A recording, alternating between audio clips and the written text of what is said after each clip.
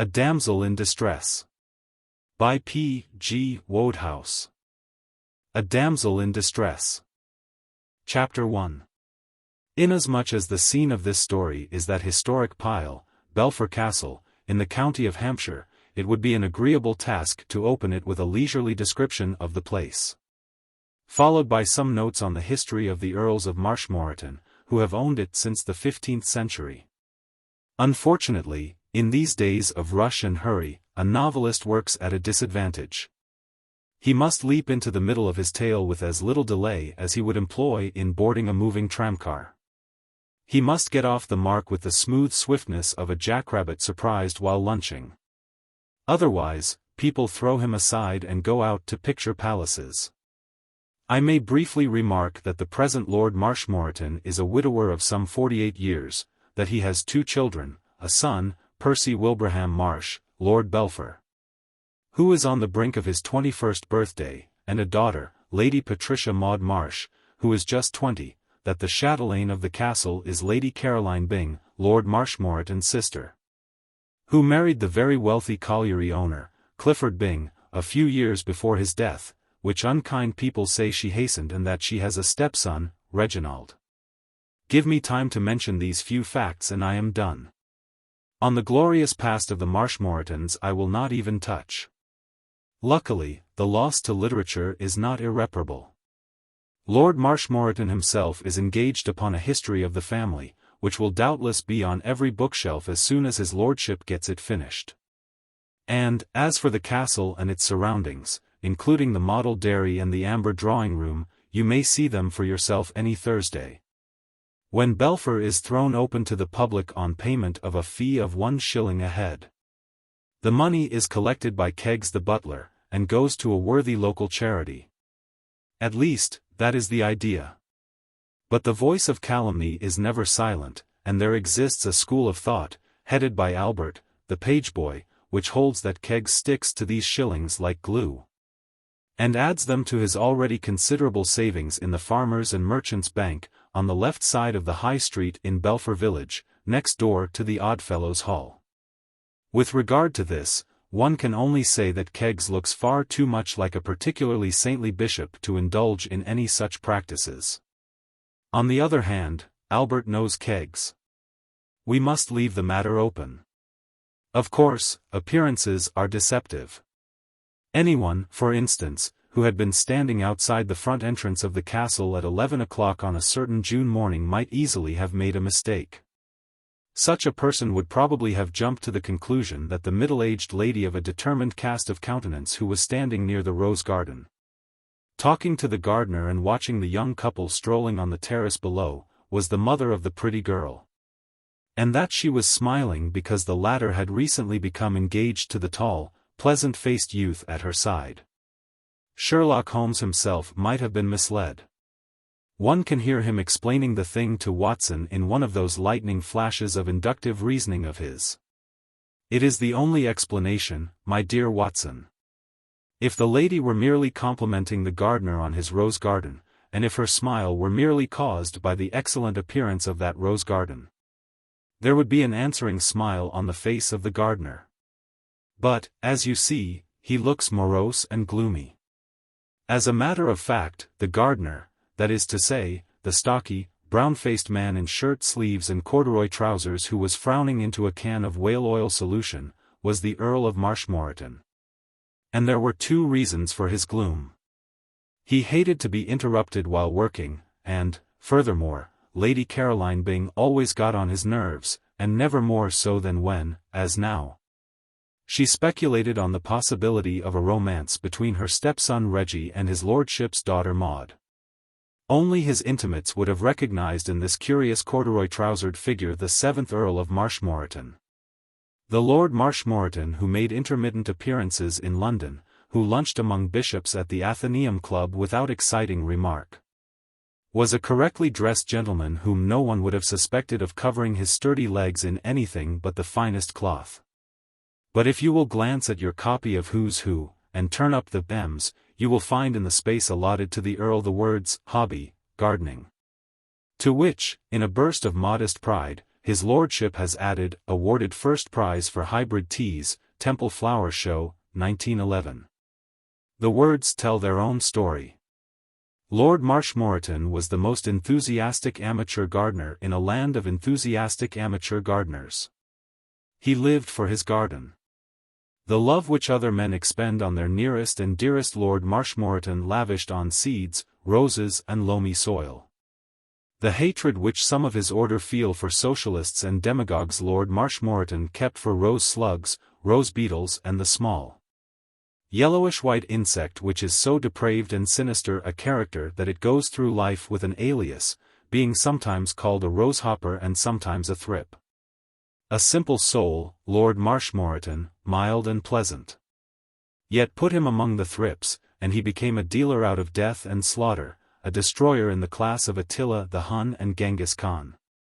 Thrips feed on the underside of rose leaves, sucking their juice and causing them to turn yellow.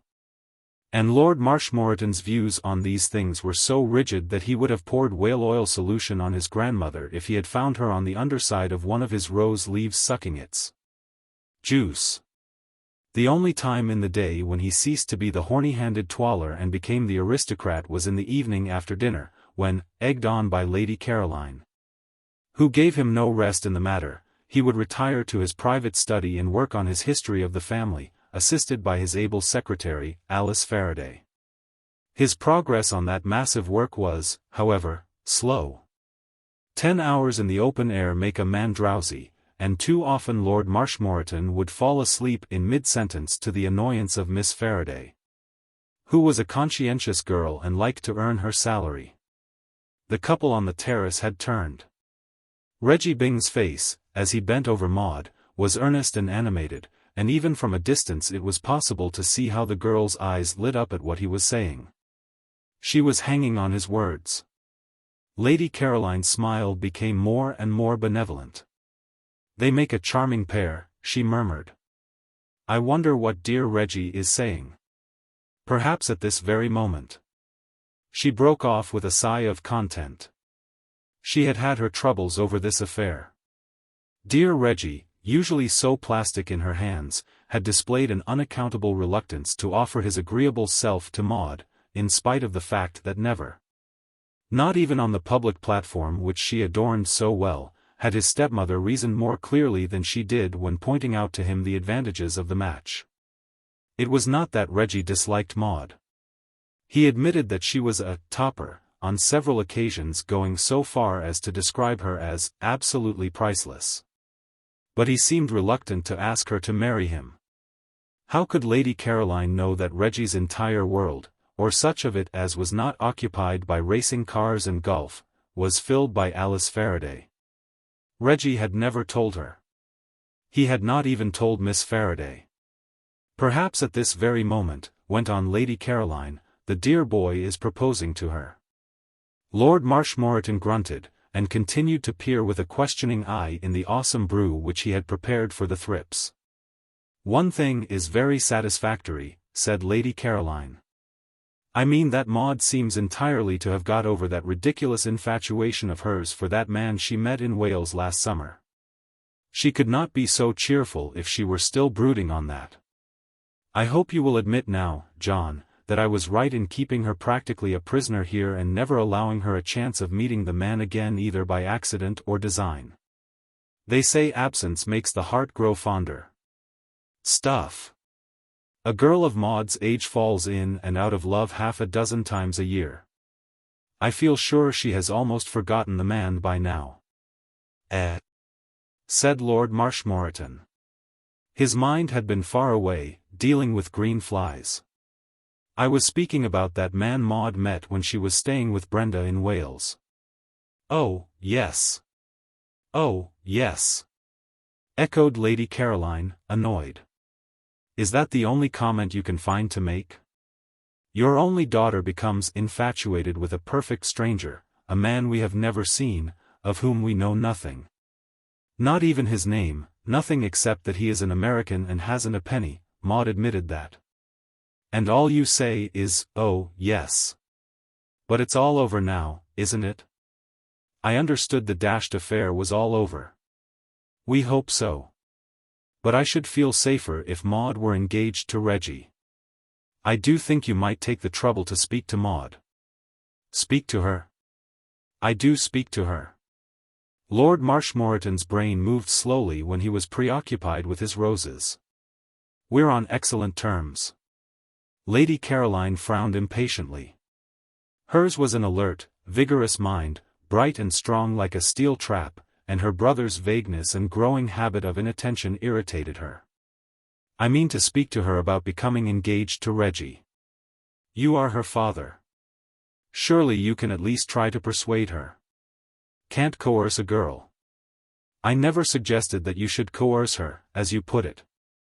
I merely meant that you could point out to her, as a father, where her duty and happiness lie. Drink this! Cried his lordship with sudden fury, spraying his can over the nearest bush, and addressing his remark to the invisible thrips. He had forgotten Lady Caroline completely. Don't stint yourselves. There's lots more. A girl came down the steps of the castle and made her way towards them. She was a good-looking girl, with an air of quiet efficiency about her. Her eyes were grey and whimsical. Her head was uncovered, and the breeze stirred her dark hair. She made a graceful picture in the morning sunshine, and Reggie Byng, sighting her from the terrace, wobbled in his tracks, turned pink, and lost the thread of his remarks. The sudden appearance of Alice Faraday always affected him like that. I have copied out the notes you made last night, Lord Marshmoreton. I typed 2 copies. Alice Faraday spoke in a quiet, respectful, yet subtly authoritative voice. She was a girl of great character. Previous employers of her services as secretary had found her a jewel. To Lord Marshmoreton she was rapidly becoming a perfect incubus. Their views on the relative importance of gardening and family histories did not coincide. To him the history of the Marshmoreton family was the occupation of the idle hour. She seemed to think that he ought to regard it as a life work. She was always coming and digging him out of the garden and dragging him back to what should have been a purely after-dinner task. It was Lord Marshmoreton's habit, when he awoke after one of his naps too late to resume work, to throw out some vague promise of attending to it tomorrow. But, he reflected bitterly, the girl ought to have tact and sense to understand that this was only polite persiflage, and not to be taken literally. They are very rough, continued Alice, addressing her conversation to the seat of his lordship's corduroy trousers. Lord Marshmoreton always assumed a stooping attitude when he saw Miss Faraday approaching with papers in her hand. For he labored under a pathetic delusion, of which no amount of failures could rid him, that if she did not see his face she would withdraw. You remember last night you promised you would attend to them this morning. She paused long enough to receive a noncommittal grunt by way of answer. Of course, if you're busy, she said placidly, with a half-glance at Lady Caroline. That masterful woman could always be counted on as an ally in these little encounters. Nothing of the kind, said Lady Caroline crisply. She was still ruffled by the lack of attention which her recent utterances had received, and welcomed the chance of administering discipline. Get up at once, John, and go in and work. I am working, pleaded Lord Marshmoreton. Despite his 48 years his sister Caroline still had the power at times to make him feel like a small boy. She had been a great martinet in the days of their mutual nursery. The family history is more important than grubbing about in the dirt. I cannot understand why you do not leave this sort of thing to Macpherson. Why you should pay him liberal wages and then do his work for him, I cannot see. You know the publishers are waiting for the history. Go and attend to these notes at once. You promised you would attend to them this morning, Lord Marshmoreton, said Alice invitingly. Lord Marshmoreton clung to his can of whale oil solution with the clutch of a drowning man. None knew better than he that these interviews, especially when Caroline was present to lend the weight of her dominating personality, always ended in the same way. Yes, yes, yes, he said. Tonight, perhaps. After dinner, eh?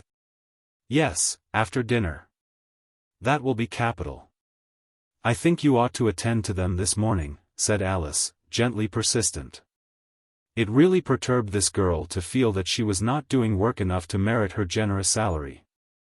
And on the subject of the history of the Marshmoreton family she was an enthusiast. It had a glamour for her. Lord Marshmoreton's fingers relaxed their hold. Throughout the rose garden hundreds of spared thrips went on with their morning meal, unwitting of doom averted. "Oh, all right, all right, all right. Come into the library." "Very well, Lord Marshmoreton." Miss Faraday turned to Lady Caroline. "I have been looking up the trains, Lady Caroline. The best is the 12:15. It has a dining car, and stops at Belpher if signalled." "Are you going away, Caroline?" inquired Lord Marshmoreton hopefully. "I am giving a short talk to the Social Progress League at Lewisham. I shall return tomorrow." "Oh," said Marshmoreton, hope fading from his voice. "Thank you, Miss Faraday," said Lady Caroline. "The 12:15. The motor will be round at 11:45. "Thank you." "Oh, by the way, Miss Faraday, will you call to Reggie as you pass, and tell him I wish to speak to him?" Maud had left Reggie by the time Alice Faraday reached him, and that ardent youth was sitting on a stone seat, smoking a cigarette and entertaining himself with meditations in which thoughts of Alice competed for precedence with graver reflections connected with the subject of the correct stance for his approach shots. Reggie's was a troubled spirit these days. He was in love, and he had developed a bad slice with his mid-iron. He was practically a soul in torment. "Lady Caroline asked me to tell you that she wishes to speak to you, Mr. Byng." Reggie leaped from his seat. "Hello, hello, hello. There you are. I mean to say, what?" He was conscious, as was his custom in her presence, of a warm, prickly sensation in the small of the back. Some kind of elephantiasis seemed to have attacked his hands and feet, swelling them to enormous proportions. He wished profoundly that he could get rid of his habit of yelping with nervous laughter whenever he encountered the girl of his dreams. It was calculated to give her a wrong impression of a chap, make her think him a fearful chump and whatnot. "Lady Caroline is leaving by the 12:15. "That's good. What I mean to say is, oh, she is she?" "I see what you mean." The absolute necessity of saying something at least moderately coherent gripped him. He rallied his forces. "You wouldn't care to come for a stroll, after I've seen the mater, or a row on the lake, or any rot like that, would you?"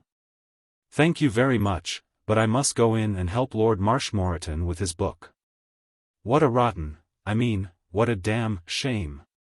The pity of it tore at Reggie's heartstrings. He burned with generous wrath against Lord Marshmoreton, that modern Simon Legree, who used his capitalistic power to make a slave of this girl and keep her toiling indoors when all the world was sunshine. "Shall I go and ask him if you can't put it off till after dinner?" "Oh, no, thanks very much. I'm sure Lord Marshmoreton wouldn't dream of it." She passed on with a pleasant smile. When he had recovered from the effect of this, Reggie proceeded slowly to the upper level to meet his stepmother. "Hello, mater. Pretty fit and so forth. What did you want to see me about?" "Well, Reggie, what is the news?" What? News? Didn't you get hold of a paper at breakfast?" "Nothing much in it. Tam Duggan beat Alec Fraser 3-up and 2 to play at Prestwick. I didn't notice anything else much. There's a new musical comedy at the Regal. Opened last night, and seems to be just like Mother Makes. The Morning Post gave it a topping notice. I must trickle up to town and see it sometime this week." Lady Caroline frowned. This slowness in the uptake, coming so soon after her brother's inattention, displeased her.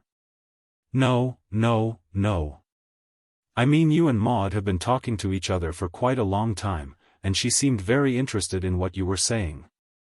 I hoped you might have some good news for me." Reggie's face brightened. He caught her drift. "Oh, yes, I see what you mean. No, there wasn't anything of that sort or shape or order. What were you saying to her, then, that interested her so much?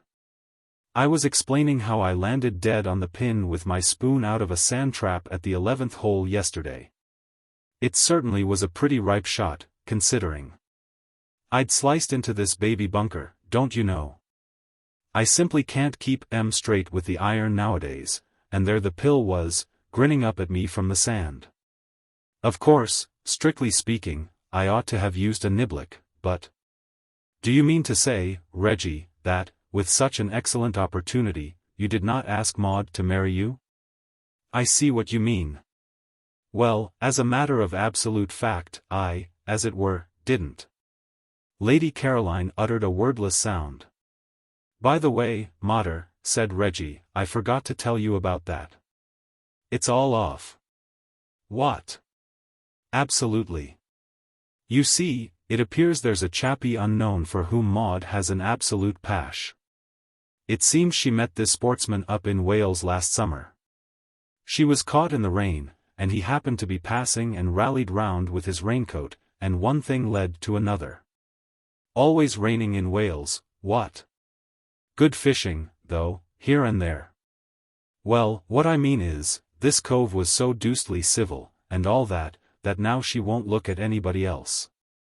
He's the blue-eyed boy, and everybody else is an also-ran, with about as much chance as a blind man with one arm trying to get out of a bunker with a toothpick. What perfect nonsense. I know all about that affair. It was just a passing fancy that never meant anything.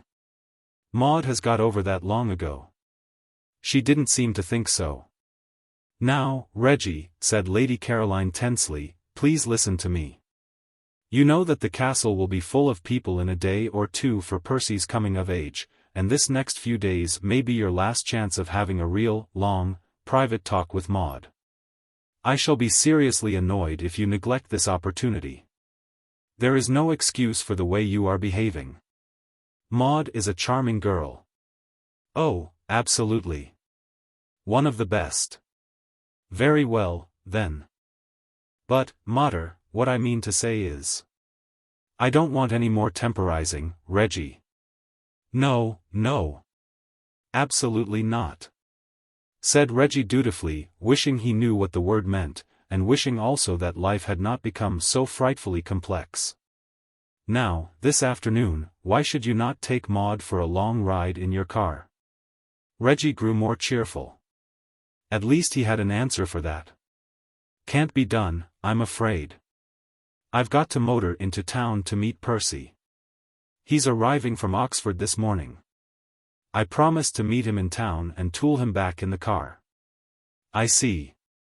Well, then, why couldn't you? I say, mater, dear old soul, said Reggie hastily, I think you'd better tear yourself away and whatnot. If you're catching the 12:15, you ought to be staggering round to see you haven't forgotten anything. There's the car coming round now. I wish now I had decided to go by a later train. No, no, mustn't miss the 12:15. Good, fruity train. Everybody speaks well of it. Well, see you anon, mater. I think you'd better run like a hare. You will remember what I said? Oh, absolutely. Goodbye, then. I shall be back tomorrow. Reggie returned slowly to his stone seat. He breathed a little heavily as he felt for his cigarette case. He felt like a hunted fawn. Maud came out of the house as the car disappeared down the long avenue of elms. She crossed the terrace to where Reggie sat brooding on life and its problem. Reggie. Reggie turned. Hello, Maud, dear old thing. Take a seat. Maud sat down beside him. There was a flush on her pretty face, and when she spoke her voice quivered with suppressed excitement. Reggie, she said, laying a small hand on his arm. We're friends, aren't we? Reggie patted her back paternally. There were few people he liked better than Maud. Always have been since the dear old days of childhood, what? I can trust you, can't I? Absolutely. There's something I want you to do for me, Reggie. You'll have to keep it a dead secret, of course. The strong, silent man. That's me. What is it? You're driving into town in your car this afternoon, aren't you, to meet Percy? That was the idea. Could you go this morning instead, and take me? Of course. Maud shook her head. You don't know what you are letting yourself in for, Reggie, or I'm sure you wouldn't agree so lightly. I'm not allowed to leave the castle, you know, because of what I was telling you about. The chappie? Yes. So there would be terrible scenes if anybody found out. Never mind, dear old soul. I'll risk it. None shall learn your secret from these lips. You're a darling, Reggie. But what's the idea? Why do you want to go today particularly? Maud looked over her shoulder. Because, she lowered her voice, though there was no one near. Because he is back in London. He's a sort of secretary, you know, Reggie, to his uncle, and I saw in the paper this morning that the uncle returned yesterday after a long voyage in his yacht. So, he must have come back, too. He has to go everywhere his uncle goes. And everywhere the uncle went, the chappie was sure to go, murmured Reggie. Sorry. Didn't mean to interrupt. I must see him. I haven't seen him since last summer, nearly a whole year. And he hasn't written to me, and I haven't dared to write to him, for fear of the letter going wrong. So, you see, I must go. Today's my only chance. Aunt Caroline has gone away. Father will be busy in the garden, and won't notice whether I'm here or not. And, besides, tomorrow it will be too late, because Percy will be here. He was more furious about the thing than anyone. Rather the proud aristocrat, Percy, agreed Reggie. I understand absolutely. Tell me just what you want me to do. I want you to pick me up in the car about half a mile down the road. You can drop me somewhere in Piccadilly. That will be near enough to where I want to go. But the most important thing is about Percy. You must persuade him to stay and dine in town and come back here after dinner. Then I shall be able to get back by an afternoon train, and no one will know I've been gone. That's simple enough, what? Consider it done. When do you want to start? At once. I'll toddle round to the garage and fetch the car. Reggie chuckled amusedly. Rum thing. The mater's just been telling me I ought to take you for a drive. You are a darling, Reggie, really. Reggie gave her back another paternal pat. I know what it means to be in love, dear old soul. I say, Maud, old thing, do you find love puts you off your stroke? What I mean is, does it make you slice your approach shots? Maud laughed. No. It hasn't had any effect on my game so far. I went round in 86 the other day. Reggie sighed enviously. Women are wonderful, he said. Well, I'll be legging it and fetching the car. When you're ready, stroll along down the road and wait for me. When he had gone, Maud pulled a small newspaper clipping from her pocket. She had extracted it from yesterday's copy of the Morning Post Society column. It contained only a few words. Mr. Wilbur Raymond has returned to his residence at No. 11A Belgrave Square from a prolonged voyage in his yacht, the Siren. Maud did not know Mr. Wilbur Raymond, and yet that paragraph had sent the blood tingling through every vein in her body. For as she had indicated to Reggie, when the Wilbur Raymonds of this world return to their town residences, they bring with them their nephew and secretary, Geoffrey Raymond. And Geoffrey Raymond was the man Maud had loved ever since the day when she had met him in Wales. How do you find this book? Any thoughts about the book or the author? Any suggestion for improvement? Please take a moment to share your thoughts in a comment. If you like it, share it with your friends who might enjoy it as well. Subscribe to keep in touch. Visit CompleteAudiobooks.com for more quality content. Chapter 2. The sun that had shone so brightly on Belpher Castle at noon, when Maud and Reggie Byng set out on their journey, shone on the West End of London with equal pleasantness at 2 o'clock. In Little Gooch Street all the children of all the small shopkeepers who support life in that backwater by selling each other vegetables and singing canaries were out and about playing curious games of their own invention. Cats washed themselves on doorsteps, preparatory to looking in for lunch at one of the numerous garbage cans which dotted the sidewalk. Waiters peered austerely from the windows of the two Italian restaurants which carry on the Lucretia Borgia tradition by means of 1 shilling and 6-penny table d'hôte luncheons. The proprietor of the grocery store on the corner was bidding a silent farewell to a tomato which even he, though a dauntless optimist, had been compelled to recognize as having outlived its utility. On all these things the sun shone with a genial smile. Round the corner, in Shaftesbury Avenue, an east wind was doing its best to pierce the hardened hides of the citizenry. But it did not penetrate into Little Gooch Street, which, facing south and being narrow and sheltered, was enabled practically to bask. Mac, the stout guardian of the stage door of the Regal Theatre, whose gilded front entrance is on the avenue, emerged from the little glass case in which the management kept him, and came out to observe life and its phenomena with an indulgent eye. Mac was feeling happy this morning. His job was a permanent one, not influenced by the success or failure of the productions which followed one another at the theatre throughout the year. But he felt, nevertheless, a sort of proprietary interest in these ventures, and was pleased when they secured the approval of the public.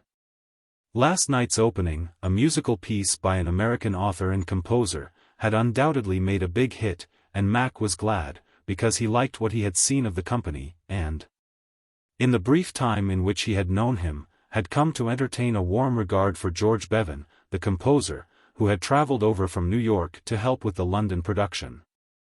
George Bevan turned the corner now, walking slowly, and, it seemed to Mac, gloomily towards the stage door. He was a young man of about 27, tall and well-knit, with an agreeable, clean-cut face, of which a pair of good and honest eyes were the most noticeable feature. His sensitive mouth was drawn down a little at the corners, and he looked tired. "Morning, Mac." "Good morning, sir. Anything for me?" "Yes, sir. Some telegrams." "I'll get 'em." "Oh, I'll get 'em," said Mac, as if reassuring some doubting friend and supporter as to his ability to carry through a labor of Hercules. He disappeared into his glass case. George Bevan remained outside in the street surveying the frisking children with a somber glance. They seemed to him very noisy, very dirty, and very young. Disgustingly young. Theirs was joyous, exuberant youth which made a fellow feel at least 60.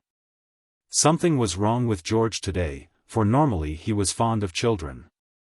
Indeed, normally he was fond of most things.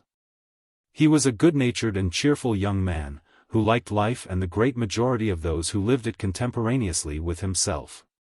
He had no enemies and many friends. But today he had noticed from the moment he had got out of bed that something was amiss with the world. Either he was in the grip of some divine discontent due to the highly developed condition of his soul, or else he had a grouch. One of the two. Or it might have been the reaction from the emotions of the previous night.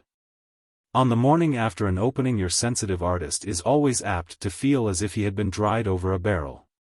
Besides, last night there had been a supper party after the performance at the flat which the comedian of the troupe had rented in Jermyn Street, a forced, rowdy supper party where a number of tired people with overstrained nerves had seemed to feel it a duty to be artificially vivacious. It had lasted till 4 o'clock when the morning papers with the notices arrived, and George had not got to bed till 4:30. These things color the mental outlook. Mac reappeared. "Here you are, sir." "Thanks." George put the telegrams in his pocket. A cat, on its way back from lunch, paused beside him in order to use his leg as a serviette. George tickled it under the ear abstractedly. He was always courteous to cats, but today he went through the movements perfunctorily and without enthusiasm. The cat moved on. Mac became conversational. "They tell me the piece was a hit last night, sir. It seemed to go very well.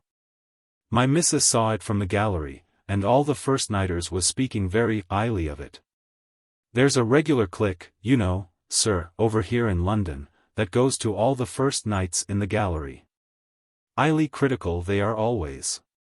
Specially if it's an American piece like this one. If they don't like it, they precious soon let you know. My missus says they was all speakin' very highly of it. My missus says she ain't seen a livelier show for a long time, and she's a great theatre goer. My missus says they was all specially pleased with the music. That's good. The Morning Leader give it a fine write-up. How was the rest of the papers? Splendid, all of them. I haven't seen the evening papers yet. I came out to get them. Mac looked down the street. There'll be a rehearsal this afternoon, I suppose, sir? Here's Miss Dorr coming along. George followed his glance. A tall girl in a tailor-made suit of blue was coming towards them. Even at a distance one caught the genial personality of the new arrival. It seemed to go before her like a heartening breeze. She picked her way carefully through the children crawling on the sidewalk. She stopped for a moment and said something to one of them. The child grinned. Even the proprietor of the grocery store appeared to brighten up at the sight of her, as at the sight of some old friend. "How's business, Bill?" She called to him as she passed the spot where he stood brooding on the mortality of tomatoes. And, though he replied, "Rotten," a faint, grim smile did nevertheless flicker across his tragic mask. Billy Dorr, who was one of the chorus of George Bevan's musical comedy, had an attractive face, a mouth that laughed readily, rather bright golden hair, which, she was fond of insisting with perfect truth, was genuine though appearances were against it, and steady blue eyes. The latter were frequently employed by her in quelling admirers who were encouraged by the former to become too ardent. Billy's views on the opposite sex who forgot themselves were as rigid as those of Lord Marshmoreton concerning thrips. She liked men, and she would signify this liking in a practical manner by lunching and dining with them, but she was entirely self-supporting. And when men overlooked that fact she reminded them of it in no uncertain voice. For she was a girl of ready speech and direct. "Morning, George." "Morning, Mac. Any mail?" "I'll see, miss." "How did your better 4/5 like the show, Mac?" "I was just telling Mr. Bevan, miss, that the missus said she hadn't seen a livelier show for a long time." "Fine. I knew I'd be a hit." "Well, George, how's the boy this bright afternoon?" "Limp and pessimistic. That comes of sitting up till 4 in the morning with festive hams. You were up as late as I was, and you look like little Eva after a night of sweet, childish slumber." "Yes, but I drank ginger ale, and didn't smoke 18 cigars. And yet, I don't know. I think I must be getting old, George. All-night parties seem to have lost their charm. I was ready to quit at 1 o'clock, but it didn't seem matey. I think I'll marry a farmer and settle down." George was amazed. He had not expected to find his present view of life shared in this quarter. "I was just thinking myself," he said, feeling not for the first time how different Billy was from the majority of those with whom his profession brought him in contact, how flat it all was. "The show business I mean, and these darned first nights, and the party after the show which you can't sidestep. Something tells me I'm about through." Billy Dorr nodded. "Anybody with any sense is always about through with the show business. I know I am. If you think I'm wedded to my art, let me tell you I'm going to get a divorce the first chance that comes along. It's funny about the show business. The way one drifts into it and sticks, I mean. Take me, for example. Nature had it all doped out for me to be the belle of Hicks Corners. What I ought to have done was to buy a gingham bonnet and milk cows. But I would come to the great city and help brighten up the tired businessman. I didn't know you were fond of the country, Billy." "Me? I wrote the words and music. Didn't you know I was a country kid? My dad ran a bide-a-wee home for flowers, and I used to know them all by their middle names. He was a nursery gardener out in Indiana. I tell you, when I see a rose nowadays, I shake its hand and say, well, Cyril, how's everything with you? And how are Joe and Jack and Jimmy and all the rest of the boys at home? Do you know how I used to put in my time the first few nights I was over here in London? I used to hang around Covent Garden with my head back, sniffing. The boys that mess about with the flowers there used to stub their toes on me so often that they got to look on me as part of the scenery. That's where we ought to have been last night. We'd have had a better time. Say, George, did you see the awful mistake on nature's part that Babe Sinclair showed up with towards the middle of the proceedings? You must have noticed him, because he took up more room than any one man was entitled to. His name was Spencer Gray. George recalled having been introduced to a fat man of his own age who answered to that name. It's a darned shame, said Billy indignantly. Babe is only a kid. This is the first show she's been in. And I happen to know there's an awfully nice boy over in New York crazy to marry her. And I'm certain this gink is giving her a raw deal. He tried to get hold of me about a week ago, but I turned him down hard, and I suppose he thinks Babe is easier. And it's no good talking to her, she thinks he's wonderful. That's another kick I have against the show business. It seems to make girls such darn chumps. Well, I wonder how much longer Mr. Arbuckle is going to be retrieving my mail. What ho, within there, Fatty? Mac came out, apologetic, carrying letters. Sorry, miss. By an oversight I put you among the G's. All's well that ends well. Put me among the G's. There's a good title for a song for you, George. Excuse me while I grapple with the correspondence. I'll bet half of these are mash notes. I got 3 between the first and second acts last night. Why the nobility and gentry of this burg should think that I'm their affinity just because I've got golden hair, which is perfectly genuine, Mac.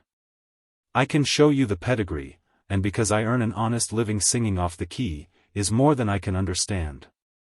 Mac leaned his massive shoulders comfortably against the building, and resumed his chat. I expect you're feeling very happy today, sir. George pondered. He was certainly feeling better since he had seen Billy Dorr, but he was far from being himself. I ought to be, I suppose. But I'm not. Ah, you're getting blasé, sir, that's what it is. You've had too much of the fat, you ave. This piece was a big hit in America, wasn't it? Yes. It ran over a year in New York, and there are 3 companies of it out now. That's how it is, you see. You've gone and got blasé. Too big a helping of success, you've had. Mac wagged a head like a harvest moon. You aren't a married man, are you, sir? Billy Dorr finished skimming through her mail, and crumpled the letters up into a large ball, which she handed to Mac. Here's something for you to read in your spare moments, Mac. Glance through them any time you have a suspicion you may be a chump, and you'll have the comfort of knowing that there are others. What were you saying about being married? Mr. Bevan and I was avaying a talk about him being blasé, miss.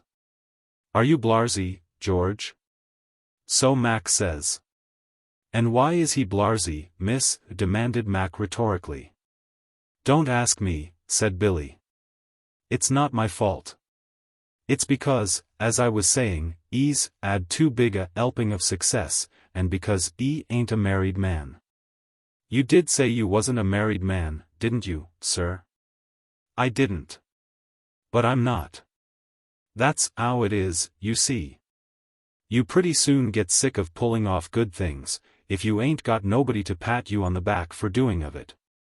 Why, when I was single, if I got hold of a sure thing for the 3 o'clock race and picked up a couple of quid, the thrill of it didn't seem to linger somehow.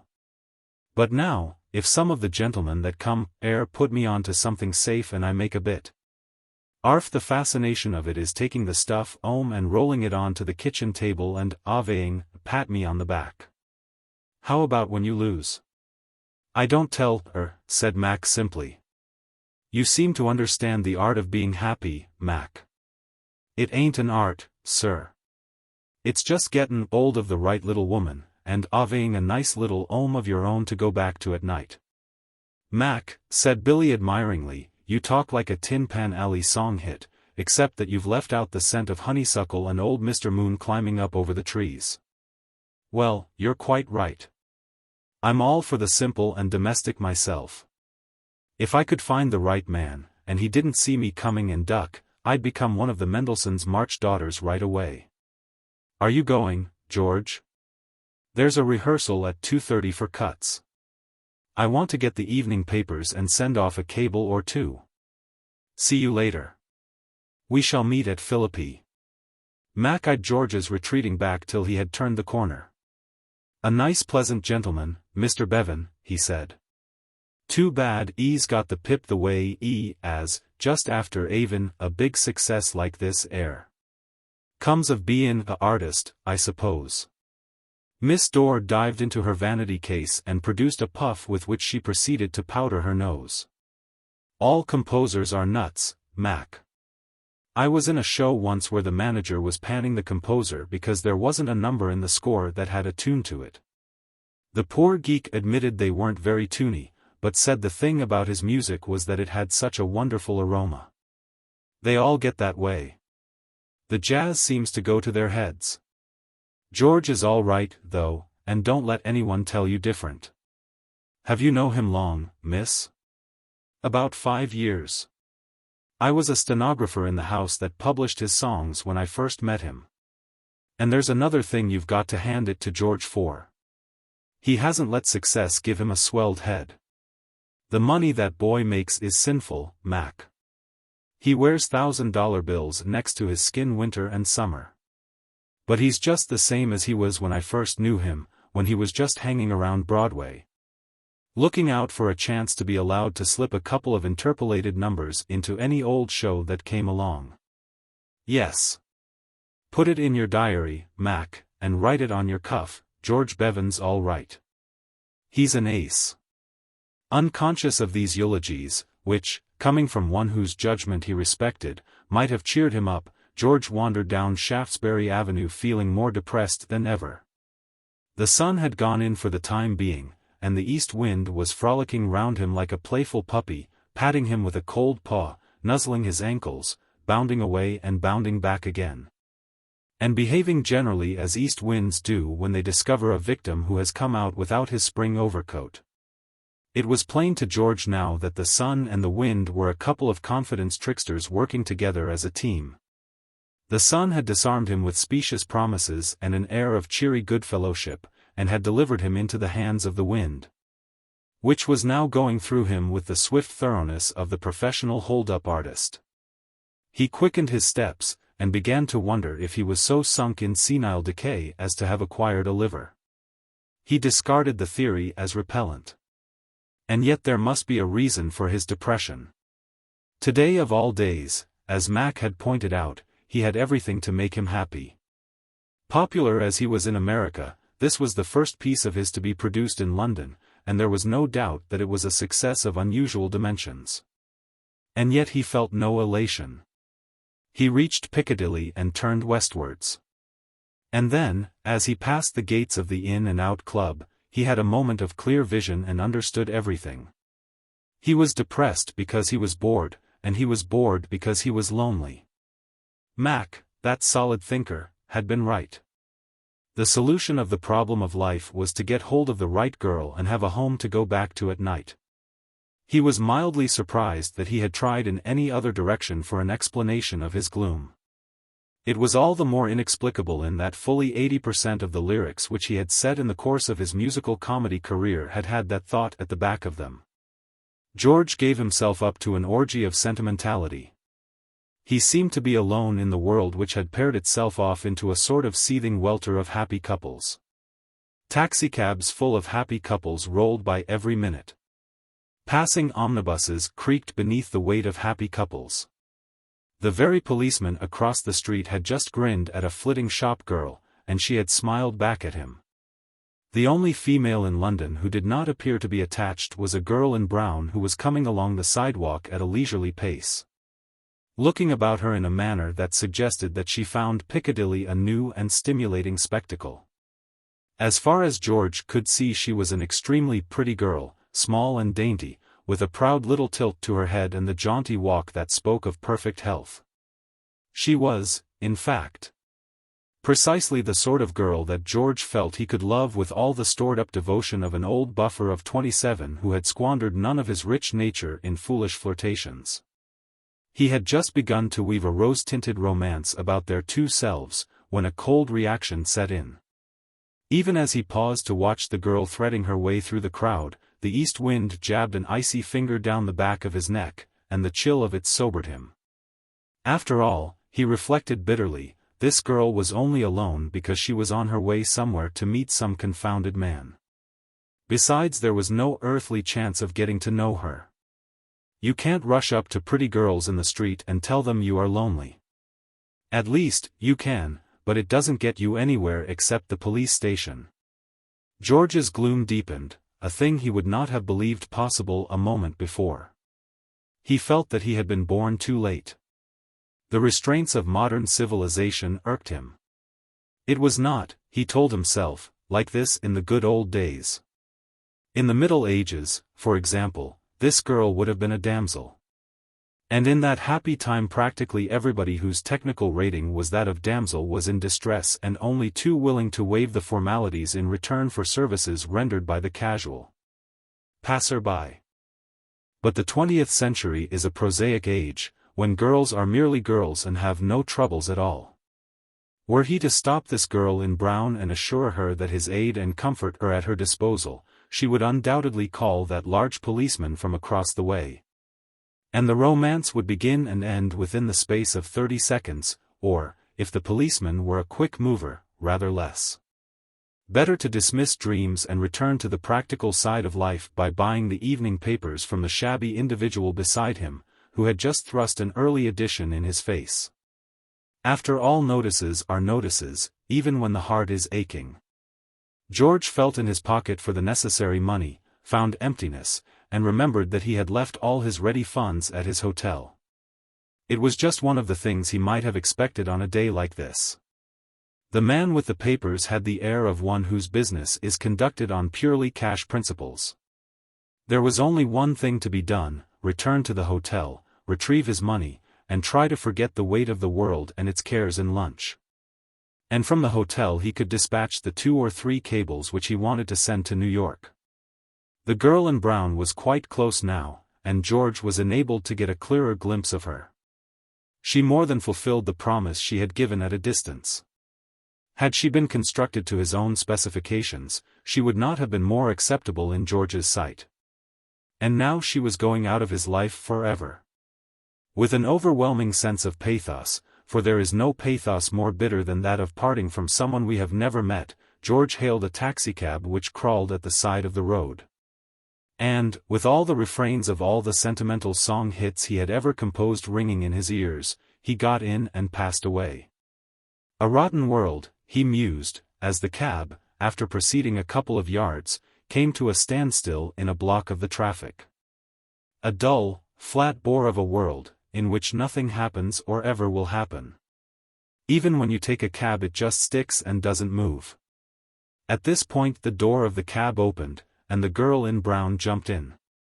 "I'm so sorry," she said breathlessly, "but would you mind hiding me, please?" Chapter 3. George hit her. He did it, too, without wasting precious time by asking questions. In a situation which might well have thrown the quickest-witted of men off his balance, he acted with promptitude, intelligence and dispatch. The fact is, George had for years been an assiduous golfer, and there is no finer school for teaching concentration and a strict attention to the matter in hand. Few crises, however unexpected, have the power to disturb a man who has so conquered the weakness of the flesh as to have trained himself to bend his left knee, raise his left heel, swing his arms well out from the body, twist himself into the shape of a corkscrew and use the muscle of the wrist, at the same time keeping his head still and his eye on the ball. It is estimated that there are 23 important points to be borne in mind simultaneously while making a drive at golf. And to the man who has mastered the art of remembering them all, the task of hiding girls in taxicabs is mere child's play. To pull down the blinds on the side of the vehicle nearest the curb was with George the work of a moment. Then he leaned out of the center window in such a manner as completely to screen the interior of the cab from public view. "Thank you so much," murmured a voice behind him. It seemed to come from the floor. "Not at all," said George, trying a sort of vocal chip shot out of the corner of his mouth, designed to lift his voice backwards and lay it dead inside the cab. He gazed upon Piccadilly with eyes from which the scales had fallen. Reason told him that he was still in Piccadilly. Otherwise it would have seemed incredible to him that this could be the same street which a moment before he had passed judgment upon and found flat and uninteresting. True, in its salient features it had altered little. The same number of stodgy-looking people moved up and down. The buildings retained their air of not having had a bath since the days of the Tudors. The east wind still blew. But, though superficially the same, in reality Piccadilly had altered completely. Before it had been just Piccadilly. Now it was a golden street in the city of romance, a main thoroughfare of Baghdad, one of the principal arteries of the capital of fairyland. A rose-colored mist swam before George's eyes. His spirits, so low but a few moments back, soared like a good niblick shot out of the bunker of gloom. The years fell away from him till, in an instant, from being a rather poorly preserved, liverish greybeard of 65 or so, he became a sprightly lad of 21 in a world of springtime and flowers and laughing brooks. In other words, taking it by and large, George felt pretty good. The impossible had happened, heaven had sent him an adventure, and he didn't care if it snowed. It was possibly the rose-colored mist before his eyes that prevented him from observing the hurried approach of a faultlessly attired young man, aged about 21. Who during George's preparations for ensuring privacy in his cab had been galloping in pursuit in a resolute manner that suggested a well-dressed bloodhound somewhat overfed and out of condition. Only when this person stopped and began to pant within a few inches of his face did he become aware of his existence. "You, sir," said the bloodhound, removing a gleaming silk hat, mopping a pink forehead, and replacing the luminous superstructure once more in position. "You, sir." Whatever may be said of the possibility of love at first sight, in which theory George was now a confirmed believer, there can be no doubt that an exactly opposite phenomenon is of frequent occurrence. After one look at some people even friendship is impossible. Such a one, in George's opinion, was this gurgling excrescence underneath the silk hat.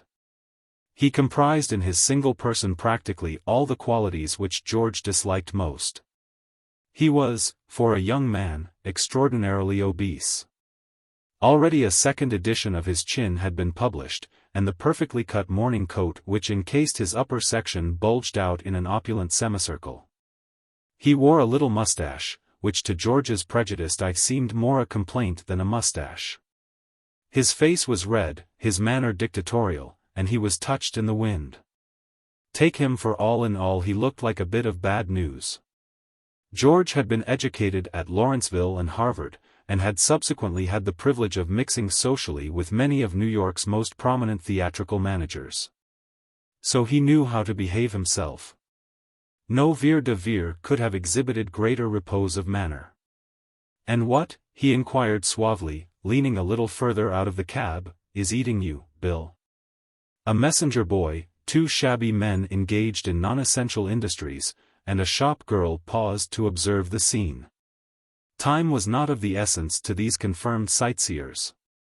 The shop girl was late already, so it didn't matter if she was any later. The messenger boy had nothing on hand except a message marked, "Important, rush." And as for the two shabby men, their only immediate plans consisted of a vague intention of getting to some public house and leaning against the wall, so George's time was their time. One of the pair put his head on one side and said, "What ho?" The other picked up a cigar stub from the gutter and began to smoke. "A young lady just got into your cab," said the stout young man. "Surely not," said George. "What the devil do you mean, surely not?" I've been in the cab all the time, and I should have noticed it. At this juncture the block in the traffic was relieved, and the cab bowled smartly on for some 50 yards when it was again halted.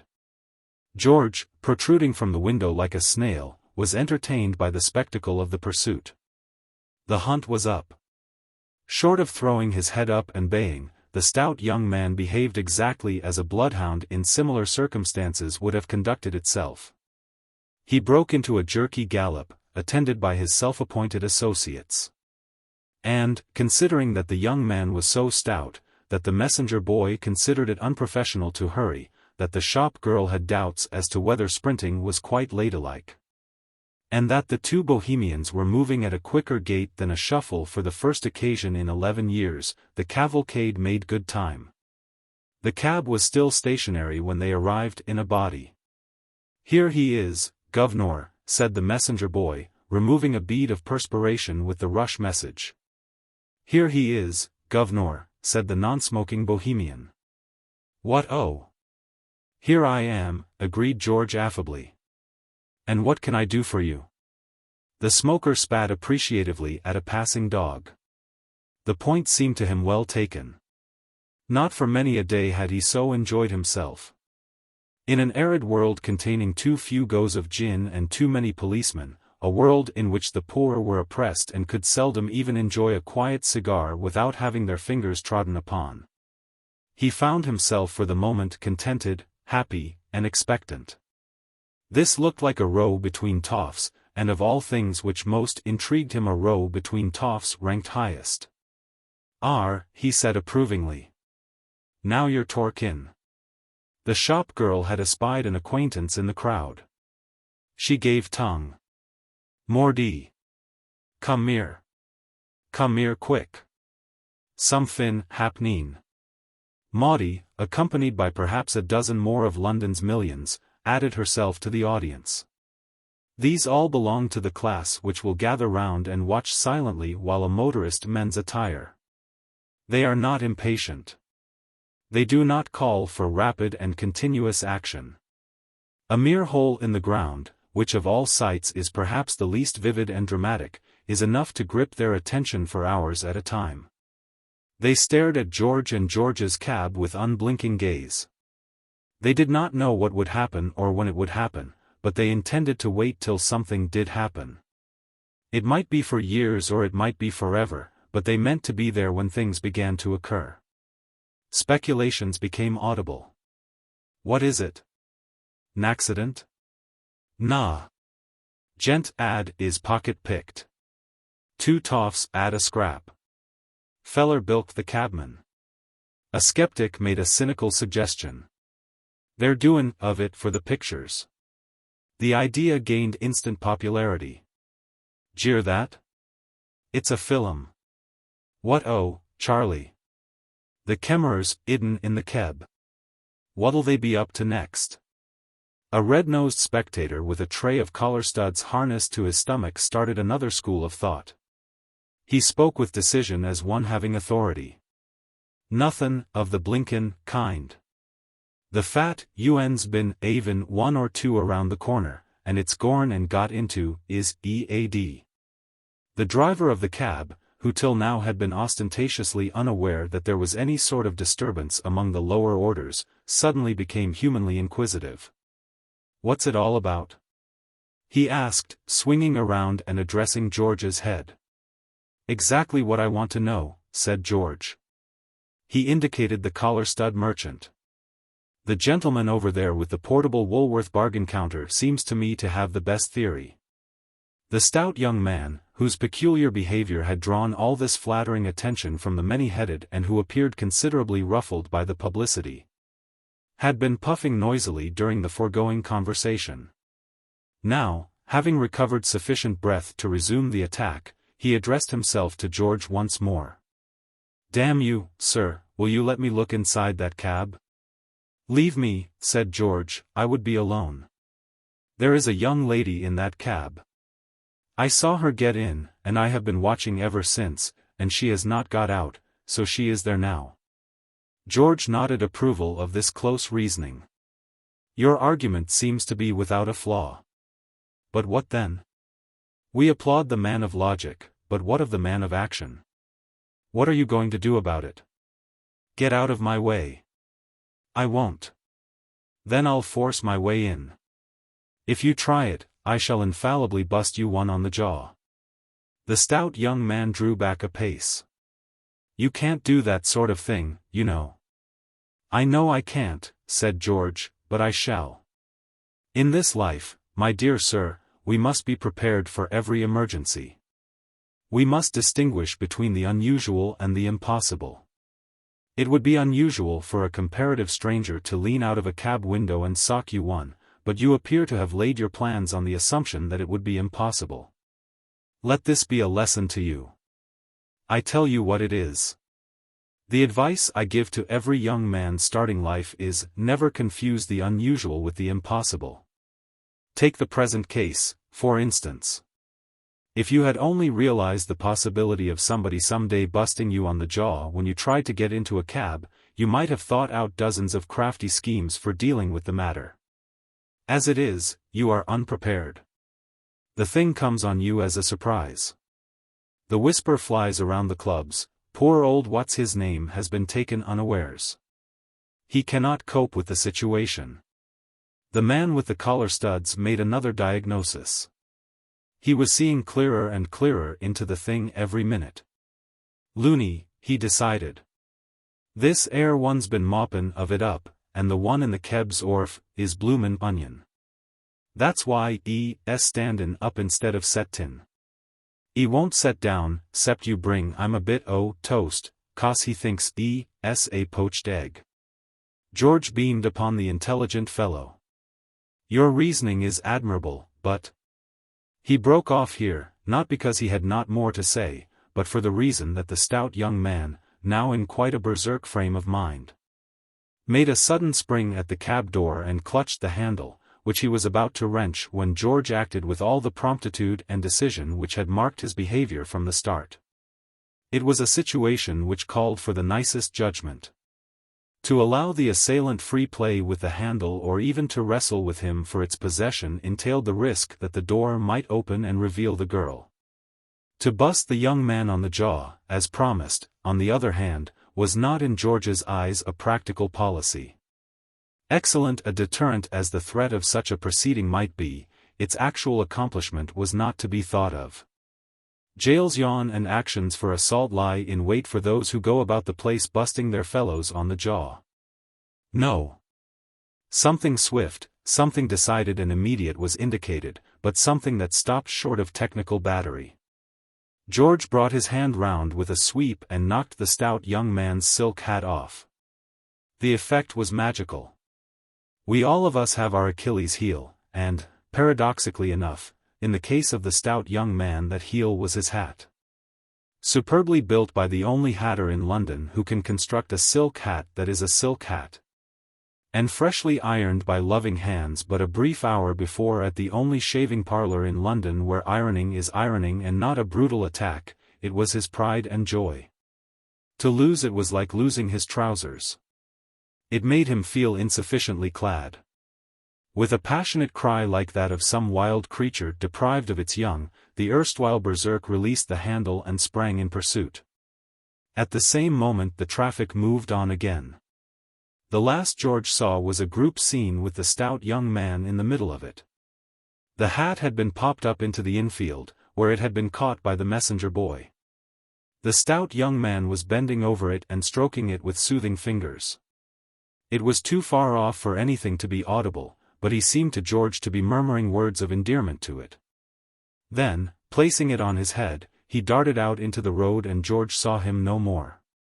The audience remained motionless, staring at the spot where the incident had happened. They would continue to do this till the next policeman came along and moved them on. With a pleasant wave of farewell, in case any of them might be glancing in his direction, George drew in his body and sat down. The girl in brown had risen from the floor, if she had ever been there, and was now seated composedly at the further end of the cab. Chapter 4. Well, that's that, said George. I'm so much obliged, said the girl. It was a pleasure, said George. He was enabled now to get a closer, more leisurely and much more satisfactory view of this distressed damsel than had been his good fortune up to the present. Small details which, when he had first caught sight of her, distance had hidden from his view, now presented themselves. Her eyes, he discovered, which he had supposed brown, were only brown in their general color scheme. They were shot with attractive little flecks of gold, matching perfectly the little streaks of gold which the sun, coming out again on one of his flying visits and now shining benignantly once more on the world, revealed in her hair. Her chin was square and determined, but its resoluteness was contradicted by a dimple and by the pleasant good humor of the mouth. And a further softening of the face was effected by the nose, which seemed to have started out with the intention of being dignified and aristocratic but had defeated its purpose by tilting very slightly at the tip. This was a girl who would take chances, but would take them with a smile and laugh when she lost. George was but an amateur physiognomist, but he could read what was obvious in the faces he encountered. And the more he looked at this girl, the less he was able to understand the scene which had just occurred. The thing mystified him completely. For all her good humor, there was an air, a manner, a something capable and defensive, about this girl with which he could not imagine any man venturing to take liberties. The gold-brown eyes, as they met his now, were friendly and smiling. But he could imagine them freezing into a stare baleful enough and haughty enough to quell such a person as the silk-hatted young man with a single glance. Why, then, had that super-fatted individual been able to demoralize her to the extent of flying to the shelter of strange cabs? She was composed enough now, it was true, but it had been quite plain that at the moment when she entered the taxi her nerve had momentarily forsaken her. There were mysteries here, beyond George. The girl looked steadily at George and George looked steadily at her for the space of perhaps 10 seconds. She seemed to George to be summing him up, weighing him. That the inspection proved satisfactory was shown by the fact that at the end of this period she smiled. Then she laughed, a clear pealing laugh which to George was far more musical than the most popular song hit he had ever written. "I suppose you are wondering what it's all about," she said. This was precisely what George was wondering most consumedly. "No, no," he said. "Not at all. It's not my business. And of course you're much too well bred to be inquisitive about other people's business?" "Of course I am. What was it all about?" "I'm afraid I can't tell you." "But what am I to say to the cabman?" "I don't know." "What do men usually say to cabmen?" "I mean he will feel very hurt if I don't give him a full explanation of all this. He stooped from his pedestal to make inquiries just now. Condescension like that deserves some recognition. Give him a nice big tip." George was reminded of his reason for being in the cab. "I ought to have asked before," he said. "Where can I drive you?" "Oh, I mustn't steal your cab." "Where were you going?" "I was going back to my hotel. I came out without any money, so I shall have to go there first to get some." The girl started. "What's the matter?" asked George. "I've lost my purse." "Good Lord! Had it much in it?" "Not very much. But enough to buy a ticket home." "Any use asking where that is?" "None, I'm afraid." "I wasn't going to, of course." "Of course not. That's what I admire so much in you. You aren't inquisitive." George reflected. "There's only one thing to be done. You will have to wait in the cab at the hotel, while I go and get some money. Then, if you'll let me, I can lend you what you require." "It's much too kind of you." "Could you manage 11 shillings? "Easily. I've just had a legacy." "Of course, if you think I ought to be economical, I'll go third class." "That would only be 5 shillings. 10 and 6 is the first-class fare. So you see the place I want to get to is 2 hours from London." "Well, that's something to know. But not much, is it? I think I had better lend you a sovereign. Then you'll be able to buy a lunch basket." "You think of everything. And you're perfectly right. I shall be starving.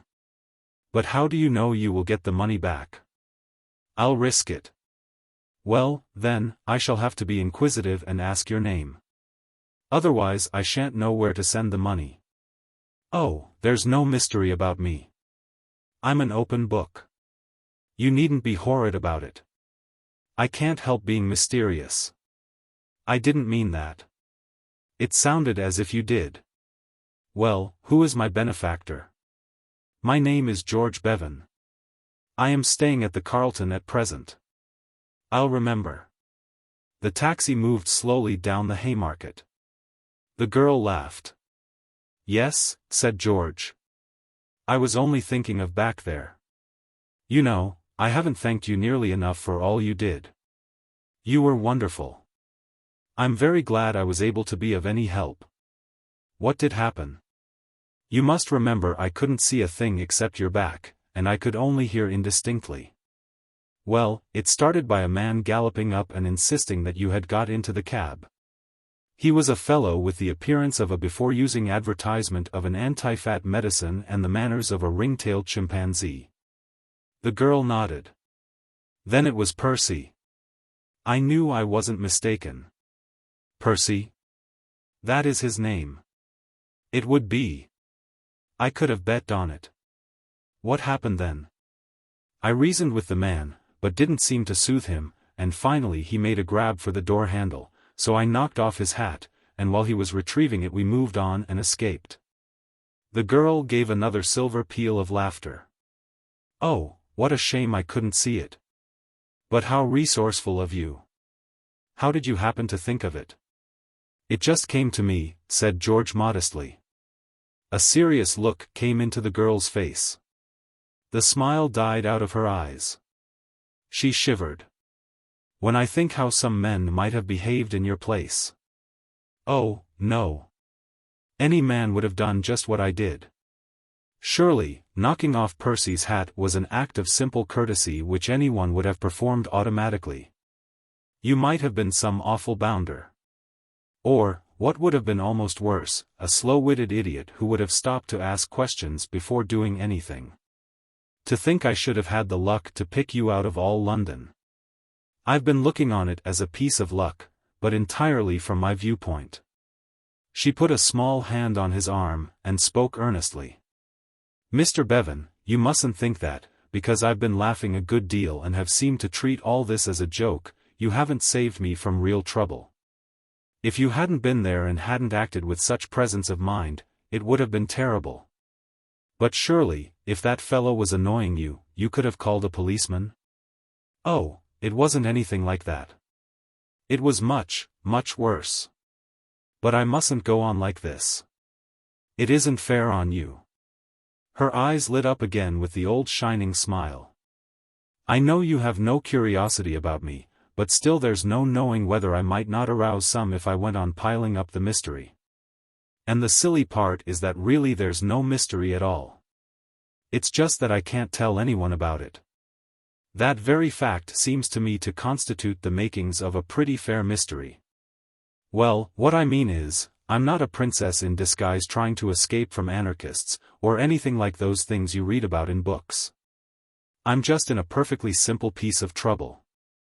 You would be bored to death if I told you about it. Try me. She shook her head. No. Besides, here we are. The cab had stopped at the hotel, and a commissionaire was already opening the door. Now, if you haven't repented of your rash offer and really are going to be so awfully kind as to let me have that money, would you mind rushing off and getting it, because I must hurry. I can just catch a good train, and it's hours to the next. Will you wait here? I'll be back in a moment. Very well. The last George saw of her was another of those exhilarating smiles of hers. It was literally the last he saw of her, for, when he returned not more than 2 minutes later, the cab had gone, the girl had gone, and the world was empty. To him, gaping at this wholly unforeseen calamity, the commissionaire vouchsafed information. The young lady took the cab on, sir. Took the cab on? Almost immediately after you had gone, sir, she got in again and told the man to drive to Waterloo. George could make nothing of it. He stood there in silent perplexity, and might have continued to stand indefinitely, had not his mind been distracted by a dictatorial voice at his elbow. "You, sir. Damn it." A second taxicab had pulled up, and from it a stout, scarlet-faced young man had sprung. One glance told George all. The hunt was up once more. The bloodhound had picked up the trail. Percy was in again. For the first time since he had become aware of her flight, George was thankful that the girl had disappeared. He perceived that he had too quickly eliminated Percy from the list of the things that matter. Engrossed with his own affairs, and having regarded their late skirmish as a decisive battle from which there would be no rallying, he had overlooked the possibility of this annoying and unnecessary person following them in another cab, a task which, in the congested, slow-moving traffic, must have been a perfectly simple one. Well, here he was, his soul manifestly all stirred up and his blood pressure at a far higher figure than his doctor would have approved of, and the matter would have to be opened all over again. "Now then," said the stout young man. George regarded him with a critical and unfriendly eye. He disliked this fatty degeneration excessively. Looking him up and down, he could find no point about him that gave him the least pleasure, with the single exception of the state of his hat, in the side of which he was rejoiced to perceive there was a large and unshapely dent. "You thought you had shaken me off. You thought you'd given me the slip. Well, you're wrong." George eyed him coldly. "I know what's the matter with you," he said. "Someone's been feeding you meat." The young man bubbled with fury. His face turned a deeper scarlet. He gesticulated. "You blackguard! Where's my sister?" At this extraordinary remark the world rocked about George dizzily. The words upset his entire diagnosis of the situation. Until that moment he had looked upon this man as a Lothario, a pursuer of damsels. That the other could possibly have any right on his side had never occurred to him. He felt unmanned by the shock. It seemed to cut the ground from under his feet. "Your sister. You heard what I said. Where is she?" George was still endeavoring to adjust his scattered faculties. He felt foolish and apologetic. He had imagined himself unassailably in the right, and it now appeared that he was in the wrong. For a moment he was about to become conciliatory.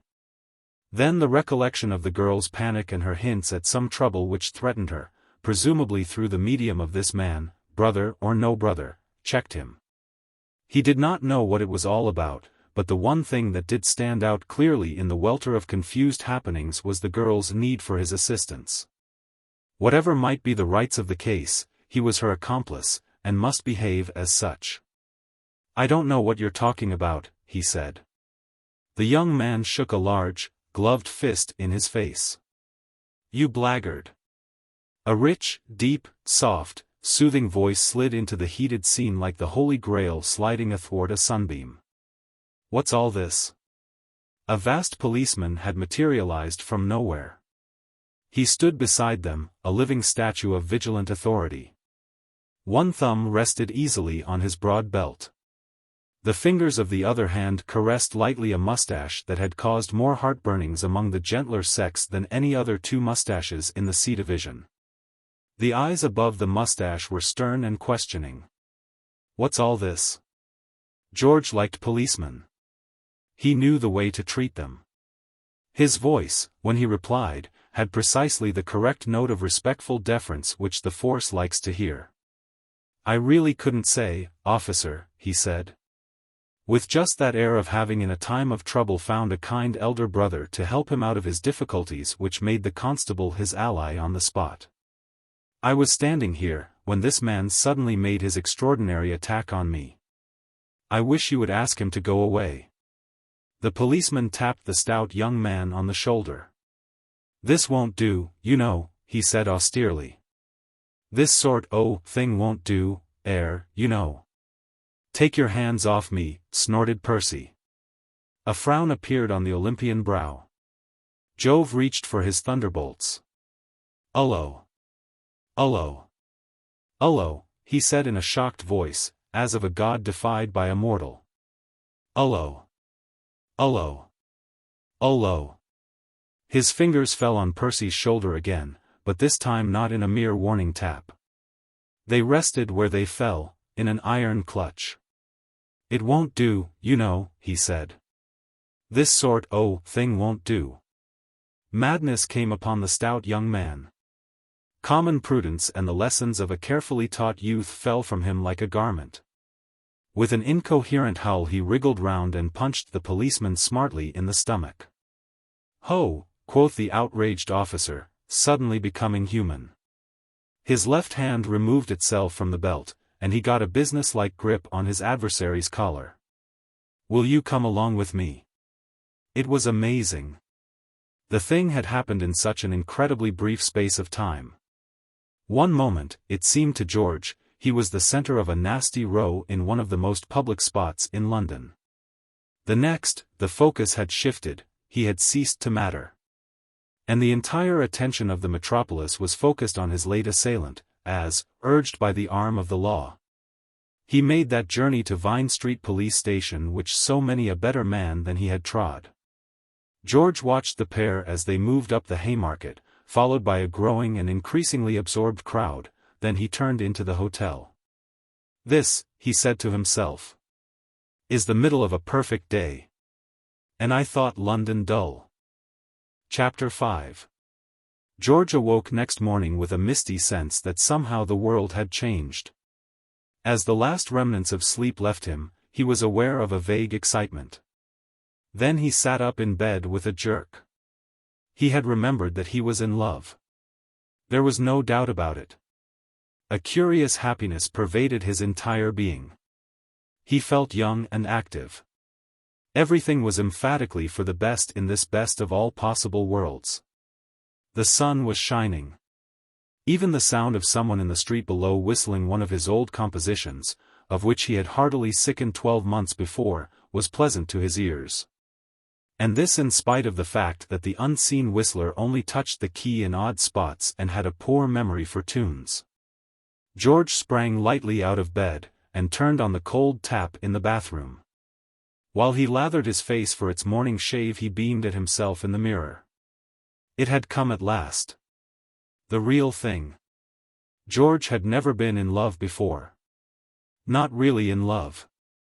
True, from the age of 15, he had been in varying degrees of intensity attracted sentimentally by the opposite sex. Indeed, at that period of life of which Mr. Booth Tarkington has written so searchingly, the age of 17, he had been in love with practically every female he met and with dozens whom he had only seen in the distance. But ripening years had mellowed his taste and robbed him of that fine romantic catholicity. During the last 5 years women had found him more or less cold. It was the nature of his profession that had largely brought about this cooling of the emotions. To a man who, like George, has worked year in and year out at the composition of musical comedies, woman comes to lose many of those attractive qualities which ensnare the ordinary male. To George, of late years, it had begun to seem that the salient feature of woman as a sex was her disposition to kick. For 5 years he had been wandering in a world of women, many of them beautiful, all of them superficially attractive, who had left no other impress on his memory except the vigor and frequency with which they had kicked.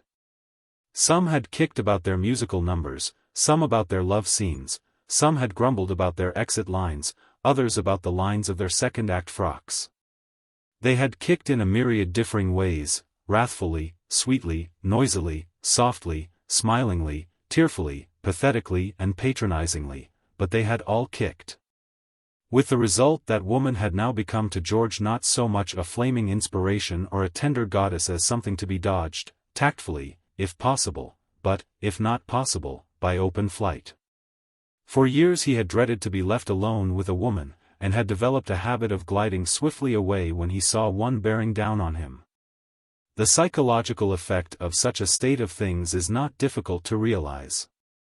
Take a man of naturally quixotic temperament, a man of chivalrous instincts and a feeling for romance, and cut him off for 5 years from the exercise of those qualities. And you get an accumulated store of foolishness only comparable to an escape of gas in a sealed room or a cellarful of dynamite. A flicker of a match, and there is an explosion. This girl's tempestuous eruption into his life had supplied flame for George. Her bright eyes, looking into his, had touched off the spiritual trinitrotoluol which he had been storing up for so long. Up in the air in a million pieces had gone the prudence and self-restraint of a lifetime. And here he was, as desperately in love as any troubadour of the Middle Ages. It was not till he had finished shaving and was testing the temperature of his bath with a shrinking toe that the realization came over him in a wave that, though he might be in love, the fairway of love was dotted with more bunkers than any golf course he had ever played on in his life. In the first place, he did not know the girl's name. In the second place, it seemed practically impossible that he would ever see her again. Even in the midst of his optimism, George could not deny that these facts might reasonably be considered in the nature of obstacles. He went back into his bedroom, and sat on the bed. This thing wanted thinking over. He was not depressed, only a little thoughtful. His faith in his luck sustained him. He was, he realized, in the position of a man who has made a supreme drive from the tee, and finds his ball near the green but in a cuppy lie. He had gained much. It now remained for him to push his success to the happy conclusion. The driver of luck must be replaced by the spoon, or, possibly, the niblick, of ingenuity. To fail now, to allow this girl to pass out of his life merely because he did not know who she was or where she was, would stamp him a feeble adventurer. A fellow could not expect luck to do everything for him. He must supplement its assistance with his own efforts. What had he to go on? Well, nothing much, if it came to that, except the knowledge that she lived some 2 hours by train out of London, and that her journey started from Waterloo Station. What would Sherlock Holmes have done? Concentrated thought supplied no answer to the question. And it was at this point that the cheery optimism with which he had begun the day left George and gave place to a grey gloom. A dreadful phrase, haunting in its pathos, crept into his mind. Ships that pass in the night. It might easily turn out that way. Indeed, thinking over the affair in all its aspects as he dried himself after his tub, George could not see how it could possibly turn out any other way. He dressed moodily, and left the room to go down to breakfast. Breakfast would at least alleviate this sinking feeling which was unmanning him. And he could think more briskly after a cup or two of coffee. He opened the door. On a mat outside lay a letter. The handwriting was feminine. It was also in pencil, and strange to him. He opened the envelope. "Dear Mr. Bevan," it began. With a sudden leap of the heart he looked at the signature. The letter was signed, "The Girl in the Cab." "Dear Mr. Bevan, I hope you won't think me very rude, running off without waiting to say goodbye. I had to. I saw Percy driving up in a cab, and knew that he must have followed us. He did not see me, so I got away all right. I managed splendidly about the money, for I remembered that I was wearing a nice brooch, and stopped on the way to the station to pawn it. Thank you ever so much again for all your wonderful kindness. Yours, The Girl in the Cab." George read the note twice on the way down to the breakfast room, and 3 times more during the meal. Then, having committed its contents to memory down to the last comma, he gave himself up to glowing thoughts. What a girl! He had never in his life before met a woman who could write a letter without a postscript, and this was but the smallest of her unusual gifts. The resource of her, to think of pawning that brooch. The sweetness of her to bother to send him a note. More than ever before was he convinced that he had met his ideal. And more than ever before was he determined that a triviality like being unaware of her name and address should not keep him from her. It was not as if he had no clue to go upon. He knew that she lived 2 hours from London and started home from Waterloo. It narrowed the thing down absurdly. There were only about 3 counties in which she could possibly live, and a man must be a poor fellow who is incapable of searching through a few small counties for the girl he loves. Especially a man with luck like his. Luck is a goddess not to be coerced and forcibly wooed by those who seek her favors. From such masterful spirits she turns away. But it happens sometimes that, if we put our hand in hers with the humble trust of a little child, she will have pity on us, and not fail us in our hour of need. On George, hopefully watching for something to turn up, she smiled almost immediately. It was George's practice, when he lunched alone, to relieve the tedium of the meal with the assistance of reading matter in the shape of one or more of the evening papers. Today, sitting down to a solitary repast at the Piccadilly Grill-room, he had brought with him an early edition of the Evening News. And one of the first items which met his eye was the following, embodied in a column on one of the inner pages devoted to humorous comments in prose and verse on the happenings of the day. This particular happening the writer had apparently considered worthy of being dignified by rhyme. It was headed, "The Peer and the Policeman. Outside the Carlton, 'tis averred. These stirring happenings occurred. The hour, 'tis said, and no one doubts, was 2:30, or thereabouts. The day was fair, the sky was blue, and everything was peaceful too, when suddenly a well-dressed gent engaged in heated argument, and roundly to abuse began another well-dressed gentleman. His suede-gloved fist he raised on high, to dot the other in the eye. Who knows what horrors might have been, had there not come upon the scene old London City's favourite son, Policeman C. 231. What means this conduct? Prithee stop, exclaimed that admirable slop, with which he placed a warning hand upon the brawler's collar band. We simply hate to tell the rest. No subject here for flippant jest. The mere remembrance of the tale has made our ink turn deadly pale. Let us be brief. Some demon sent stark madness on the well-dressed gent. He gave the constable a punch just where the latter kept his lunch. The constable said, "Well, well, well," and marched him to a dungeon cell. At Vine Street Station out it came. Lord Belpher was the culprit's name. But British justice is severe, alike on pauper and on peer. With even hand she holds the scale. A thumping fine, in lieu of jail, induced Lord B. to feel remorse, and learn he mustn't punch the force. George's mutton chop congealed on the plate, untouched. The French fried potatoes cooled off, unnoticed. This was no time for food. Rightly indeed had he relied upon his luck. It had stood by him nobly. With this clue, all was over except getting to the nearest free library and consulting Burke's peerage. He paid his bill and left the restaurant. 10 minutes later he was drinking in the pregnant information that Belpher was the family name of the Earl of Marshmoreton, and that the present Earl had one son, Percy Wilbraham Marsh, EDUC. Eton and Christ Church, Oxford, and what the book with its customary curtness called 1D. Patricia Maud. The family seat, said Burke, was Belpher Castle, Belpher, Hants. Some hours later, seated in a first-class compartment of a train that moved slowly out of Waterloo Station, George watched London vanish behind him. In the pocket closest to his throbbing heart was a single ticket to Belpher. Chapter 6. At about the time that George Bevan's train was leaving Waterloo, a grey racing car drew up with a grinding of brakes and a sputter of gravel in front of the main entrance of Belpher Castle. The slim and elegant young man at the wheel removed his goggles, pulled out a watch, and addressed the stout young man at his side. 2 hours and 18 minutes from Hyde Park Corner, Boots. Not so dusty, what? His companion made no reply.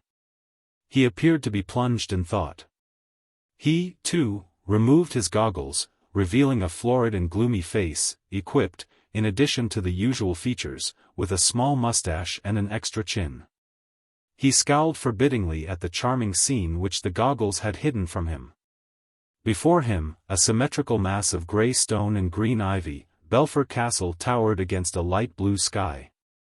On either side rolling park land spread as far as the eye could see, carpeted here and there with violets, dotted with great oaks and ashes and Spanish chestnuts, orderly, peaceful and English. Nearer, on his left, were rose gardens, in the centre of which, tilted at a sharp angle, appeared the seat of a pair of corduroy trousers, whose wearer seemed to be engaged in hunting for snails. Thrushes sang in the green shrubberies, rooks cawed in the elms. Somewhere in the distance sounded the tinkle of sheep bells and the lowing of cows. It was, in fact, a scene which, lit by the evening sun of a perfect spring day and fanned by a gentle westerly wind, should have brought balm and soothing meditations to one who was the sole heir to all this paradise. But Percy, Lord Belpher, remained uncomforted by the notable cooperation of man and nature, and drew no solace from the reflection that all these pleasant things would one day be his own. His mind was occupied at the moment, to the exclusion of all other thoughts, by the recollection of that painful scene in Bow Street Police Court. The magistrate's remarks, which had been tactless and unsympathetic, still echoed in his ears. And that infernal night in Vine Street Police Station. The darkness. The hard bed. The discordant vocalizing of the drunk and disorderly in the next cell. Time might soften these memories, might lessen the sharp agony of them, but nothing could remove them altogether. Percy had been shaken to the core of his being.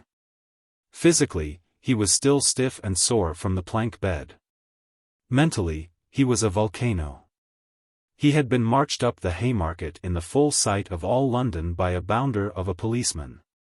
He had been talked to like an erring child by a magistrate whom nothing could convince that he had not been under the influence of alcohol at the moment of his arrest.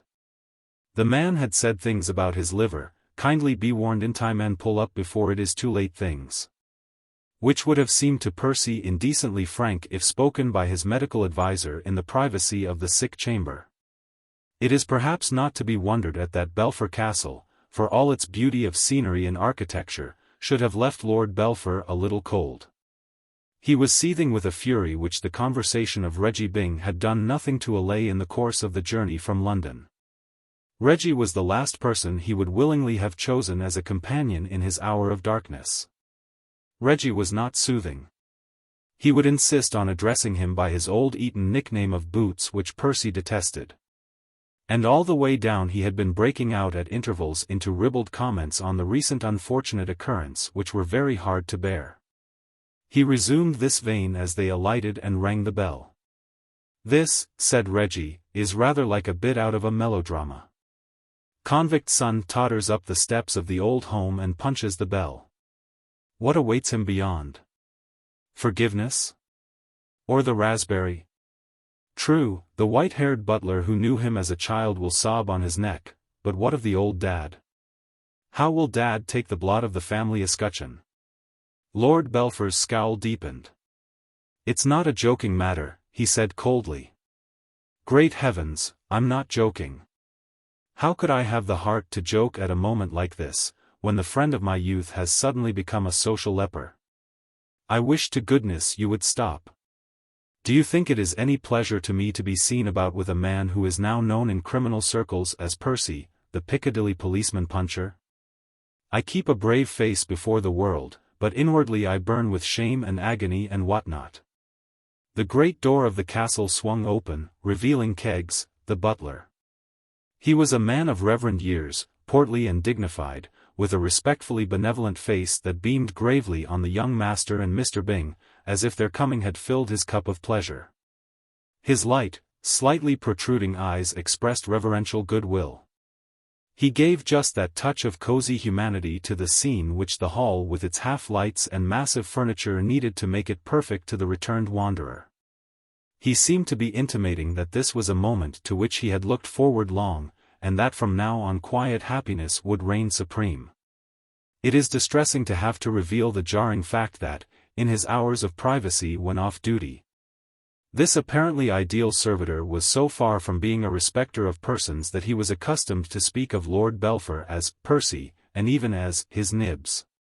It was, indeed, an open secret among the upper servants at the castle, and a fact hinted at with awe among the lower, that Keggs was at heart a socialist. "Good evening, your lordship." "Good evening, sir." Lord Belpher acknowledged the salutation with a grunt, but Reggie was more affable. "How are you, Keggs? Now's your time, if you're going to do it." He stepped a little to one side and indicated Lord Belpher's crimson neck with an inviting gesture. "I beg your pardon, sir." "Ah. You'd rather wait till you can do it a little more privately. Perhaps you're right." The butler smiled indulgently. He did not understand what Reggie was talking about, but that did not worry him. He had long since come to the conclusion that Reggie was slightly mad, a theory supported by the latter's valet, who was of the same opinion. Keggs did not dislike Reggie, but intellectually he considered him negligible. "Send something to drink into the library, Keggs," said Lord Belpher. "Very good, your lordship." "A topping idea," said Reggie. "I'll just take the old car round to the garage, and then I'll be with you." He climbed to the steering wheel, and started the engine. Lord Belpher proceeded to the library, while Keggs melted away through the green baize door at the end of the hall which divided the servants' quarters from the rest of the house. Reggie had hardly driven a dozen yards when he perceived his stepmother and Lord Marshmoreton coming towards him from the direction of the rose garden. He drew up to greet them. "Hullo, mater." "What ho, uncle? Back again at the old homestead, what?" Beneath Lady Caroline's aristocratic front agitation seemed to lurk. "Reggie, where is Percy?" "Old boots? I think he's gone to the library. I just decanted him out of the car." Lady Caroline turned to her brother. "Let us go to the library, John." "All right. All right. All right," said Lord Marshmoreton irritably. Something appeared to have ruffled his calm. Reggie drove on. As he was strolling back after putting the car away he met Maud. "Hello, Maud, dear old thing." "Why, hello, Reggie. I was expecting you back last night." "Couldn't get back last night. Had to stick in town and rally round old boots. Couldn't desert the old boy in his hour of trial." Reggie chuckled amusedly. "Hour of trial is rather good, what? What I mean to say is, that's just what it was, don't you know." "Why, what happened to Percy? Do you mean to say you haven't heard?" "Of course not. It wouldn't have been in the morning papers." "Why, Percy punched a policeman." "Percy did what?" "Slugged a slop. Most dramatic thing. Sloshed him in the midriff." "Absolutely. The cross marks the spot where the tragedy occurred." Maud caught her breath. Somehow, though she could not trace the connection, she felt that this extraordinary happening must be linked up with her escapade.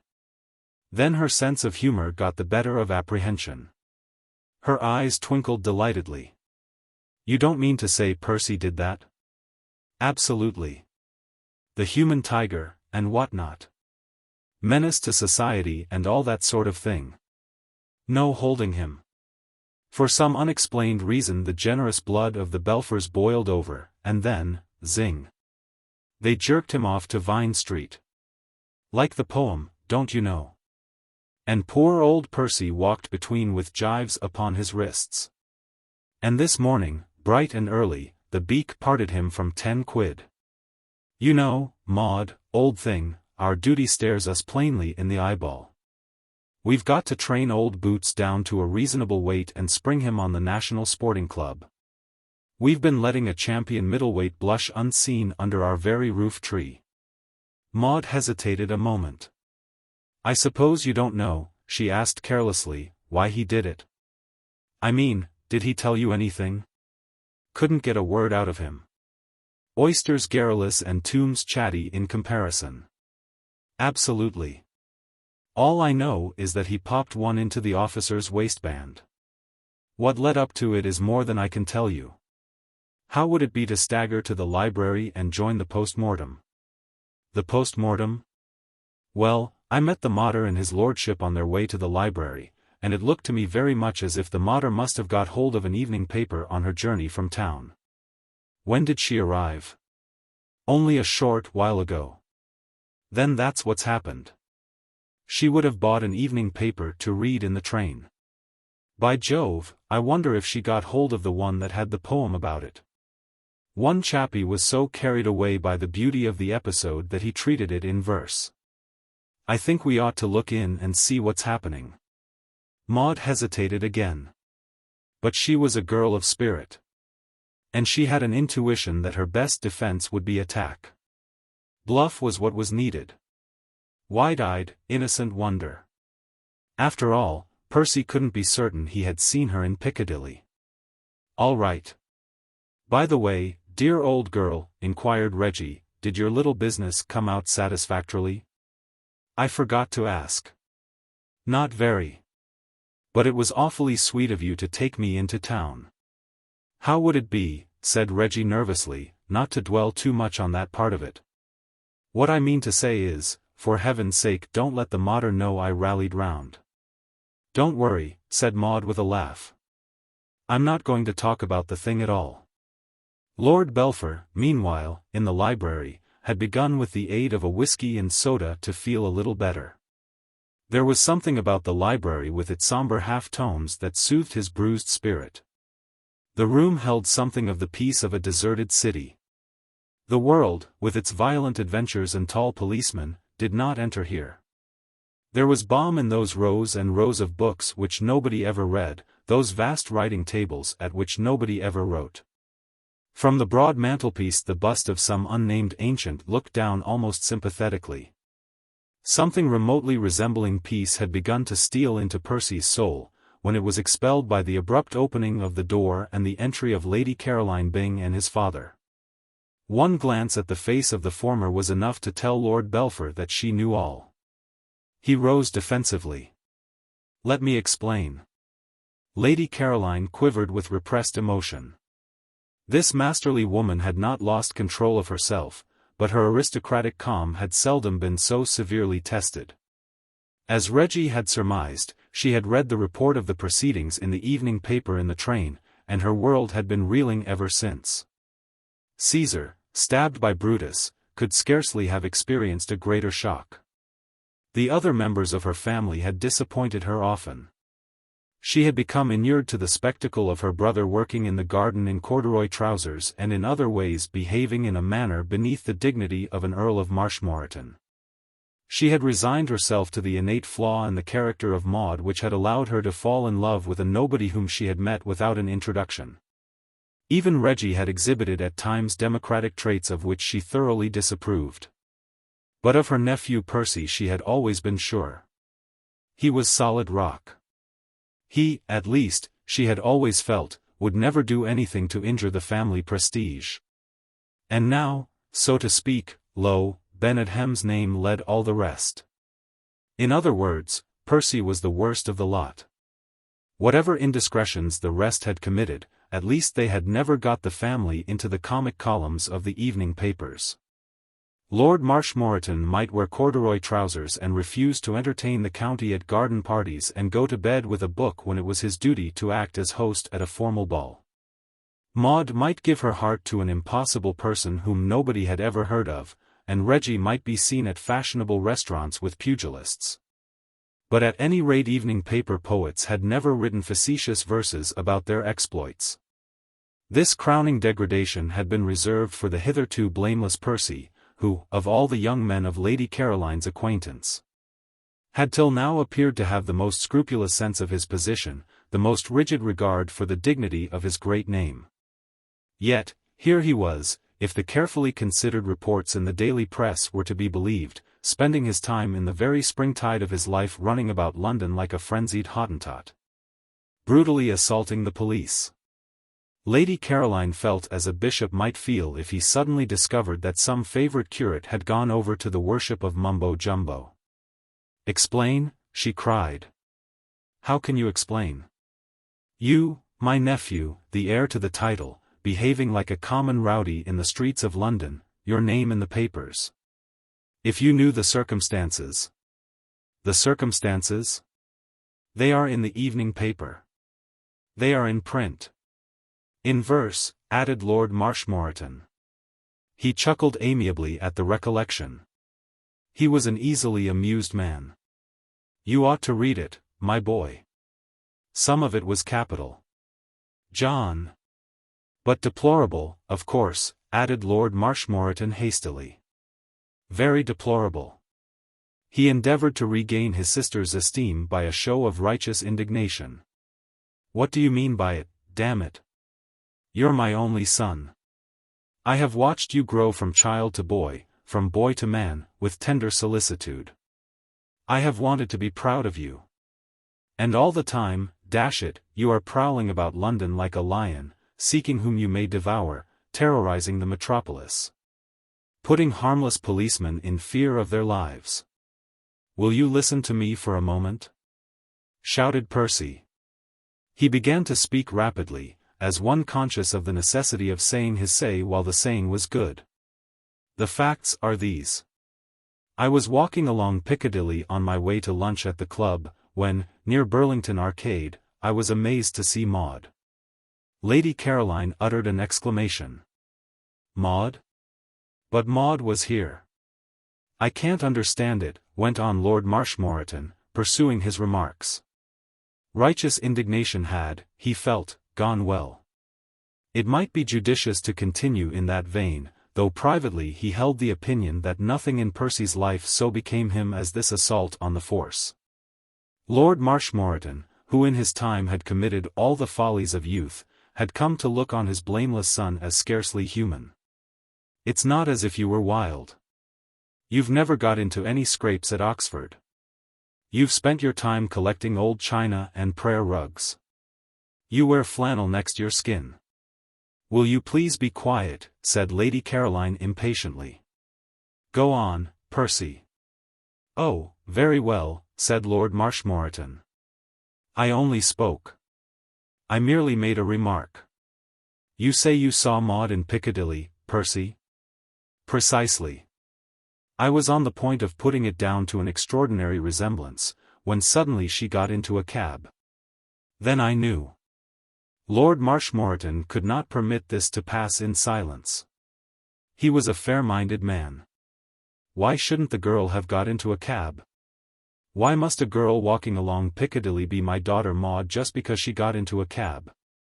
London, he proceeded, warming to the argument and thrilled by the clearness and coherence of his reasoning, is full of girls who take cabs. She didn't take a cab. You just said she did, said Lord Marshmoreton cleverly. I said she got into a cab. There was somebody else already in the cab. A man. Aunt Caroline, it was the man. Good gracious, ejaculated Lady Caroline, falling into a chair as if she had been hamstrung. I am absolutely convinced of it, proceeded Lord Belpher solemnly. His behavior was enough to confirm my suspicions. The cab had stopped in a block of the traffic, and I went up and requested him in a perfectly civil manner to allow me to look at the lady who had just got in. He denied that there was a lady in the cab. And I had seen her jump in with my own eyes. Throughout the conversation he was leaning out of the window with the obvious intention of screening whoever was inside from my view. I followed him along Piccadilly in another cab, and tracked him to the Carlton. When I arrived there he was standing on the pavement outside. There were no signs of Maud. I demanded that he tell me her whereabouts. That reminds me, said Lord Marshmoreton cheerfully, of a story I read in one of the papers. I dare say it's old. Stop me if you've heard it. A woman says to the maid, do you know anything of my husband's whereabouts? And the maid replies. Do be quiet, snapped Lady Caroline. I should have thought that you would be interested in a matter affecting the vital welfare of your only daughter. I am, said Lord Marshmoreton hastily. The maid replied, they're at the wash. Of course I am. Go on, Percy. Good God, boy, don't take all day telling us your story. At that moment the fool of a policeman came up and wanted to know what the matter was. I lost my head. I admit it freely. The policeman grasped my shoulder, and I struck him. Where? Asked Lord Marshmoreton, a stickler for detail. What does that matter? Demanded Lady Caroline. You did quite right, Percy. These insolent jacks in office ought not to be allowed to manhandle people. Tell me, what this man was like. Extremely ordinary looking. In fact, all I can remember about him was that he was clean-shaven. I cannot understand how Maud could have come to lose her head over such a man. He seemed to me to have no attraction whatever, said Lord Belpher, a little unreasonably, for Apollo himself would hardly appear attractive when knocking one's best hat off. It must have been the same man. Precisely. If we wanted further proof, he was an American. You recollect that we heard that the man in Wales was American. There was a portentous silence. Percy stared at the floor. Lady Caroline breathed deeply. Lord Marshmoreton, feeling that something was expected of him, said, "Good gad," and gazed seriously at a stuffed owl on a bracket. Maud and Reggie Byng came in. "What ho, what ho, what ho," said Reggie breezily. He always believed in starting a conversation well, and putting people at their ease. "What ho? What ho?" Maud braced herself for the encounter. "Hullo, Percy, dear," she said, meeting her brother's accusing eye with the perfect composure that comes only from a thoroughly guilty conscience. "What's all this I hear about your being the scourge of London? Reggie says that policemen dive down manholes when they see you coming." The chill in the air would have daunted a less courageous girl. Lady Caroline had risen, and was staring sternly. Percy was puffing the puffs of an overwrought soul. Lord Marshmoreton, whose thoughts had wandered off to the rose garden, pulled himself together and tried to look menacing. Maud went on without waiting for a reply. She was all bubbling gaiety and insouciance, a charming picture of young English girlhood that nearly made her brother foam at the mouth. "Father dear," she said, attaching herself affectionately to his buttonhole, "I went round the links in 83 this morning. I did the long hole in 4. 1 under par, a thing I've never done before in my life." "Bless my soul," said Lord Marshmoreton weakly, as, with an apprehensive eye on his sister, he patted his daughter's shoulder. "First, I sent a screecher of a drive right down the middle of the fairway. Then I took my brassey and put the ball just on the edge of the green. 180 yards if it was an inch. My approach putt." Lady Caroline, who was no devotee of the royal and ancient game, interrupted the recital. "Never mind what you did this morning. What did you do yesterday afternoon?" "Yes," said Lord Belpher. "Where were you yesterday afternoon?" Maud's gaze was the gaze of a young child who has never even attempted to put anything over in all its little life. "Whatever do you mean?" "What were you doing in Piccadilly yesterday afternoon?" said Lady Caroline. "Piccadilly? The place where Percy fights policemen? I don't understand." Lady Caroline was no sportsman. She put one of those direct questions, capable of being answered only by yes or no, which ought not to be allowed in controversy. They are the verbal equivalent of shooting a sitting bird. "Did you or did you not go to London yesterday, Maud?" The monstrous unfairness of this method of attack pained Maud. From childhood up she had held the customary feminine views upon the lie direct. As long as it was a question of suppression of the true or suggestion of the false she had no scruples. But she had a distaste for deliberate falsehood. Faced now with a choice between two evils, she chose the one which would at least leave her self-respect. "Yes, I did." Lady Caroline looked at Lord Belpher. Lord Belpher looked at Lady Caroline. "You went to meet that American of yours?" Reggie Byng slid softly from the room.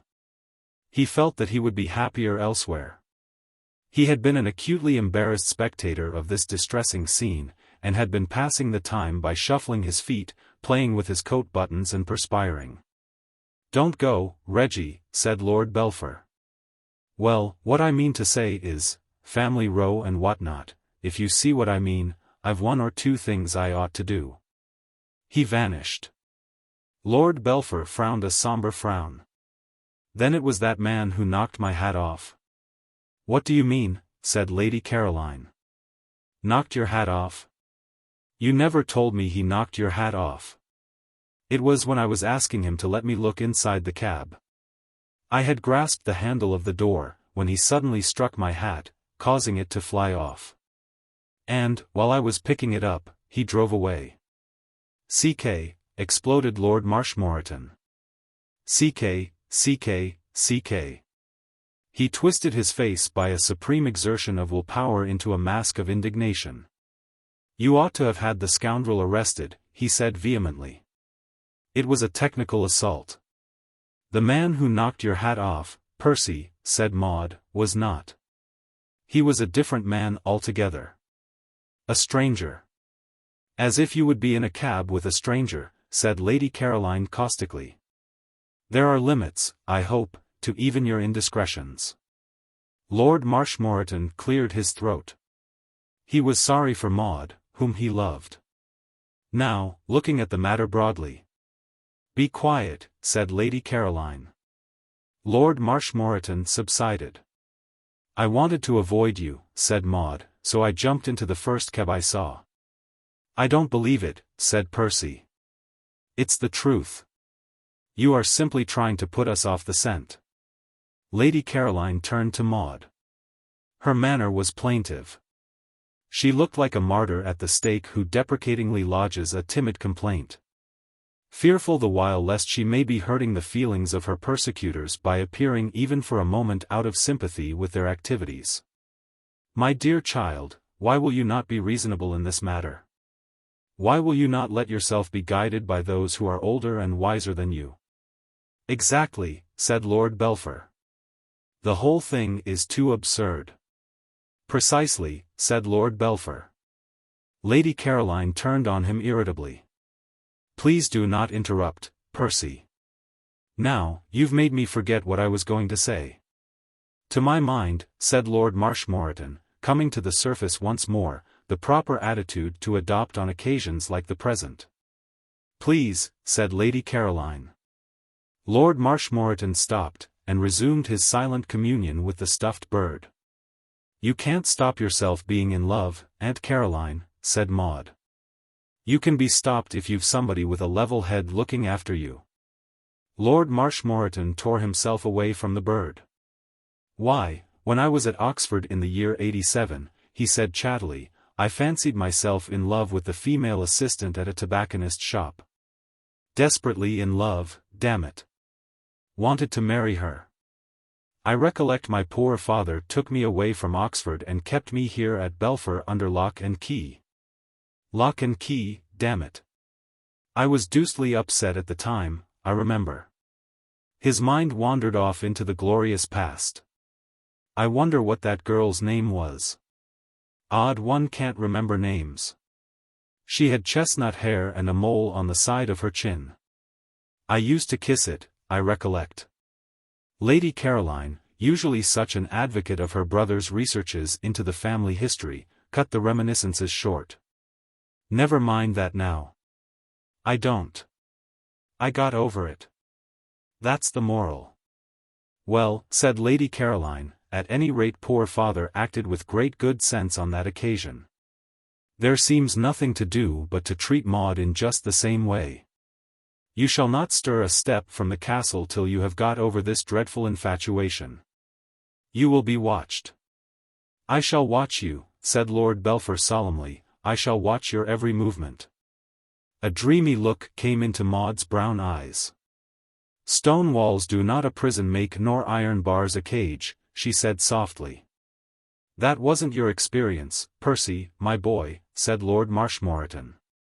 "They make a very good imitation," said Lady Caroline coldly, ignoring the interruption. Maud faced her defiantly. She looked like a princess in captivity facing her jailers.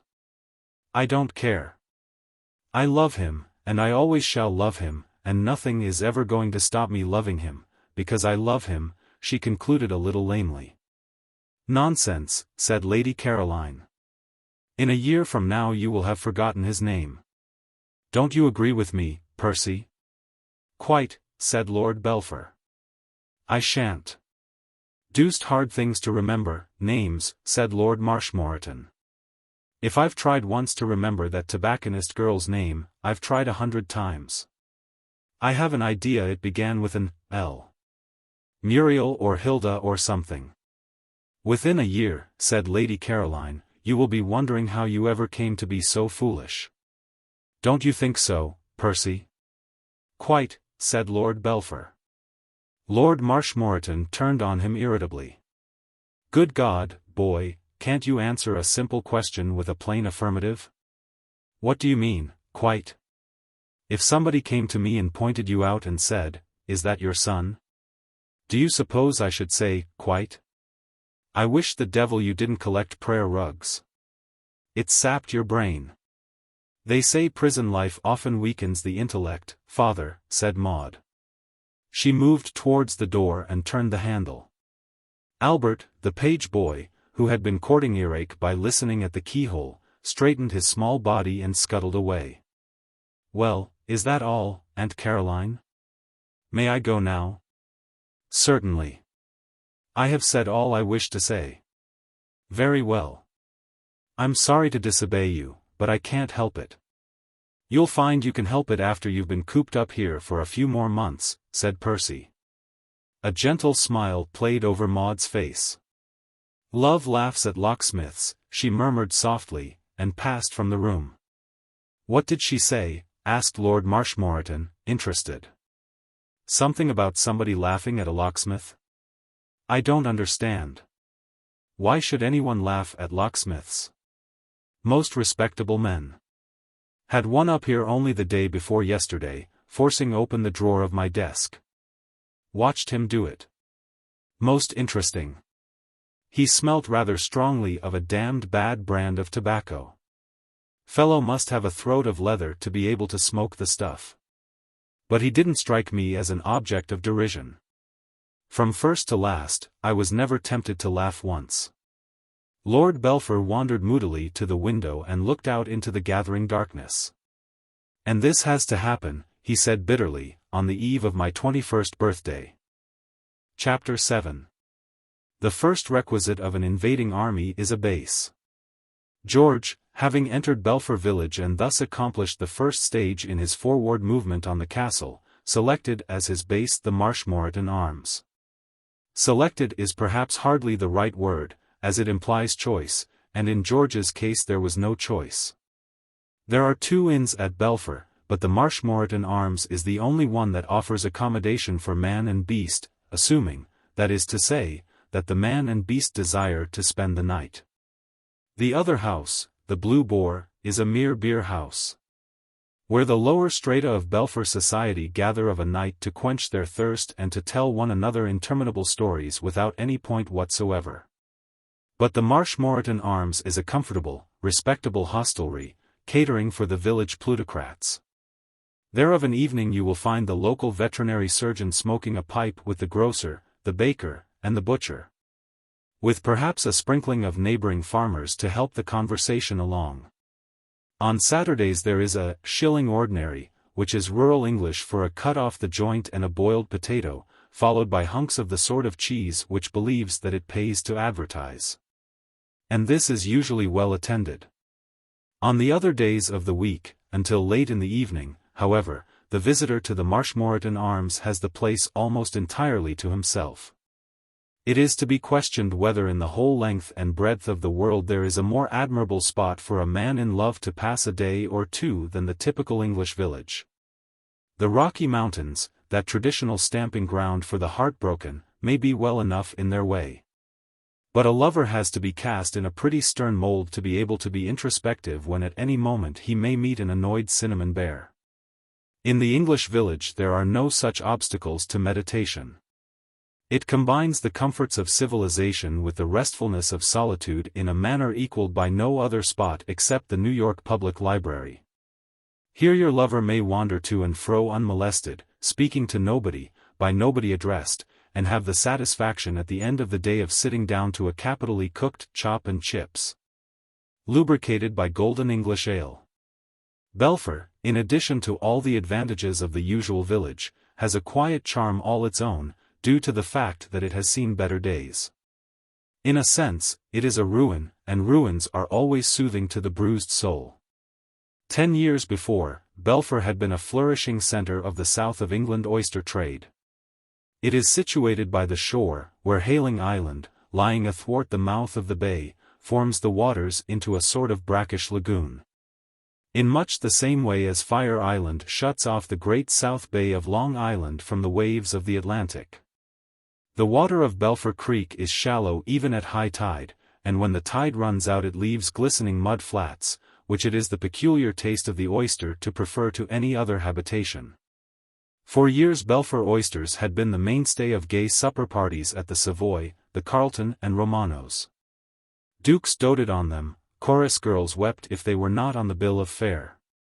And then, in an evil hour, somebody discovered that what made the Belpher oyster so particularly plump and succulent was the fact that it breakfasted, lunched and dined almost entirely on the local sewage.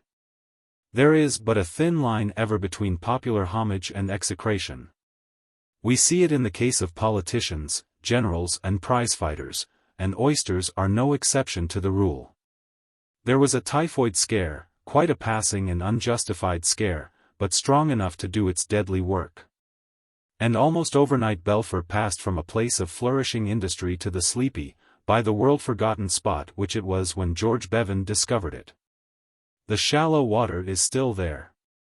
The mud is still there, even the oyster beds are still there, but not the oysters nor the little world of activity which had sprung up around them. The glory of Belpher is dead. And over its gates Ichabod is written.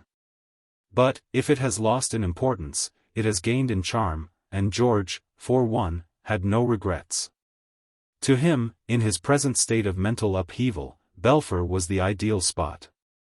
It was not at first that George roused himself to the point of asking why he was here and what, now that he was here, he proposed to do. For 2 languorous days he loafed, sufficiently occupied with his thoughts. He smoked long, peaceful pipes in the stable-yard, watching the ostlers as they groomed the horses. He played with the inn puppy, bestowed respectful caresses on the inn cat. He walked down the quaint cobbled street to the harbour, sauntered along the shore, and lay on his back on the little beach at the other side of the lagoon, from where he could see the red roofs of the village, while the imitation waves splashed busily on the stones, trying to conceal with bustle and energy the fact that the water even 200 yards from the shore was only 18 inches deep.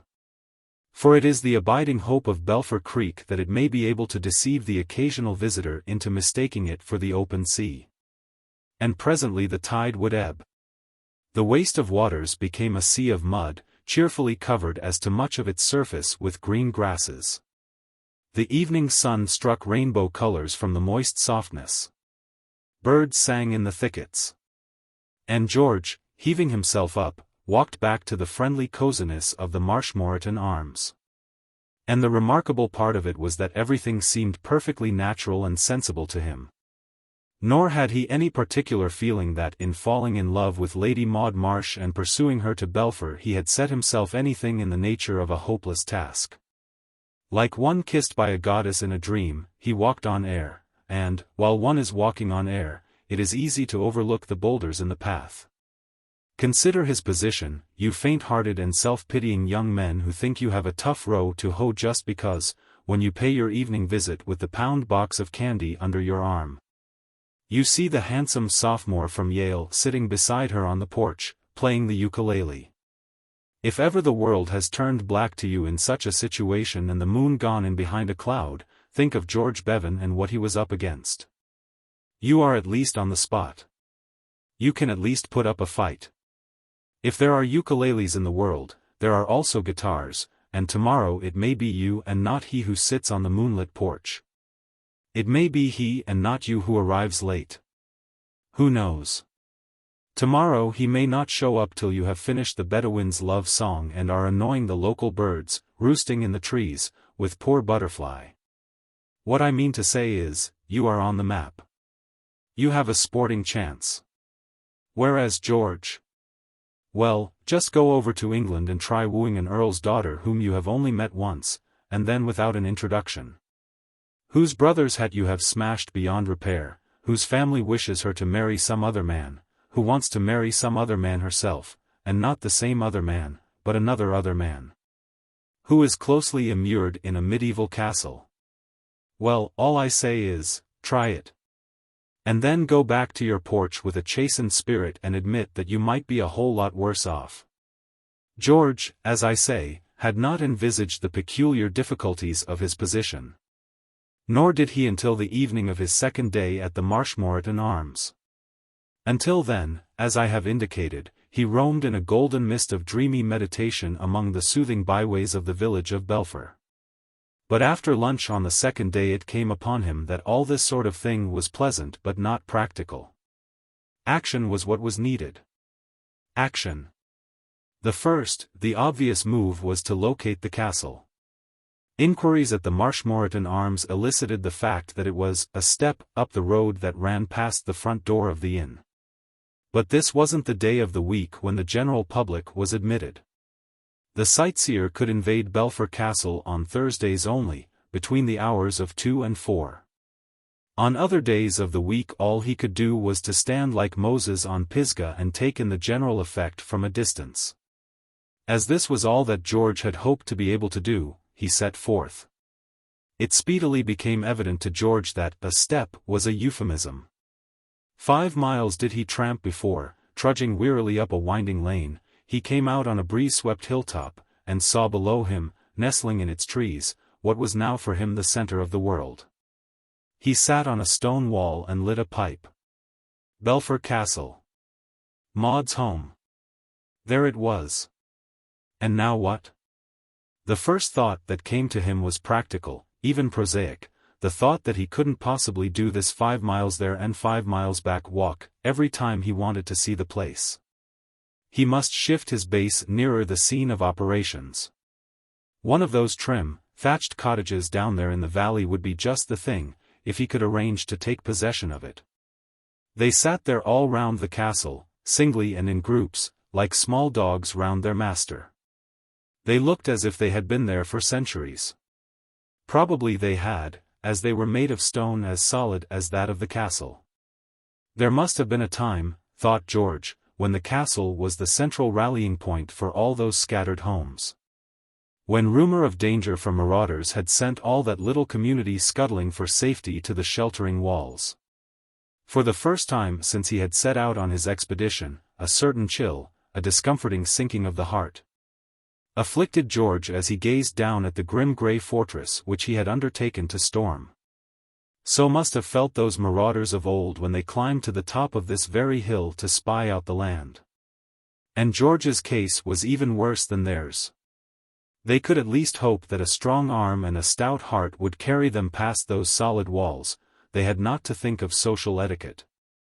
Whereas George was so situated that an unsympathetic butler could put him to rout by refusing him admittance. The evening was drawing in. Already, in the brief time he had spent on the hilltop, the sky had turned from blue to saffron and from saffron to grey. The plaintive voices of homing cows floated up to him from the valley below. A bat had left its shelter and was wheeling around him, a sinister blot against the sky.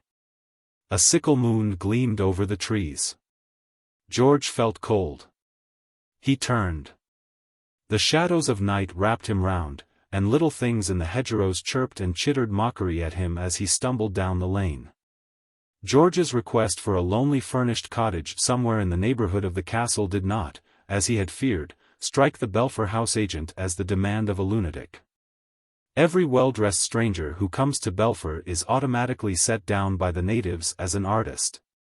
For the picturesqueness of the place has caused it to be much infested by the brothers and sisters of the brush. In asking for a cottage, indeed, George did precisely as Belpher society expected him to do, and the agent was reaching for his list almost before the words were out of his mouth. In less than half an hour George was out in the street again, the owner for the season of what the agent described as a gem, and the employer of a farmer's wife who lived nearby and would, as was her custom with artists, come in the morning and evening to do for him.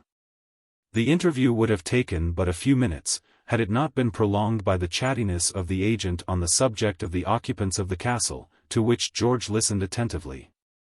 He was not greatly encouraged by what he heard of Lord Marshmoreton.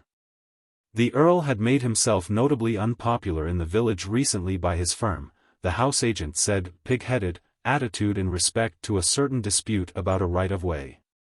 It was Lady Caroline, and not the easy-going peer, who was really to blame in the matter. But the impression that George got from the house agent's description of Lord Marshmoreton was that the latter was a sort of Nero, possessing, in addition to the qualities of a Roman tyrant, many of the least lovable traits of the Gila monster of Arizona. Hearing this about her father, and having already had the privilege of meeting her brother and studying him at first hand, his heart bled for Maud. It seemed to him that existence at the castle in such society must be little short of torture. "I must do something," he muttered. "I must do something quick." "Beg pardon," said the house agent. "Nothing," said George. "Well, I'll take that cottage. I'd better write you a check for the first month's rent now." So George took up his abode, full of strenuous, if vague, purpose, in the plainly furnished but not uncomfortable cottage known locally as the one down by Platt's. He might have found a worse billet. It was a two-storied building of stained red brick, not one of the thatched nests on which he had looked down from the hill. Those were not for rent, being occupied by families whose ancestors had occupied them for generations back. The one down by Platt's was a more modern structure, a speculation, in fact, of the farmer whose wife came to do for George, and designed especially to accommodate the stranger who had the desire and the money to rent it. It so departed from type that it possessed a small but undeniable bathroom.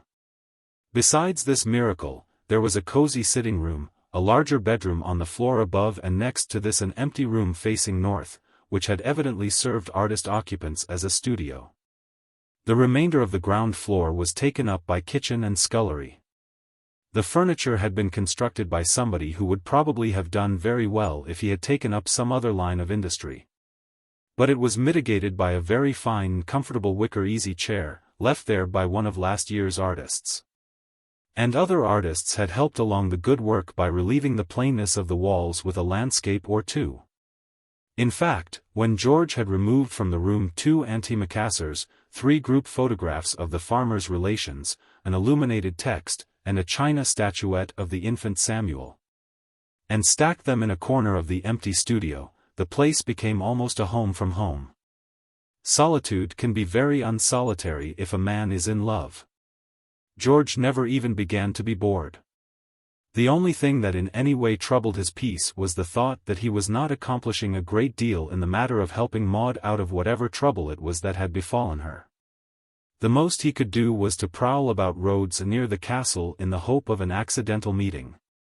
And such was his good fortune that, on the 4th day of his vigil, the accidental meeting occurred. Taking his morning prowl along the lanes, he was rewarded by the sight of a grey racing car at the side of the road. It was empty, but from underneath it protruded a pair of long legs, while beside it stood a girl, at the sight of whom George's heart began to thump so violently that the long-legged one might have been pardoned had he supposed that his engine had started again of its own volition. Until he spoke, the soft grass had kept her from hearing his approach. He stopped close behind her, and cleared his throat. She started and turned, and their eyes met. For a moment hers were empty of any recognition. Then they lit up. She caught her breath quickly, and a faint flush came into her face. "Can I help you?" asked George. The long legs wriggled out into the road, followed by a long body. The young man under the car sat up, turning a grease-streaked and pleasant face to George. What? Can I help you?" "I know how to fix a car." The young man beamed in friendly fashion. "It's awfully good of you, old chap, but so do I. It's the only thing I can do well." "Thanks very much," and so forth all the same. George fastened his eyes on the girl's. She had not spoken. "If there is anything in the world I can possibly do for you," he said slowly, "I hope you will let me know." I should like above all things to help you." The girl spoke. "Thank you," she said in a low voice almost inaudible. George walked away. The grease-streaked young man followed him with his gaze. "Civil cove, that," he said. "Rather gushing though, what? American, wasn't he?" "Yes. I think he was. Americans are the civilest coves I ever struck. I remember asking the way of a chappie at Baltimore a couple of years ago when I was there in my yacht, and he followed me for miles, shrieking advice and encouragement. I thought it deuced civil of him. I wish you would hurry up and get the car right, Reggie. We shall be awfully late for lunch." Reggie Byng began to slide backwards under the car. "All right, dear heart. Rely on me. It's something quite simple." "Well, do be quick." "Imitation of greased lightning, very difficult," said Reggie encouragingly. "Be patient. Try and amuse yourself somehow. Ask yourself a riddle. Tell yourself a few anecdotes. I'll be with you in a moment. I say, I wonder what the cove is doing at Belpher?" "Deuced civil cove," said Reggie approvingly. "I liked him. And now, business of repairing breakdown." His smiling face vanished under the car like the Cheshire cat. Maud stood looking thoughtfully down the road in the direction in which George had disappeared. Chapter 8. The following day was a Thursday, and on Thursdays, as has been stated, Belpher Castle was thrown open to the general public between the hours of 2 and 4. It was a tradition of long standing, this periodical lowering of the barriers, and had always been faithfully observed by Lord Marshmoreton ever since his accession to the title. By the permanent occupants of the castle the day was regarded with mixed feelings. Lord Belpher, while approving of it in theory, as he did of all the family traditions, for he was a great supporter of all things feudal, and took his position as one of the hereditary aristocracy of Great Britain extremely seriously, heartily disliked it in practice. More than once he had been obliged to exit hastily by a further door in order to keep from being discovered by a drove of tourists intent on inspecting the library or the great drawing-room. And now it was his custom to retire to his bedroom immediately after lunch and not to emerge until the tide of invasion had ebbed away. Keggs, the butler, always looked forward to Thursdays with pleasurable anticipation. He enjoyed the sense of authority which it gave him to herd these poor outcasts to and fro among the surroundings which were an everyday commonplace to himself. Also he liked hearing the sound of his own voice as it lectured in rolling periods on the objects of interest by the wayside. But even to Keggs there was a bitter mixed with the sweet. No one was better aware than himself that the nobility of his manner, excellent as a means of impressing the mob, worked against him when it came to a question of tips. Again and again had he been harrowed by the spectacle of tourists, huddled together like sheep, debating among themselves in nervous whispers as to whether they could offer this personage anything so contemptible as half a crown for himself, and deciding that such an insult was out of the question. It was his endeavor, especially towards the end of the proceedings, to cultivate a manner blending a dignity fitting his position with a sunny geniality which would allay the timid doubts of the tourist and indicate to him that, bizarre as the idea might seem, there was nothing to prevent him placing his poor silver in more worthy hands. Possibly the only member of the castle community who was absolutely indifferent to these public visits was Lord Marshmoreton. He made no difference between Thursday and any other day. Precisely as usual he donned his stained corduroys and pottered about his beloved garden. And when, as happened on an average once a quarter, some visitor, strayed from the main herd, came upon him as he worked and mistook him for one of the gardeners, he accepted the error without any attempt at explanation, sometimes going so far as to encourage it by adopting a rustic accent in keeping with his appearance. This sort of thing tickled the simple-minded peer. George joined the procession punctually at 2 o'clock, just as Keggs was clearing his throat preparatory to saying, "We are now in the main hall. And before going any further I would like to call your attention to Sir Peter Lely's portrait of." It was his custom to begin his Thursday lectures with this remark, but today it was postponed. For, no sooner had George appeared, than a breezy voice on the outskirts of the throng spoke in a tone that made competition impossible. "For goodness sake, George." And Billy Dore detached herself from the group, a trim vision in blue. She wore a dust coat and a motor veil, and her eyes and cheeks were glowing from the fresh air. "For goodness sake, George, what are you doing here?" "I was just going to ask you the same thing." "Oh, I motored down with a boy I know. We had a breakdown just outside the gates. We were on our way to Brighton for lunch. He suggested I should pass the time seeing the sights while he fixed up the sprockets or the differential gear or whatever it was. He's coming to pick me up when he's through. But, on the level, George, how do you get this way? You sneak out of town and leave the show flat, and nobody has a notion where you are. Why, we were thinking of advertising for you, or going to the police or something. For all anybody knew, you might have been sandbagged or dropped in the river." This aspect of the matter had not occurred to George till now. His sudden descent on Belpher had seemed to him the only natural course to pursue. He had not realized that he would be missed, and that his absence might have caused grave inconvenience to a large number of people. "I never thought of that. Well, I just happened to come here." "You aren't living in this old castle?" "Not quite. I've a cottage down the road.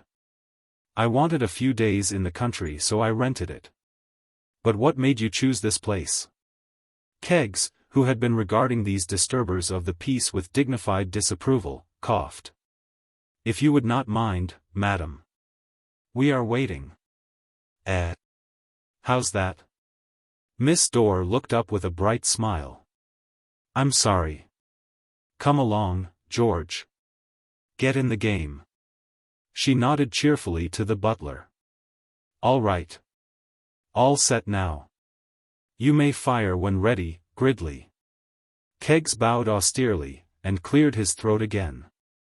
"We are now in the main ball, and before going any further I would like to call your attention to Sir Peter Lely's portrait of the 5th Countess. Said by experts to be in his best manner." There was an almost soundless murmur from the mob, expressive of wonder and awe, like a gentle breeze rustling leaves. Billy Dore resumed her conversation in a whisper. "Yes, there was an awful lot of excitement and they found that you had disappeared. They were phoning the Carlton every 10 minutes trying to get you. You see, the summertime number flopped on the second night, and they hadn't anything to put in its place. But it's all right. They took it out and sewed up the wound, and now you'd never know there had been anything wrong. The show was 10 minutes too long, anyway." "How's the show going?" "It's a riot. They think it will run 2 years in London. As far as I can make it out, you don't call it a success in London unless you can take your grandchildren to see the 1000th night." "That's splendid. And how is everybody?" "All right. Fine. That fellow Gray is still hanging round Babe. It beats me what she sees in him. Anybody but an infant could see the man wasn't on the level. Well, I don't blame you for quitting London, George. This sort of thing is worth 50 Londons." The procession had reached one of the upper rooms, and they were looking down from a window that commanded a sweep of miles of the countryside, rolling and green and wooded. Far away beyond the last covert Belpher Bay gleamed like a streak of silver. Billy Dore gave a little sigh. "There's nothing like this in the world. I'd like to stand here for the rest of my life, just lapping it up." "I will call your attention," boomed Keggs at their elbow, "to this window, known in the family tradition as Leonard's Leap. It was in the year 1787 that Lord Leonard IV, eldest son of His Grace the Duke of Loch Lane, hurled himself out of this window in order to avoid compromising the beautiful Countess of Marshmoreton, with whom he is related to add an innocent romance. Surprised at an advanced hour by His Lordship the Earl in Her Ladyship's boudoir, as this room then was, he leaped through the open window into the boughs of the cedar tree which stands below, and was fortunate enough to escape with a few harmless contusions. A murmur of admiration greeted the recital of the ready tact of this 18th-century Steve Brodie. "There," said Billy enthusiastically, "that's exactly what I mean about this country. It's just a mass of Leonard's leaps and things. I'd like to settle down in this sort of place and spend the rest of my life milking cows and taking forkfuls of soup to the deserving villagers."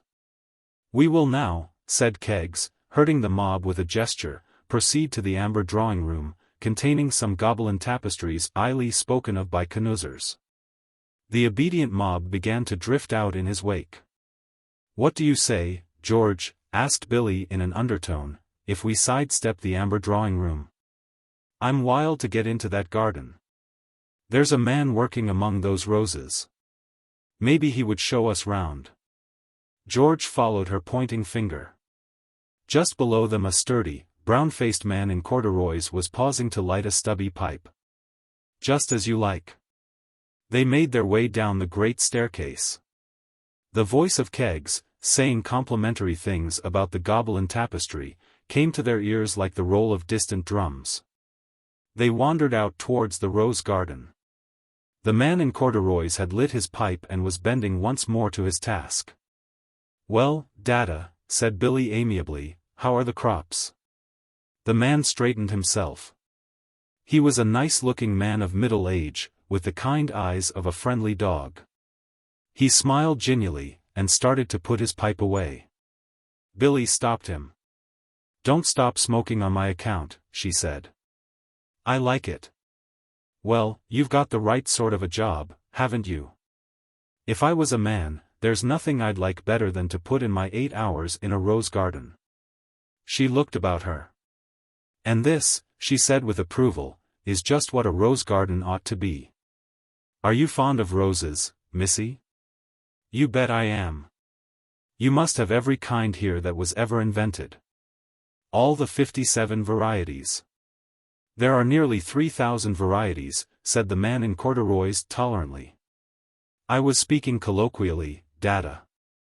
You can't teach me anything about roses. I'm the guy that invented them. Got any Ayrshires?" The man in corduroys seemed to have come to the conclusion that Billy was the only thing on earth that mattered. This revelation of a kindred spirit had captured him completely. George was merely among those present. "Them, over there are Ayrshires, missy. We don't get Ayrshires in America. At least, I never ran across them. I suppose they do have them. You want the right soil. Clay and lots of rain." "You're right." There was an earnest expression on Billy Dore's face that George had never seen there before. "Say, listen, Dada, in this matter of rose beetles, what would you do if—" George moved away. The conversation was becoming too technical for him, and he had an idea that he would not be missed. There had come to him, moreover, in a flash one of those sudden inspirations which great generals get. He had visited the castle this afternoon without any settled plan other than a vague hope that he might somehow see Maud.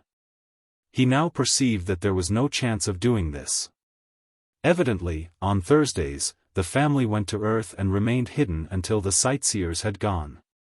But there was another avenue of communication open to him. This gardener seemed an exceptionally intelligent man. He could be trusted to deliver a note to Maud. In his late rambles about Belpher Castle in the company of Keggs and his followers, George had been privileged to inspect the library. It was an easily accessible room, opening off the main hall. He left Billy and her new friend deep in a discussion of slugs and plant lice, and walked quickly back to the house. The library was unoccupied. George was a thorough young man. He believed in leaving nothing to chance. The gardener had seemed a trustworthy soul, but you never knew. It was possible that he drank. He might forget or lose the precious note. So, with a wary eye on the door, George hastily scribbled it in duplicate. This took him but a few minutes. He went out into the garden again to find Billy Dore on the point of stepping into a blue automobile. "Oh, there you are, George. I wondered where you had got to. Say, I made quite a hit with Dada. I've given him my address, and he's promised to send me a whole lot of roses. By the way, shake hands with Mr. Forsyth. This is George Bevan, Freddie, who wrote the music of our show." The solemn youth at the wheel extended a hand. "Topping show. Topping music. Topping all round. Well, goodbye, George. See you soon, I suppose?" "Oh, yes. Give my love to everybody." "All right. Let her rip, Freddie. Goodbye." "Goodbye." The blue car gathered speed and vanished down the drive. George returned to the man in corduroys, who had bent himself double in pursuit of a slug. "Just a minute," said George hurriedly. He pulled out the first of the notes. "Give this to Lady Maud the first chance you get. It's important. Here's a sovereign for your trouble." He hastened away. He noticed that gratification had turned the other nearly purple in the face, and was anxious to leave him. He was a modest young man, and effusive thanks always embarrassed him. There now remained the disposal of the duplicate note. It was hardly worth while, perhaps, taking such a precaution, but George knew that victories are won by those who take no chances. He had wandered perhaps 100 yards from the rose garden when he encountered a small boy in the many-buttoned uniform of a page. The boy had appeared from behind a big cedar, where, as a matter of fact, he had been smoking a stolen cigarette. "Do you want to earn half a crown?" asked George. The market value of messengers had slumped. The stripling held his hand out. "Give this note to Lady Maud." "Right ho. See that it reaches her at once." George walked off with the consciousness of a good day's work done. Albert the page, having bitten his half-crown, placed it in his pocket. Then he hurried away, a look of excitement and gratification in his deep blue eyes. Chapter 9. While George and Billy Dore wandered to the rose garden to interview the man in corduroys, Maud had been seated not 100 yards away, in a very special haunt of her own. A cracked stucco temple set up in the days of the Regency on the shores of a little lily-covered pond. She was reading poetry to Albert the page. Albert the page was a recent addition to Maud's inner circle. She had interested herself in him some 2 months back in much the same spirit as the prisoner in his dungeon cell tames and pets the conventional mouse. To educate Albert, to raise him above his groove in life and develop his soul, appealed to her romantic nature as a worthy task, and as a good way of filling in the time. It is an exceedingly moot point, and one which his associates of the servants' hall would have combated hotly, whether Albert possessed a soul. The most one could say for certain is that he looked as if he possessed one. To one who saw his deep blue eyes and their sweet, pensive expression as they searched the middle distance, he seemed like a young angel. How was the watcher to know that the thought behind that far-off gaze was simply a speculation as to whether the bird on the cedar tree was or was not within range of his catapult? Certainly Maud had no such suspicion. She worked hopefully day by day to rouse Albert to an appreciation of the nobler things of life. Not but what it was tough going. Even she admitted that. Albert's soul did not soar readily. It refused to leap from the earth. His reception of the poem she was reading could scarcely have been called encouraging. Maud finished it in a hushed voice, and looked pensively across the dappled water of the pool. A gentle breeze stirred the water lilies, so that they seemed to sigh. "Isn't that beautiful, Albert?" she said. Albert's blue eyes lit up. His lips parted eagerly. "That's the first hornet I seen this year," he said, pointing. Maud felt a little damped. "Haven't you been listening, Albert?" "Oh, yes, milady." "Ain't he a whopper, too?" "Never mind the hornet, Albert." "Very good, milady." "I wish you wouldn't say, very good, milady. It's like, she paused. She had been about to say that it was like a butler, but, she reflected regretfully, it was probably Albert's dearest ambition to be like a butler. "It doesn't sound right. Just say, yes." "Yes, milady." Maud was not enthusiastic about the milady, but she let it go. After all, she had not quite settled in her own mind what exactly she wished Albert's attitude towards herself to be. Broadly speaking, she wanted him to be as like as he could to a medieval page, one of those silk and satin little treasures she had read about in the Ingoldsby legends. And, of course, they presumably said, "My lady." And yet, she felt, not for the first time, that it is not easy to revive the Middle Ages in these curious days. Pages, like other things, seem to have changed since then. That poem was written by a very clever man who married one of my ancestresses. He ran away with her from this very castle in the 17th century. Lore, said Albert as a concession, but he was still interested in the hornet. He was far below her in the eyes of the world, but she knew what a wonderful man he was, so she didn't mind what people said about her marrying beneath her. Like Susan when she married the policeman. Who was Susan? Red-eyed Gel that used to be cook there. Mr. Keggs says to he says, "You're marrying beneath you, Susan," he says. I heard him. I was listenin' at the door. And she says to him, she says, "Oh, go and boil your fat, Ead," she says. This translation of a favorite romance into terms of the servants' hall chilled Maud like a cold shower. She recoiled from it. "Wouldn't you like to get a good education, Albert," she said perseveringly, "and become a great poet and write wonderful poems?"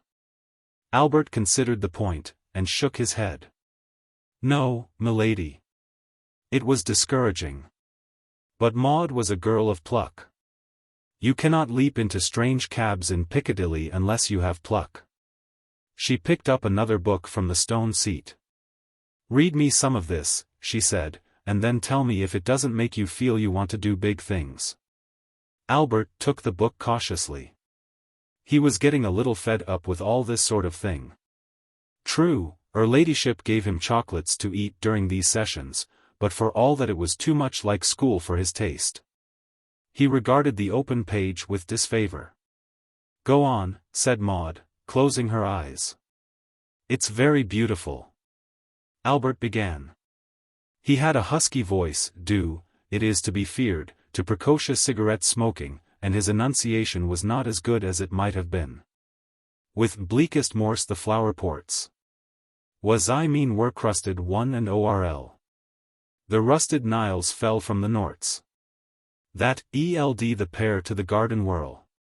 Their broken sheds looked sad and stringe. Unlifted was the clinking latch. Weeded and worn their ancient thatch. Erepon their lonely moated gringe.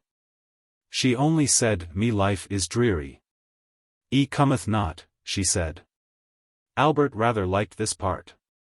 He was never happy in narrative unless it could be sprinkled with a plentiful supply of he saids and she saids. He finished with some gusto. "She said, I am aweary, aweary. I would that I was dead." Maud had listened to this rendition of one of her most adored poems with much the same feeling which a composer with an oversensitive ear would suffer on hearing his pet opus assassinated by a schoolgirl. Albert, who was a willing lad and prepared, if such should be her desire, to plough his way through the entire 7 stanzas, began the second verse, but Maud gently took the book away from him. Enough was sufficient. "Now, wouldn't you like to be able to write a wonderful thing like that, Albert?" "Not me, milady." "You wouldn't like to be a poet when you grow up?" Albert shook his golden head. "I want to be a butcher when I grow up, milady." Maud uttered a little cry. "A butcher?" "Yes, milady." "Butchers earn good money," he said, a light of enthusiasm in his blue eyes, for he was now on his favorite subject. "You've got to ave meat, yer see, milady. It ain't like poetry, milady, which no one wants." "But, Albert," cried Maud faintly. "Killing poor animals. Surely you wouldn't like that?" Albert's eyes glowed softly, as might an acolyte's at the sight of the censer. "Mr. Widgeon down at the home farm," he murmured reverently, "he says, if I'm a good boy, he'll let me watch him kill a pig Tuesday." He gazed out over the water lilies, his thoughts far away. Maud shuddered. She wondered if medieval pages were ever quite as earthy as this. "Perhaps you had better go now, Albert. They may be needing you in the house." "Very good, milady." Albert rose, not unwilling to call it a day. He was conscious of the need for a quiet cigarette. He was fond of Maud, but a man can't spend all his time with the women. "Pigs squeal like billy-o, milady," he observed by way of adding a parting treasure to Maud's stock of general knowledge. "Ooh. 'Ere am a mile orf, you can." Maud remained where she was, thinking, a wistful figure. Tennyson's Mariana always made her wistful even when rendered by Albert. In the occasional moods of sentimental depression which came to vary her normal cheerfulness, it seemed to her that the poem might have been written with a prophetic eye to her special case. So nearly did it crystallize in magic words her own story. With blackest moss the flowerpots were thickly crusted, one and all. Well, no, not that particular part, perhaps. If he had found so much as one flowerpot of his even thinly crusted with any foreign substance, Lord Marshmoreton would have gone through the place like an east wind, dismissing gardeners and under-gardeners with every breath. But she only said, "My life is dreary." "He cometh not," she said. She said, "I am aweary, aweary. I would that I were dead." How exactly, at these moments when she was not out on the links picking them off the turf with a mid-iron or engaged in one of those other healthful sports which tend to take the mind off its troubles? Those words summed up her case. Why didn't Geoffrey come? Or at least write? She could not write to him. Letters from the castle left only by way of the castle post-bag, which Rogers, the chauffeur, took down to the village every evening. Impossible to entrust the kind of letter she wished to write to any mode of delivery so public, especially now, when her movements were watched. To open and read another's letters is a low and dastardly act, but she believed that Lady Caroline would do it like a shot. She longed to pour out her heart to Geoffrey in a long, intimate letter, but she did not dare to take the risk of writing for a wider public. Things were bad enough as it was, after that disastrous sortie to London. At this point a soothing vision came to her, the vision of George Bevan knocking off her brother Percy's hat.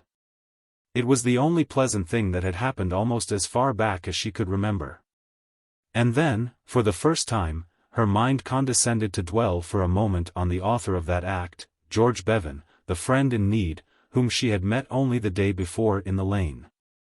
What was George doing at Belpher? His presence there was significant, and his words even more so. He had stated explicitly that he wished to help her. She found herself oppressed by the irony of things. A knight had come to the rescue, but the wrong knight. Why could it not have been Geoffrey who waited in ambush outside the castle, and not a pleasant but negligible stranger?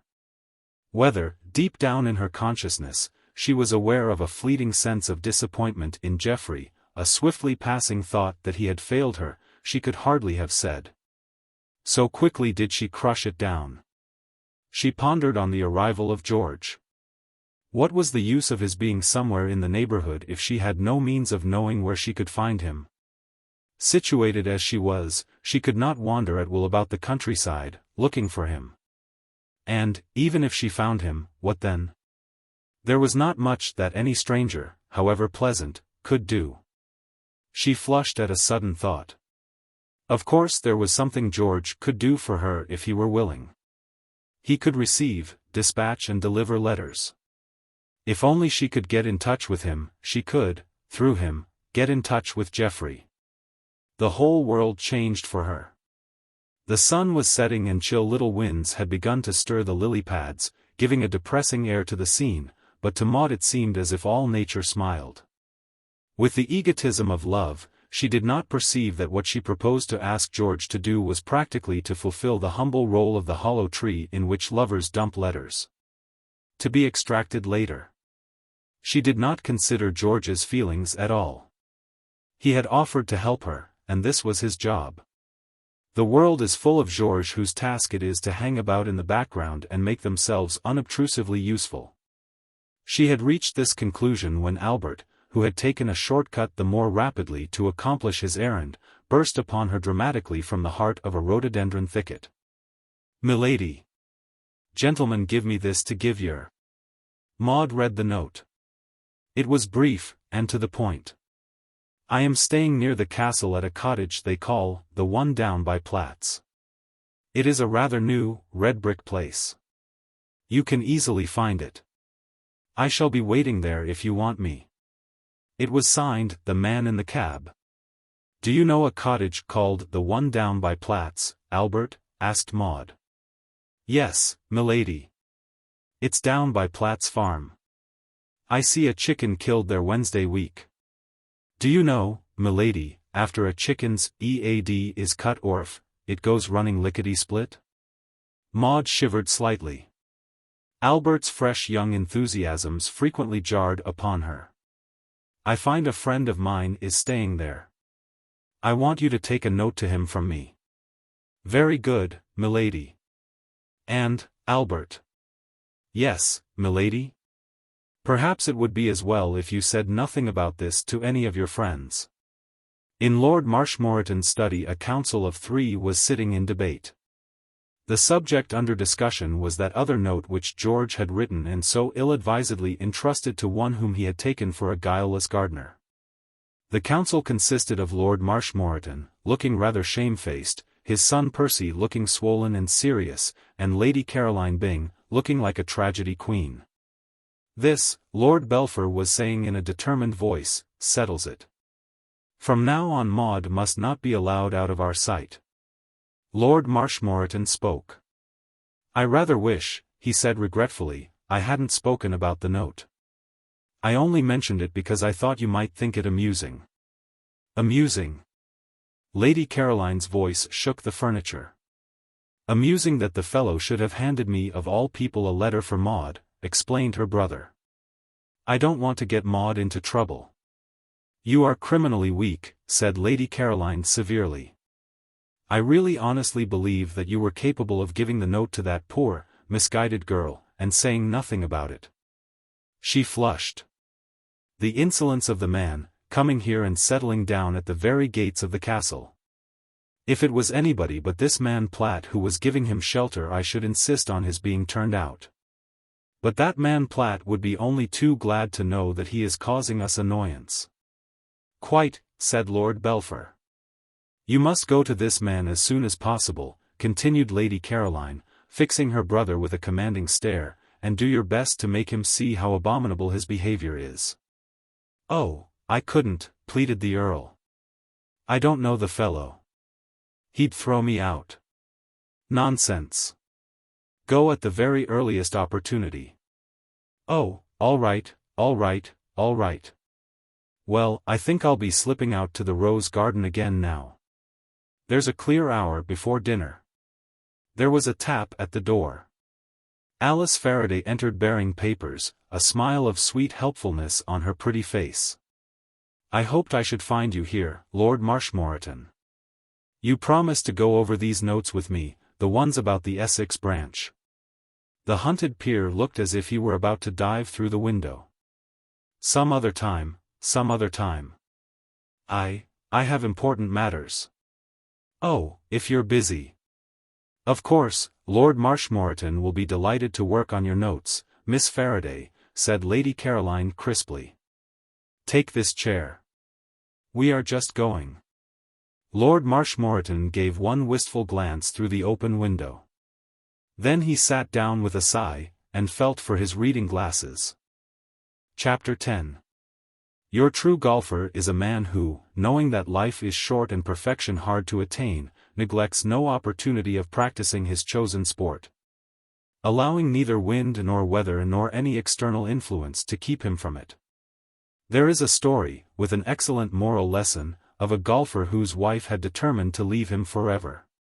"Will nothing alter your decision?" he says. "Will nothing induce you to stay? Well, then, while you're packing, I think I'll go out on the lawn and rub up my pudding a bit." George Bevan was of this turn of mind. He might be in love, romance might have sealed him for her own. But that was no reason for blinding himself to the fact that his long game was bound to suffer if he neglected to keep himself up to the mark. His first act on arriving at Belpher village had been to ascertain whether there was a lynx in the neighborhood. And thither, on the morning after his visit to the castle and the delivery of the 2 notes, he repaired. At the hour of the day which he had selected the clubhouse was empty, and he had just resigned himself to a solitary game, when, with a whir and a rattle, a grey racing car drove up. And from it emerged the same long young man whom, a couple of days earlier, he had seen wriggle out from underneath the same machine. It was Reggie Byng's habit also not to allow anything, even love, to interfere with golf. And not even the prospect of hanging about the castle grounds in the hope of catching a glimpse of Alice Faraday and exchanging timorous words with her had been enough to keep him from the links. Reggie surveyed George with a friendly eye. He had a dim recollection of having seen him before somewhere at some time or other. And Reggie had the pleasing disposition which caused him to rank anybody whom he had seen somewhere at some time or other as a bosom friend. "Hello. Hello. Hello," he observed. "Good morning," said George. "Waiting for somebody?" "No." "How about it, then? Shall we stagger forth?" "Delighted." George found himself speculating upon Reggie. He was unable to place him. That he was a friend of Maud he knew, and guessed that he was also a resident of the castle. He would have liked to question Reggie, to probe him, to collect from him inside information as to the progress of events within the castle walls. But it is a peculiarity of golf, as of love, that it temporarily changes the natures of its victims. And Reggie, a confirmed babbler off the links, became while in action a stern, silent, intent person, his whole being centered on the game. With the exception of a casual remark of a technical nature when he met George on the various tees, and an occasional expletive when things went wrong with his ball, he eschewed conversation. It was not till the end of the round that he became himself again. "If I'd known you were such hot stuff," he declared generously, as George holed his 18th putt from a distance of 10 feet, "I'd have got you to give me a stroke or 2. "I was on my game today," said George modestly. "Sometimes I slice as if I were cutting bread and can't putt to hit a haystack. Let me know when one of those times comes along, and I'll take you on again. I don't know when I've seen anything fruitier than the way you got out of the bunker at the 15th. It reminded me of a match I saw between." Reggie became technical. At the end of his observations he climbed into the grey car. "Can I drop you anywhere?" "Thanks," said George. "If it's not taking you out your way. I'm staying at Belpher Castle. I live quite near there. Perhaps you'd care to come in and have a drink on your way?" "A ripe scheme," agreed Reggie. 10 minutes in the grey car ate up the distance between the links and George's cottage. Reggie Byng passed these minutes, in the intervals of eluding carts and foiling the apparently suicidal intentions of some stray fowls, in jerky conversation on the subject of his iron shots. With which he expressed a deep satisfaction. "Topping little place." "Absolutely," was the verdict he pronounced on the exterior of the cottage as he followed George in. "I've often thought it would be a rather sound scheme to settle down in this sort of shanty and keep chickens and grow a honey-colored beard. And have soup and jelly brought to you by the vicar's wife and so forth. Nothing to worry you then. Do you live all alone here?" George was busy squirting seltzer into his guest's glass. "Yes. Mrs. Platt comes in and cooks for me. The farmer's wife next door." An exclamation from the other caused him to look up. Reggie Byng was staring at him, wide-eyed. "Great Scott! Mrs. Platt. Then you're the chappie?" George found himself unequal to the intellectual pressure of the conversation. "The chappie? The chappie there's all the row about. The mater was telling me only this morning that you lived here. Is there a row about me?" "Is there what?" Reggie's manner became solicitous. "I say, my dear old sportsman, I don't want to be the bearer of bad tidings and whatnot, if you know what I mean. But didn't you know there was a certain amount of angry passion rising and so forth because of you? At the castle, I mean. I don't want to seem to be discussing your private affairs, and all that sort of thing, but what I mean is. Well. You don't expect you can come charging in the way you have without touching the family on the raw a bit. The daughter of the house falls in love with you, the son of the house languishes in chokey because he has a row with you in Piccadilly. And on top of all that you come here and camp out at the castle gates. Naturally the family are a bit peeved. Only natural, eh? I mean to say, what?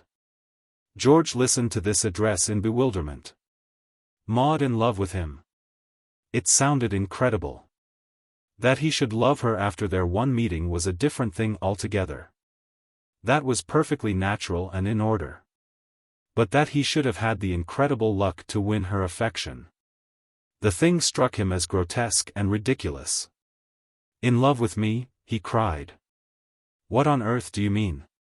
Reggie's bewilderment equaled his own. Well, dash it all, old top, it surely isn't news to you? She must have told you. Why, she told me. Told you? Am I going mad? Absolutely. I mean absolutely not. Look here. Reggie hesitated. The subject was delicate. But, once started, it might as well be proceeded with to some conclusion. A fellow couldn't go on talking about his iron shots after this just as if nothing had happened. This was the time for the laying down of cards, the opening of hearts. I say, you know, he went on, feeling his way, you'll probably think it deuced rummy of me talking like this. Perfect stranger and whatnot. Don't even know each other's names. Mine's Bevan, if that'll be any help. Thanks very much, old chap. Great help. Mine's Byng. Reggie Byng. Well, as we're all pals here and the meeting's tiled and so forth, I'll start by saying that the mater is most deucedly set on my marrying Lady Maud. Been pals all our lives, you know. Children together, and all that sort of rot. Now there's nobody I think a more corking sportsman than Maud, if you know what I mean, but, this is where the catch comes in, I'm most frightfully in love with somebody else. Hopeless, and all that sort of thing, but still there it is. And all the while the mater behind me with a bradawl, sicking me on to propose to Maud who wouldn't have me if I were the only fellow on earth. You can't imagine, my dear old chap, what a relief it was to both of us when she told me the other day that she was in love with you, and wouldn't dream of looking at anybody else. I tell you, I went singing about the place. George felt inclined to imitate his excellent example. A burst of song was the only adequate expression of the mood of heavenly happiness which this young man's revelations had brought upon him. The whole world seemed different. Wings seemed to sprout from Reggie's shapely shoulders. The air was filled with soft music. Even the wallpaper seemed moderately attractive. He mixed himself a second whiskey and soda. It was the next best thing to singing. I see, he said. It was difficult to say anything. Reggie was regarding him enviously. I wish I knew how the deuce fellows set about making a girl fall in love with them. Other chappies seem to do it, but I can't even start.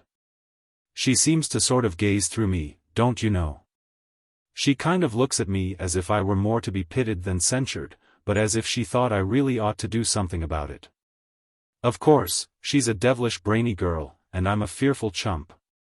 Makes it kind of hopeless, what? George, in his newborn happiness, found a pleasure in encouraging a less lucky mortal. Not a bit. What you ought to do is to. Yes, said Reggie eagerly. George shook his head. No, I don't know, he said. Nor do I, dash it, said Reggie. George pondered. It seems to me it's purely a question of luck. Either you're lucky or you're not. Look at me, for instance.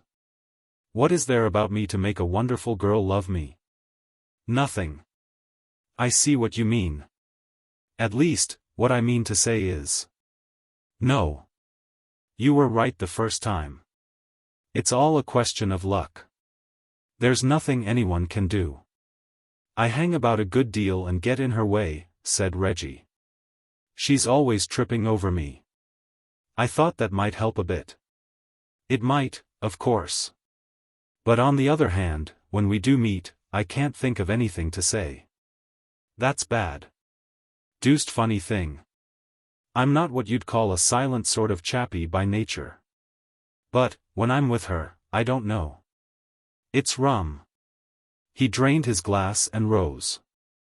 Well, I suppose I may as well be staggering. Don't get up. Have another game one of these days, what? Splendid. Any time you like. Well, so long. Goodbye. George gave himself up to glowing thoughts. For the first time in his life he seemed to be vividly aware of his own existence. It was as if he were some newly created thing. Everything around him and everything he did had taken on a strange and novel interest. He seemed to notice the ticking of the clock for the first time. When he raised his glass the action had a curious air of newness. All his senses were oddly alert. He could even. How would it be, inquired Reggie, appearing in the doorway like part of a conjuring trick, if I gave her a flower or two every now and then? Just thought of it as I was starting the car. She's fond of flowers. Fine, said George heartily. He had not heard a word. The alertness of sense which had come to him was accompanied by a strange inability to attend to other people's speech. This would no doubt pass, but meanwhile it made him a poor listener. Well, it's worth trying, said Reggie. I'll give it a whirl. Toodaloo. Goodbye. Pip pip. Reggie withdrew, and presently came the noise of the car starting. George returned to his thoughts.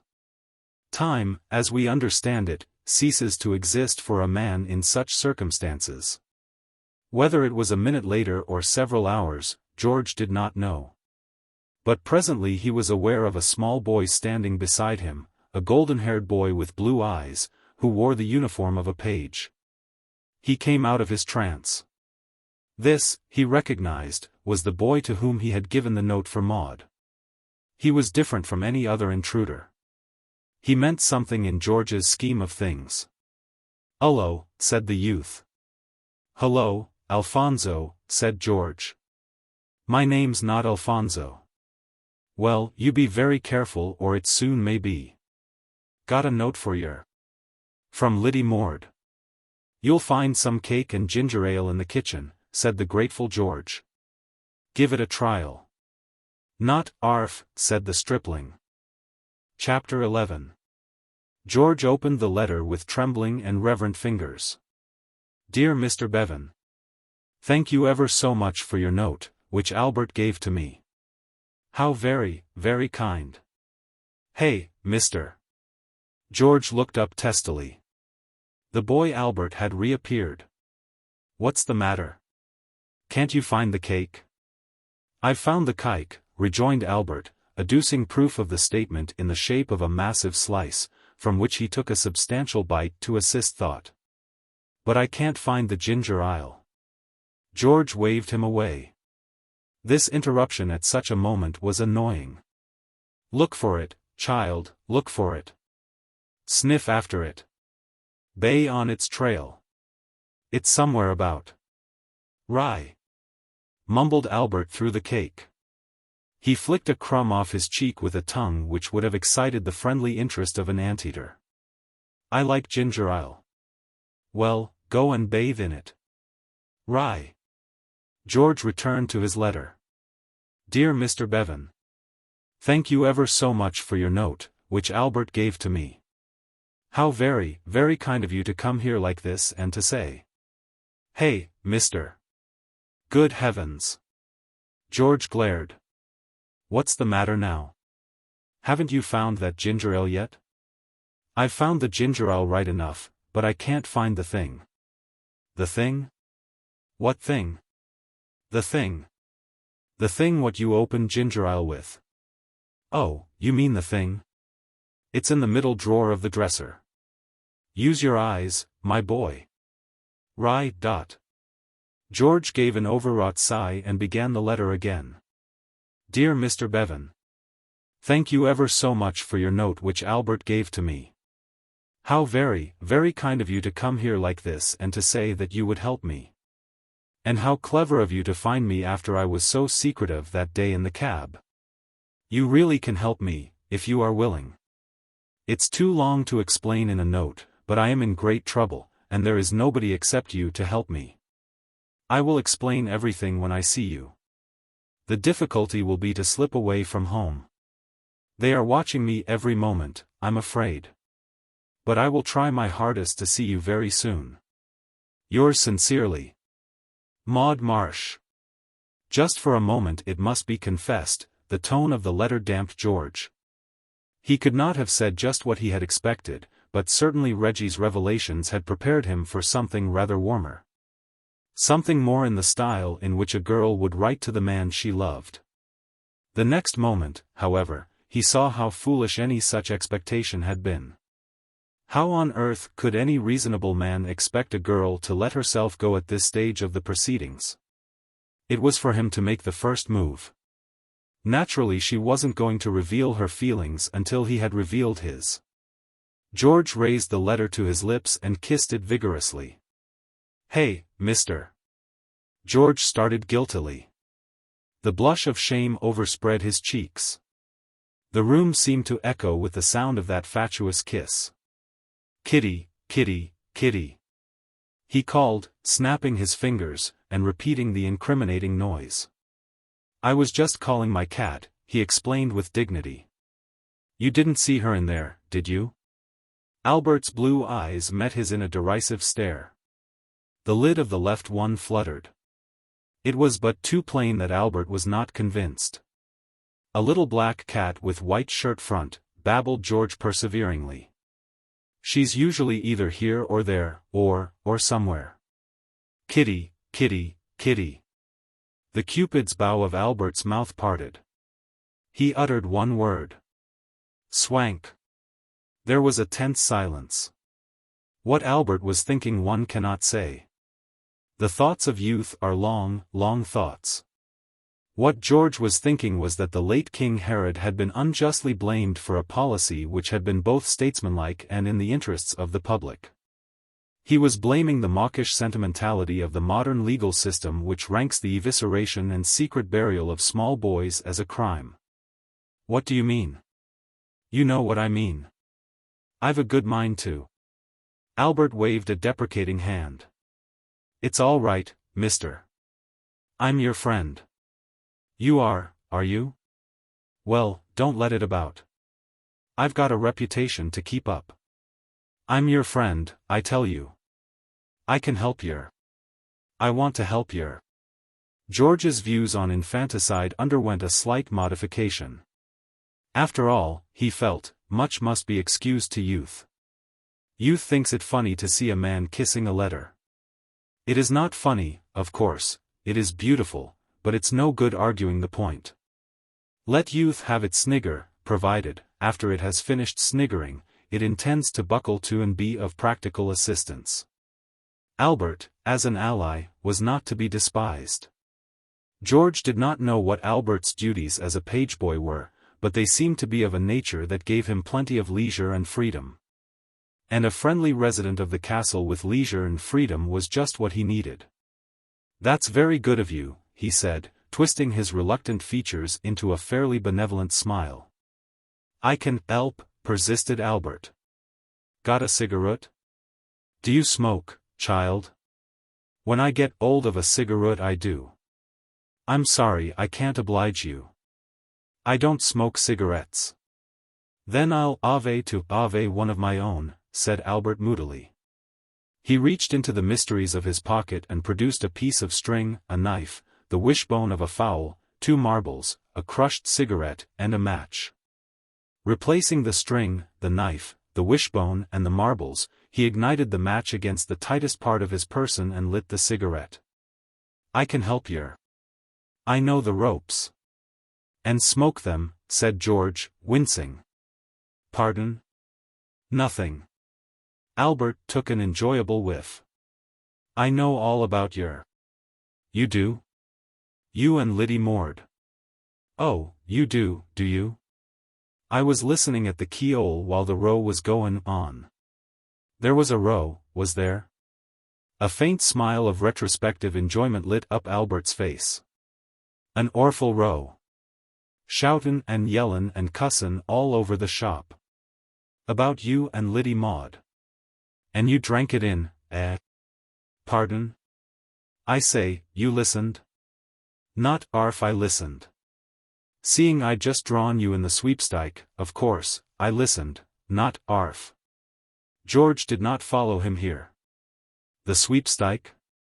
What's a sweepstike? Why, a thing you puts names in oughts and draw 'em and the one that gets the winning name wins the money.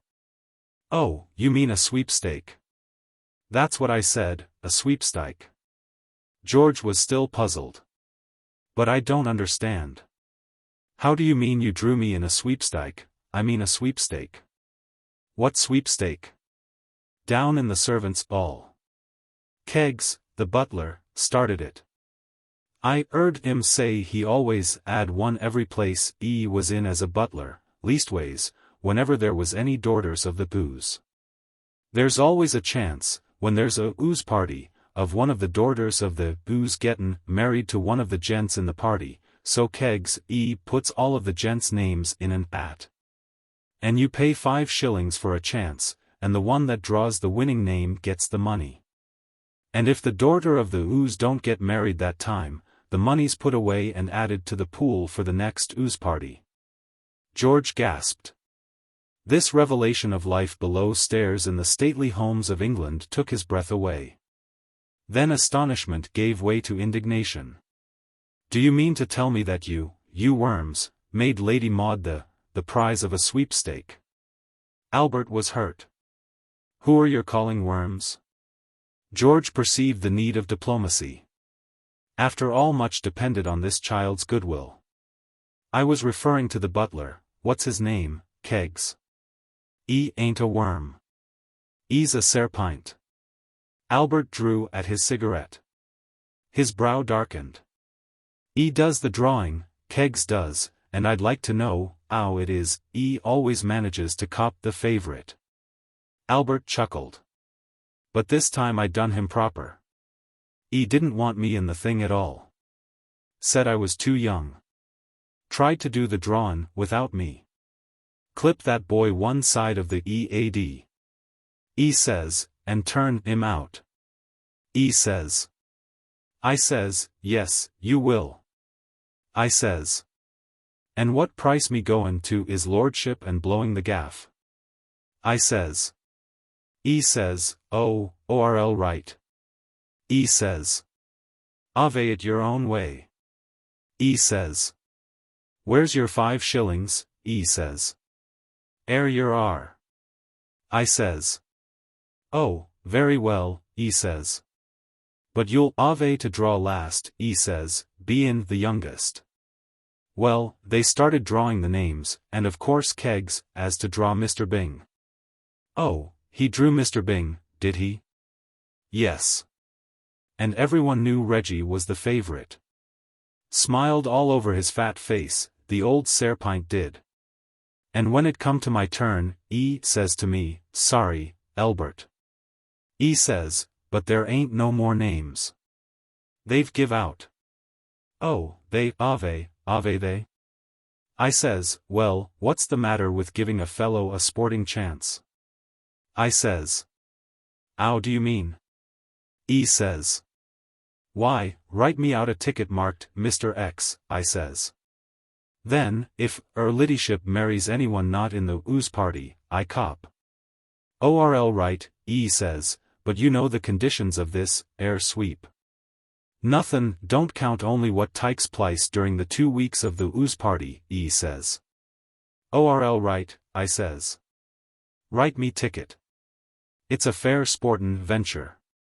So he writes me out me ticket, with Mr. X on it, and I says to them all, I says, I'd like to, ave witnesses, I says, to this thing. Do all you gents agree that if anyone not in the booze party and OO's name ain't on one of the other tickets marries, ladyship, I get the pool? I says. They all says that's right, and then I says to 'em all straight out, I says, I 'appen to know, I says, that ladyship is in love with a gent that's not in the party at all. An American gent, I says. They wouldn't believe it at first, but, when Keggs 'ad put 2 and 2 together, and thought of 1 or 2 things that 'ad opined. He turned as white as a sheet and said it was a swindle and wanted the drawin' done over again, but the others says no, they says, it's quite fair, they says. And one of 'em offered me 10 bob slap out for my ticket. But I stuck to it, I did.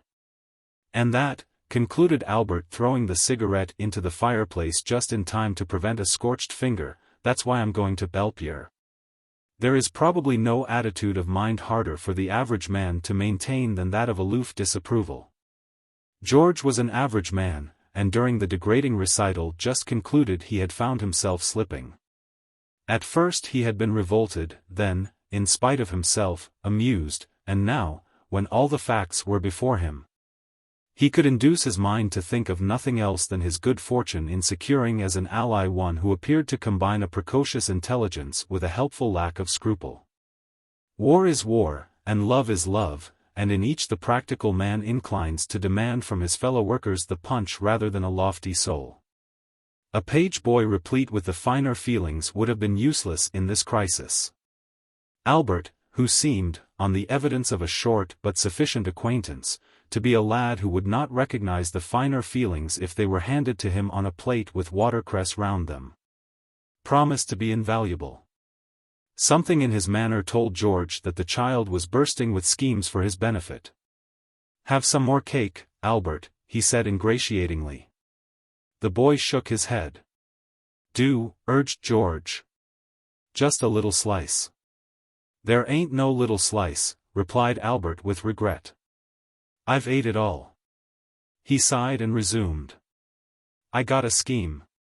"Fine. What is it?" Albert knitted his brows. "It's like this. You want to see ladyship, but you can't come to the castle, and she can't come to you, not with fat brother dogging of footsteps. That's it, ain't it? Or am I a liar?" George hastened to reassure him. "That is exactly it." "What's the answer?" "I'll tell yer what you can do. There's the big ball tonight, 'cause of its bein', is Nibs comin' of age tomorrow. All the county'll be air. You think I could slip in and be taken for a guest?" Albert snorted contempt. "No, I don't think nothin' of the kind, not bein' a fathead." George apologized. "But what you could do's this.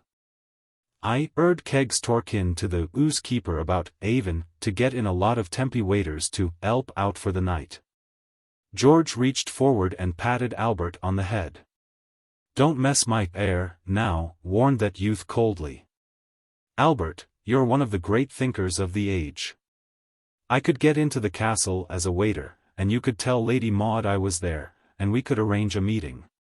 Machiavelli couldn't have thought of anything smoother." "Mac who?" "One of your ancestors. Great schemer in his day. But, one moment. Now what? How am I to get engaged? How do I get the job?" "That's ORL right. I'll tell the housekeeper you're my cousin, been a waiter in America at the best restaurants, 'ome for a holiday, but'll come in for one night to oblige. They'll pay yer a quid. I'll hand it over to you." "Just," said Albert approvingly, "what I was goin' to suggest myself. Then I'll leave all the arrangements to you. You'd better, if you don't want to make a mess of everything. All you've got to do is to come to the servants' entrance at 8 sharp tonight and say you're my cousin. That's an awful thing to ask anyone to say." "Pardon?" "Nothing," said George. Chapter 12. The great ball in honor of Lord Belpher's coming of age was at its height. The reporter of the Belpher Intelligencer and Farmer's Guide, who was present in his official capacity, and had been allowed by butler Keggs to take a peep at the scene through a side door. Justly observed in his account of the proceedings next day that the tout ensemble was fairy-like, and described the company as a galaxy of fair women and brave men. The floor was crowded with all that was best and noblest in the county, so that a half-brick, hurled at any given moment, must infallibly have spilt blue blood. Peers stepped on the toes of knights. Honorables bumped into the spines of baronets. Probably the only titled person in the whole of the surrounding country who was not playing his part in the glittering scene was Lord Marshmoreton, who, on discovering that his private study had been converted into a cloakroom, had retired to bed with a pipe and a copy of Roses Red and Roses White by Emily and Mackintosh, Popgood, Crowley and Company, which he was to discover, after he was between the sheets, and it was too late to repair the error, was not, as he had supposed, a treatise on his favorite hobby, but a novel of stearine sentimentality dealing with the adventures of a pure young English girl and an artist named Claude. George, from the shaded seclusion of a gallery, looked down upon the brilliant throng with impatience. It seemed to him that he had been doing this all his life. The novelty of the experience had long since ceased to divert him. It was all just like the second act of an old-fashioned musical comedy, Act II, The Ballroom.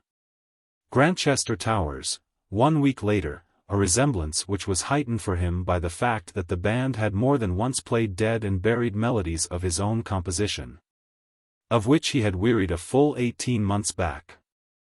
A complete absence of obstacles had attended his intrusion into the castle. A brief interview with a motherly old lady, whom even Albert seemed to treat with respect, and who, it appeared, was Mrs. Digby, the housekeeper. Followed by an even briefer encounter with Keggs, fussy and irritable with responsibility, and, even while talking to George, carrying on 2 other conversations on topics of the moment. And he was past the censors and free for one night only to add his presence to the chosen inside the walls of Belpher. His duties were to stand in this gallery, and with the assistance of one of the maids to minister to the comfort of such of the dancers as should use it as a sitting-out place. None had so far made their appearance, the superior attractions of the main floor having exercised a great appeal, and for the past hour George had been alone with the maid and his thoughts. The maid, having asked George if he knew her cousin Frank, who had been in America nearly a year, and having received a reply in the negative, seemed to be disappointed in him, and to lose interest, and had not spoken for 20 minutes. George scanned the approaches to the balcony for a sight of Albert as the shipwrecked mariner scans the horizon for the passing sail. It was inevitable, he supposed, this waiting. It would be difficult for Maud to slip away even for a moment on such a night. "I say, laddie, would you mind getting me a lemonade?"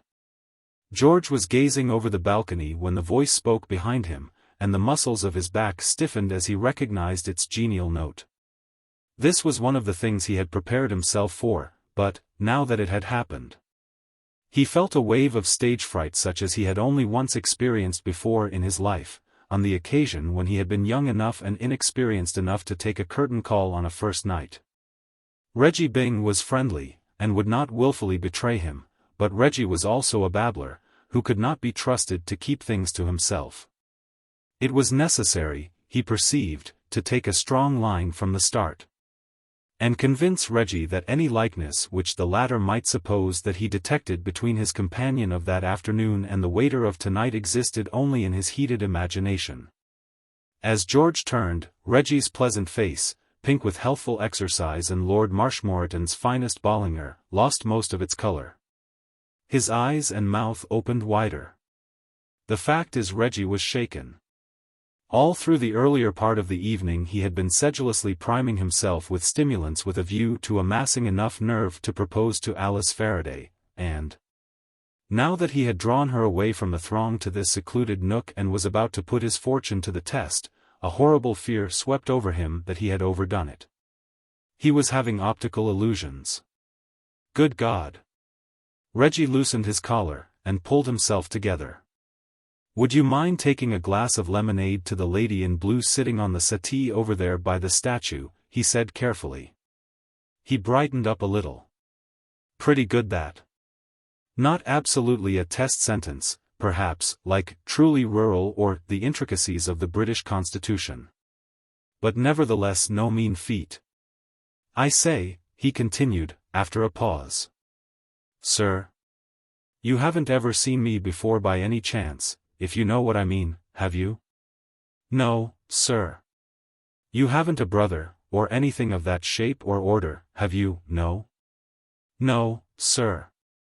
I have often wished I had. I ought to have spoken to father about it. Father could never deny me anything. Reggie blinked. His misgiving returned. Either his ears, like his eyes, were playing him tricks, or else this waiter chappie was talking pure drivel. What's that? Sir? What did you say? I said, no, sir, I have no brother. Didn't you say something else? No, sir. What? No, sir. Reggie's worst suspicions were confirmed. Good God, he muttered. Then I am. Miss Faraday, when he joined her on the settee, wanted an explanation.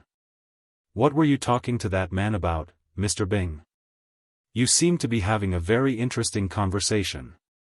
I was asking him if he had a brother. Miss Faraday glanced quickly at him. She had had a feeling for some time during the evening that his manner had been strange. A brother? What made you ask him that? That is to say, what I mean is, he looked the sort of chap who might have a brother. Lots of those fellows have. Alice Faraday's face took on a motherly look. She was fonder of Reggie than that lovesick youth supposed, and by sheer accident he had stumbled on the right road to her consideration. Alice Faraday was one of those girls whose dream it is to be a ministering angel to some chosen man, to be a good influence to him and raise him to an appreciation of nobler things. Hitherto, Reggie's personality had seemed to her agreeable, but negative. A positive vice like overindulgence in alcohol altered him completely. It gave him a significance. I told him to get you a lemonade, said Reggie. He seems to be taking his time about it. Hi. George approached deferentially. Sir? Where's that lemonade? Lemonade, sir? Didn't I ask you to bring this lady a glass of lemonade? I did not understand you to do so, sir. But, great Scott! What were we chatting about, then? You were telling me a diverting story about an Irishman who landed in New York looking for work, sir. You would like a glass of lemonade, sir? Very good, sir. Alice placed a hand gently on Reggie's arm. Don't you think you had better lie down for a little and rest, Mr. Byng? I'm sure it would do you good. The solicitous note in her voice made Reggie quiver like a jelly. He had never known her speak like that before. For a moment he was inclined to lay bare his soul, but his nerve was broken. He did not want her to mistake the outpouring of a strong man's heart for the irresponsible ravings of a too hearty diner. It was one of life's ironies. Here he was for the first time all keyed up to go right ahead, and he couldn't do it. It's the heat of the room, said Alice. Shall we go and sit outside on the terrace? Never mind about the lemonade. I'm not really thirsty. Reggie followed her like a lamb. The prospect of the cool night air was grateful. That, murmured George, as he watched them depart, ought to hold you for a while. He perceived Albert hastening towards him. Chapter 13. Albert was in a hurry. He skimmed over the carpet like a water beetle. Quick, he said. He cast a glance at the maid, George's co-worker. She was reading a novelette with her back turned. You'll be back in 5 minutes, said Albert, jerking a thumb. Unnecessary. She won't notice my absence. Ever since she discovered that I had never met her cousin Frank in America, I have meant nothing in her life. Then come on. Where? I'll show you. That it was not the nearest and most direct route which they took to the trysting place George became aware after he had followed his young guide through doors and upstairs and downstairs and had at last come to a halt in a room to which the sound of the music penetrated but faintly. He recognized the room. He had been in it before. It was the same room where he and Billy Dore had listened to Keggs telling the story of Lord Leonard and his leap. That window there, he remembered now, opened onto the very balcony from which the historic Leonard had done his spectacular dive. That it should be the scene of this other secret meeting struck George as appropriate. The coincidence appealed to him. Albert vanished. George took a deep breath. Now that the moment had arrived for which he had waited so long, he was aware of a return of that feeling of stage fright which had come upon him when he heard Reggie Byng's voice. This sort of thing, it must be remembered, was not in George's usual line. His had been a quiet and uneventful life, and the only exciting thing which, in his recollection, had ever happened to him previous to the dramatic entry of Lady Maud into his taxicab that day in Piccadilly, had occurred at college nearly 10 years before. When a festive roommate, no doubt with the best motives, had placed a Mexican horned toad in his bed on the night of the Yale football game. A light footstep sounded outside, and the room whirled round George in a manner which, if it had happened to Reggie Byng, would have caused that injudicious drinker to abandon the habits of a lifetime. When the furniture had returned to its place and the rug had ceased to spin, Maud was standing before him. Nothing is harder to remember than a once-seen face. It had caused George a good deal of distress and inconvenience that, try as he might, he could not conjure up anything more than a vague vision of what the only girl in the world really looked like. He had carried away with him from their meeting in the cab only a confused recollection of eyes that shone and a mouth that curved in a smile. And the brief moment in which he was able to refresh his memory, when he found her in the lane with Reggie Byng and the broken-down car, had not been enough to add definiteness. The consequence was that Maud came upon him now with the stunning effect of beauty seen for the first time. He gasped. In that dazzling ball dress, with the flush of dancing on her cheeks and the light of dancing in her eyes. She was so much more wonderful than any picture of her which memory had been able to produce for his inspection that it was as if he had never seen her before. Even her brother, Percy, a stern critic where his nearest and dearest were concerned, had admitted on meeting her in the drawing-room before dinner that that particular dress suited Maud. It was a shimmering dream thing of rose leaves and moonbeams. That, at least, was how it struck George. A dressmaker would have found a longer and less romantic description for it. But that does not matter. Whoever wishes for a cold and technical catalogue of the stuffs which went to make up the picture that deprived George of speech may consult the files of the Belpher Intelligencer and Farmer's Guide. And read the report of the editor's wife, who does the dresses for the Intelligencer under the pen name of Bertie Bright-Eye. As far as George was concerned, the thing was made of rose leaves and moonbeams. George, as I say, was deprived of speech. That any girl could possibly look so beautiful was enough to paralyze his faculties. But that this ethereal being straight from fairyland could have stooped to love him, an earthy brute who wore sock suspenders and drank coffee for breakfast, that was what robbed George of the power to articulate. He could do nothing but look at her. From the hills of fairyland soft music came. Or, if we must be exact, Maud spoke. I couldn't get away before. Then she stopped short and darted to the door listening. Was that somebody coming? I had to cut a dance with Mr. Plummer to get here, and I'm so afraid he may. He had. A moment later it was only too evident that this was precisely what Mr. Plummer had done. There was a footstep on the stairs, a heavy footstep this time, and from outside the voice of the pursuer made itself heard. Oh, there you are, Lady Maud. I was looking for you. This is our dance. George did not know who Mr. Plummer was. He did not want to know. His only thought regarding Mr. Plummer was a passionate realization of the superfluity of his existence. It is the presence on the globe of these Plummers that delays the coming of the millennium. His stunned mind leaped into sudden activity. He must not be found here, that was certain. Waiters who ramble at large about a feudal castle and are discovered in conversation with the daughter of the house excite comment. And, conversely, daughters of the house who talk in secluded rooms with waiters also find explanations necessary. He must withdraw. He must withdraw quickly. And, as a gesture from Maud indicated, the withdrawal must be effected through the French window opening on the balcony. Estimating the distance that separated him from the approaching plumber at 3 stairs, the voice had come from below, and a landing. The space of time allotted to him by a hustling fate for disappearing was some 4 seconds. Inside 2.5, the French window had opened and closed, and George was out under the stars, with the cool winds of the night playing on his heated forehead. He had now time for meditation.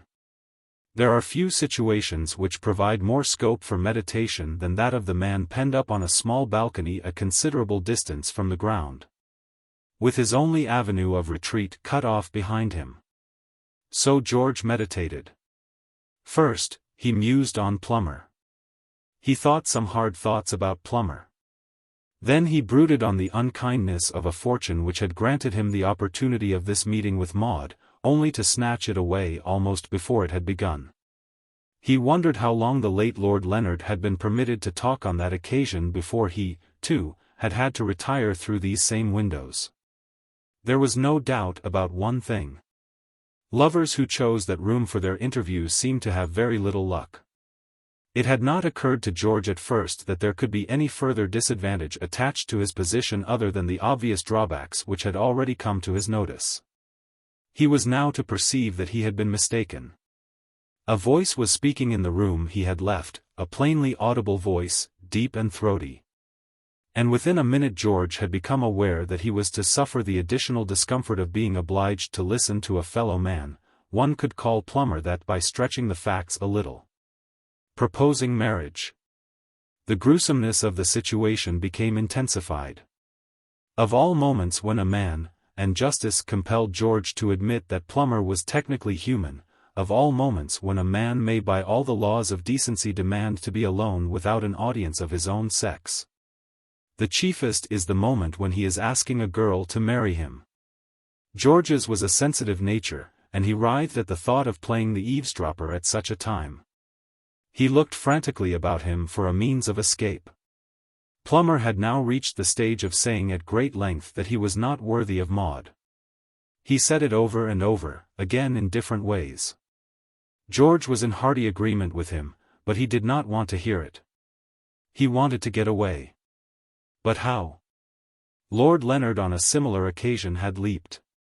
Some might argue therefore on the principle that what man has done, man can do, that George should have imitated him. But men differ. There was a man attached to a circus who used to dive off the roof of Madison Square Garden onto a sloping board, strike it with his chest, turn a couple of somersaults, reach the ground, bow 6 times and go off to lunch. That sort of thing is a gift. Some of us have it, some have not. George had not. Painful as it was to hear Plummer floundering through his proposal of marriage, instinct told him that it would be far more painful to hurl himself out into midair on the sporting chance of having his downward progress arrested by the branches of the big tree that had upheld Lord Leonard. No, there seemed nothing for it but to remain where he was. Inside the room Plummer was now saying how much the marriage would please his mother. Pust. George looked about him. It seemed to him that he had heard a voice. He listened. No. Except for the barking of a distant dog, the faint wailing of a waltz, the rustle of a roosting bird, and the sound of Plummer saying that if her refusal was due to anything she might have heard about that breach of promise case of his a couple of years ago, he would like to state that he was more sinned against than sinning and that the girl had absolutely misunderstood him. All was still. Pust. Hey, mister. It was a voice. It came from above. Was it an angel's voice? Not altogether. It was Albert's. The boy was leaning out of a window some 6 feet higher up the castle wall. George, his eyes by now grown used to the darkness, perceived that the stripling gesticulated as one having some message to impart. Then, glancing to one side, he saw what looked like some kind of a rope swayed against the wall. He reached for it. The thing was not a rope, it was a knotted sheet. From above came Albert's hoarse whisper. "Look alive."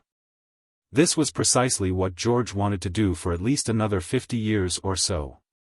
And it seemed to him as he stood there in the starlight, gingerly fingering this flimsy linen thing, that if he were to suspend his 180 pounds of bone and sinew at the end of it over the black gulf outside the balcony, he would look alive for about 5 seconds. And after that, goodness only knew how he would look. He knew all about knotted sheets. He had read 100 stories in which heroes, heroines, low comedy friends and even villains did all sorts of reckless things with their assistants. There was not much comfort to be derived from that. It was one thing to read about people doing silly things like that, quite another to do them yourself. He gave Albert's sheet a tentative shake. In all his experience he thought he had never come across anything so supremely unstable. One calls it Albert's sheet for the sake of convenience. It was really Reggie Byng's sheet.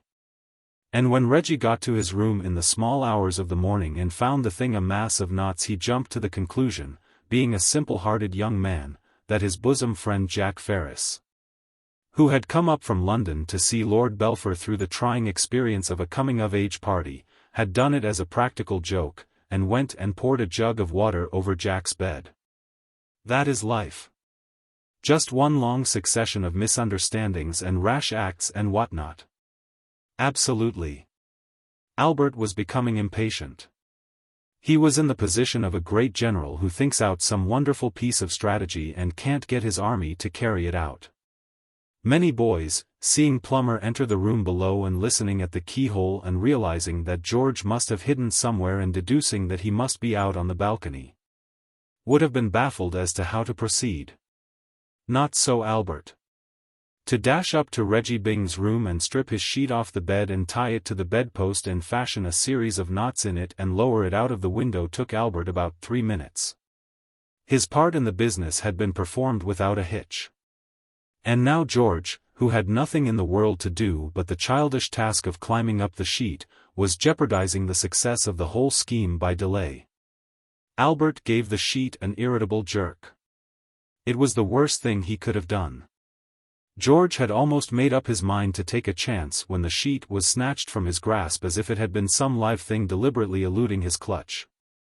The thought of what would have happened had this occurred when he was in midair caused him to break out in a cold perspiration. He retired a pace and perched himself on the rail of the balcony. "Pust," said Albert. "It's no good saying, pust," rejoined George in an annoyed undertone. "I could say, pust. Any fool could say, pust." Albert, he considered, in leaning out of the window and saying, pust, was merely touching the fringe of the subject. It is probable that he would have remained seated on the balcony rail regarding the sheet with cold aversion, indefinitely, had not his hand been forced by the man Plummer. Plummer, during these last minutes, had shot his bolt. He had said everything that a man could say, much of it twice over, and now he was through. All was ended. The verdict was in. No wedding bells for Plummer.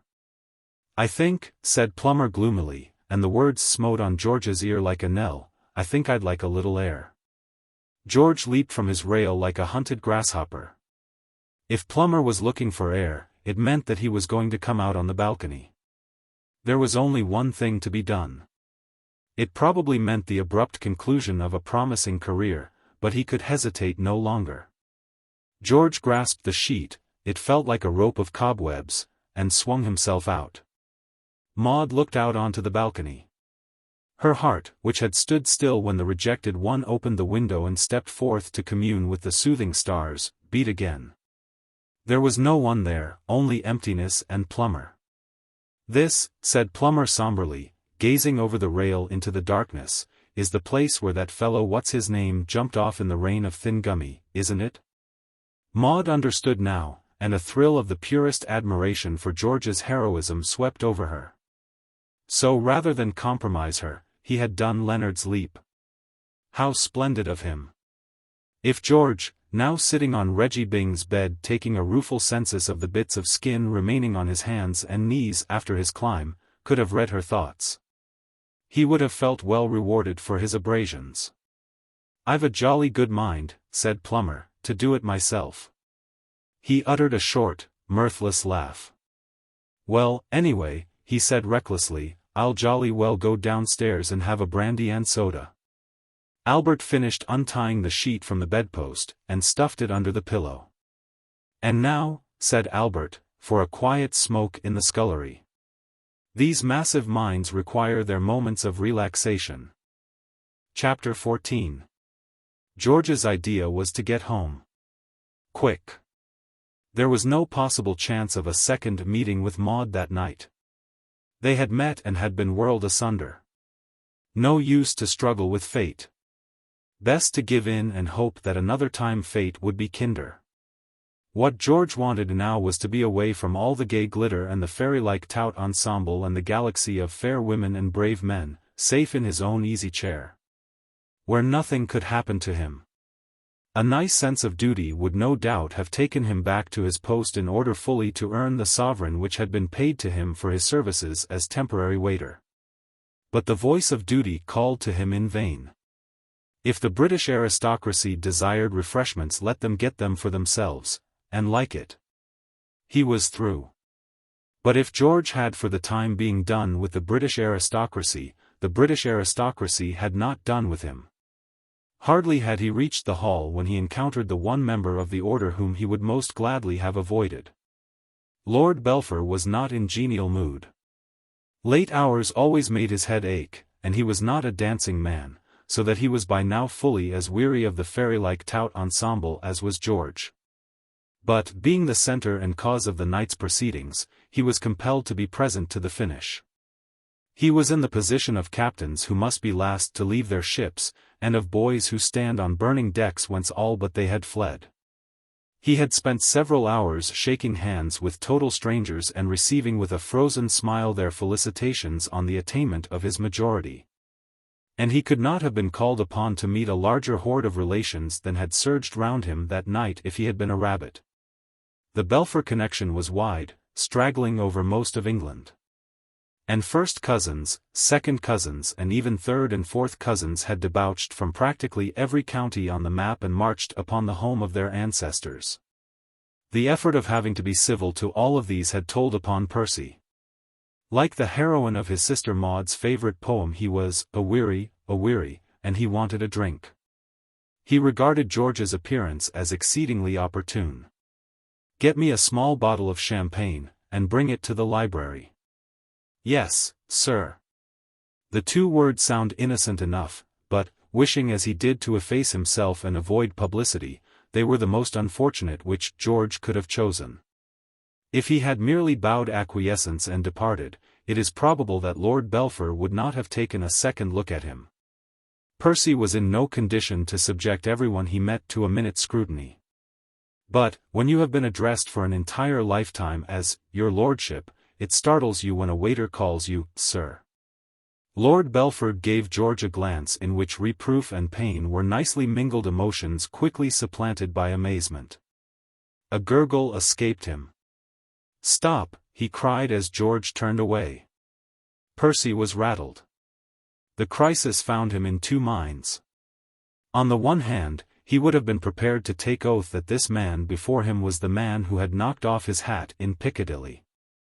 The likeness had struck him like a blow the moment he had taken a good look at the fellow.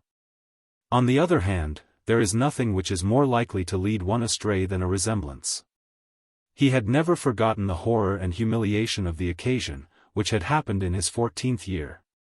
When a motherly woman at Paddington Station had called him "dearie" and publicly embraced him, on the erroneous supposition that he was her nephew, Philip. He must proceed cautiously.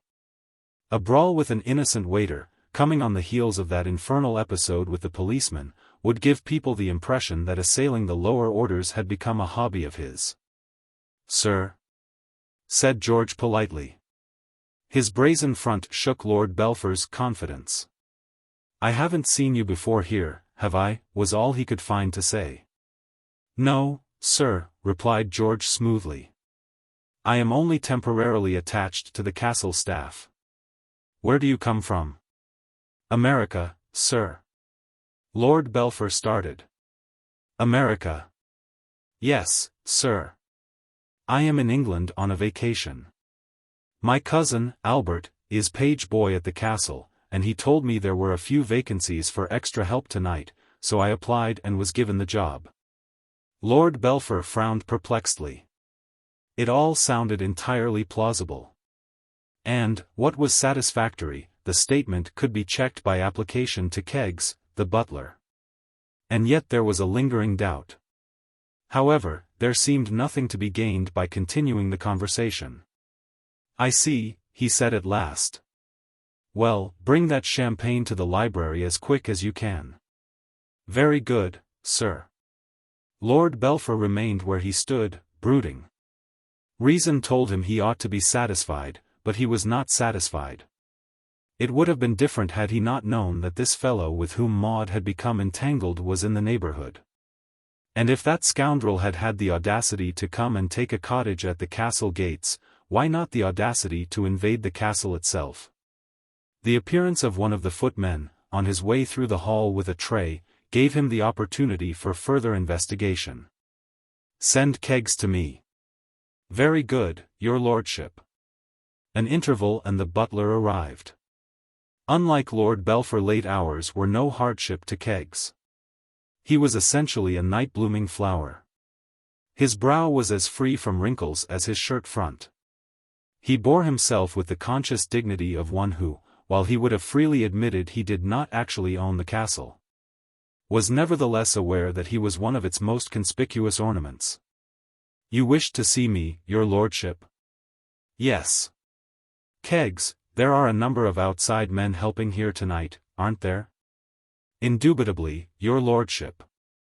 The unprecedented scale of the entertainment necessitated the engagement of a certain number of supernumeraries, replied Keggs with an easy fluency which Reggie Byng, now cooling his head on the lower terrace, would have bitterly envied. In the circumstances, such an arrangement was inevitable. You engaged all these men yourself? In a manner of speaking, your lordship, and for all practical purposes, yes. Mrs. Digby, the goosekeeper, conducted the actual negotiations in many cases, but the arrangement was in no instance considered complete until I had passed each applicant. Do you know anything of an American who says he is the cousin of the page boy? The boy Albert did introduce a nominee whom he stated to be his cousin Ohm from New York on a visit and anxious to oblige. I trust he has given no dissatisfaction, your lordship. He seemed a respectable young man. No, not at all. I merely wished to know if you knew him. One can't be too careful. No, indeed, your lordship. That's all, then. Thank you, your lordship. Lord Belpher was satisfied. He was also relieved. He felt that prudence and a steady head had kept him from making himself ridiculous. When George presently returned with the life-saving fluid, he thanked him and turned his thoughts to other things. But, if the young master was satisfied, Keggs was not. Upon Keggs a bright light had shone. There were few men, he flattered himself, who could more readily put two and two together and bring the sum to a correct answer. Keggs knew of the strange American gentleman who had taken up his abode at the cottage down by Platt's farm. His looks, his habits, and his motives for coming there had formed food for discussion throughout one meal in the servants' hall. A stranger whose abstention from brush and palette showed him to be no artist being an object of interest.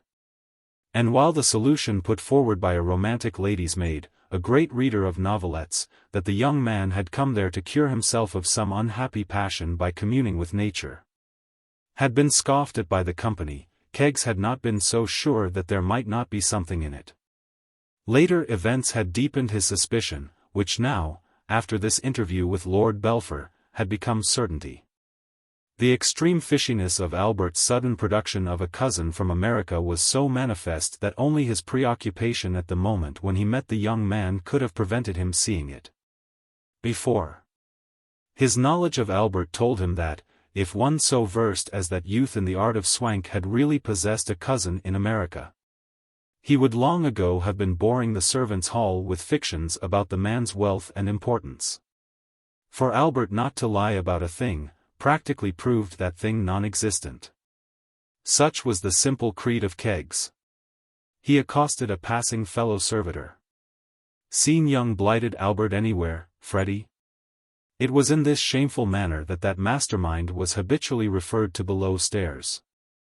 "Seen 'im going into the scullery not 'arf a minute ago," replied Freddie. "Thanks. So long," said Freddie.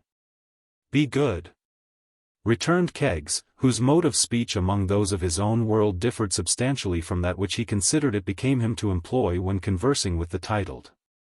The fall of great men is but too often due to the failure of their miserable bodies to give the necessary support to their great brains. There are some, for example, who say that Napoleon would have won the Battle of Waterloo if he had not had dyspepsia. Not otherwise was it with Albert on that present occasion. The arrival of Keggs found him at a disadvantage. He had been imprudent enough, on leaving George, to endeavor to smoke a cigar, purloined from the box which stood hospitably open on a table in the hall. But for this, who knows with what cunning counterattacks he might have foiled the butler's onslaught. As it was, the battle was a walkover for the enemy. "I've been looking for you, young blighted Albert," said Keggs coldly.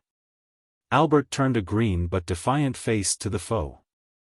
"Go and boil your EAD, he advised. "Never mind about my EAD. If I was to do my duty to you, I'd give you a clip side of your EAD, that's what I'd do." "And then bury it in the woods," added Albert, wincing as the consequences of his rash act swept through his small form like some nauseous tidal wave. He shut his eyes. It upset him to see Keggs shimmering like that. A shimmering butler is an awful sight. Keggs laughed a hard laugh. "You and your cousins from America." "What about my cousins from America?" "Yes, what about them?" "That's just what Lord Belpher and me have been asking ourselves." "I don't know what you're talking about." "You soon will, young blighted Albert." "Who sneaked that American fellow into the booze to meet Lady Maud?" "I never." "Think I didn't see through your little game?" "Why, I knew from the first." "Yes, you did. Then why did you let him into the place?" Keggs snorted triumphantly. "There. You admit it. It was that feller." Too late Albert saw his false move, a move which in a normal state of health, he would have scorned to make. Just as Napoleon, minus a stomachache, would have scorned the blunder that sent his cuirassiers plunging to destruction in the sunken road.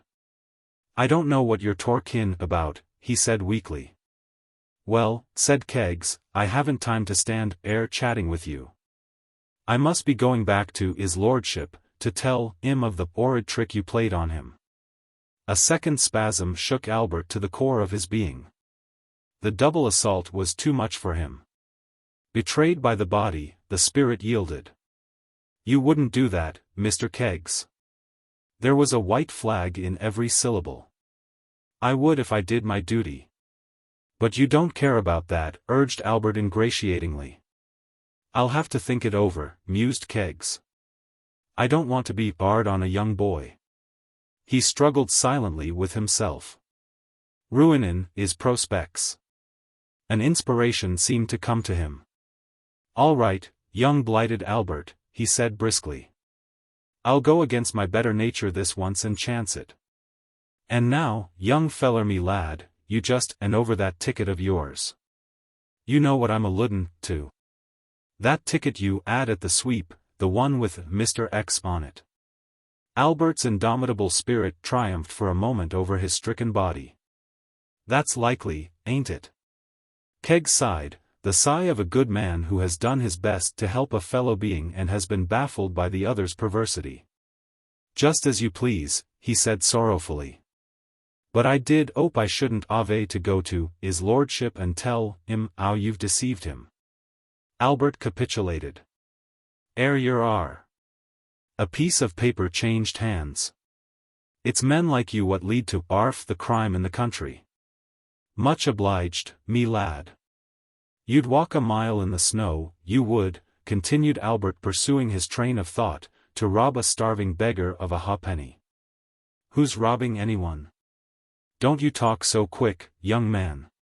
I'm doing the right thing by you. You can ave my ticket, marked Reggie Byng.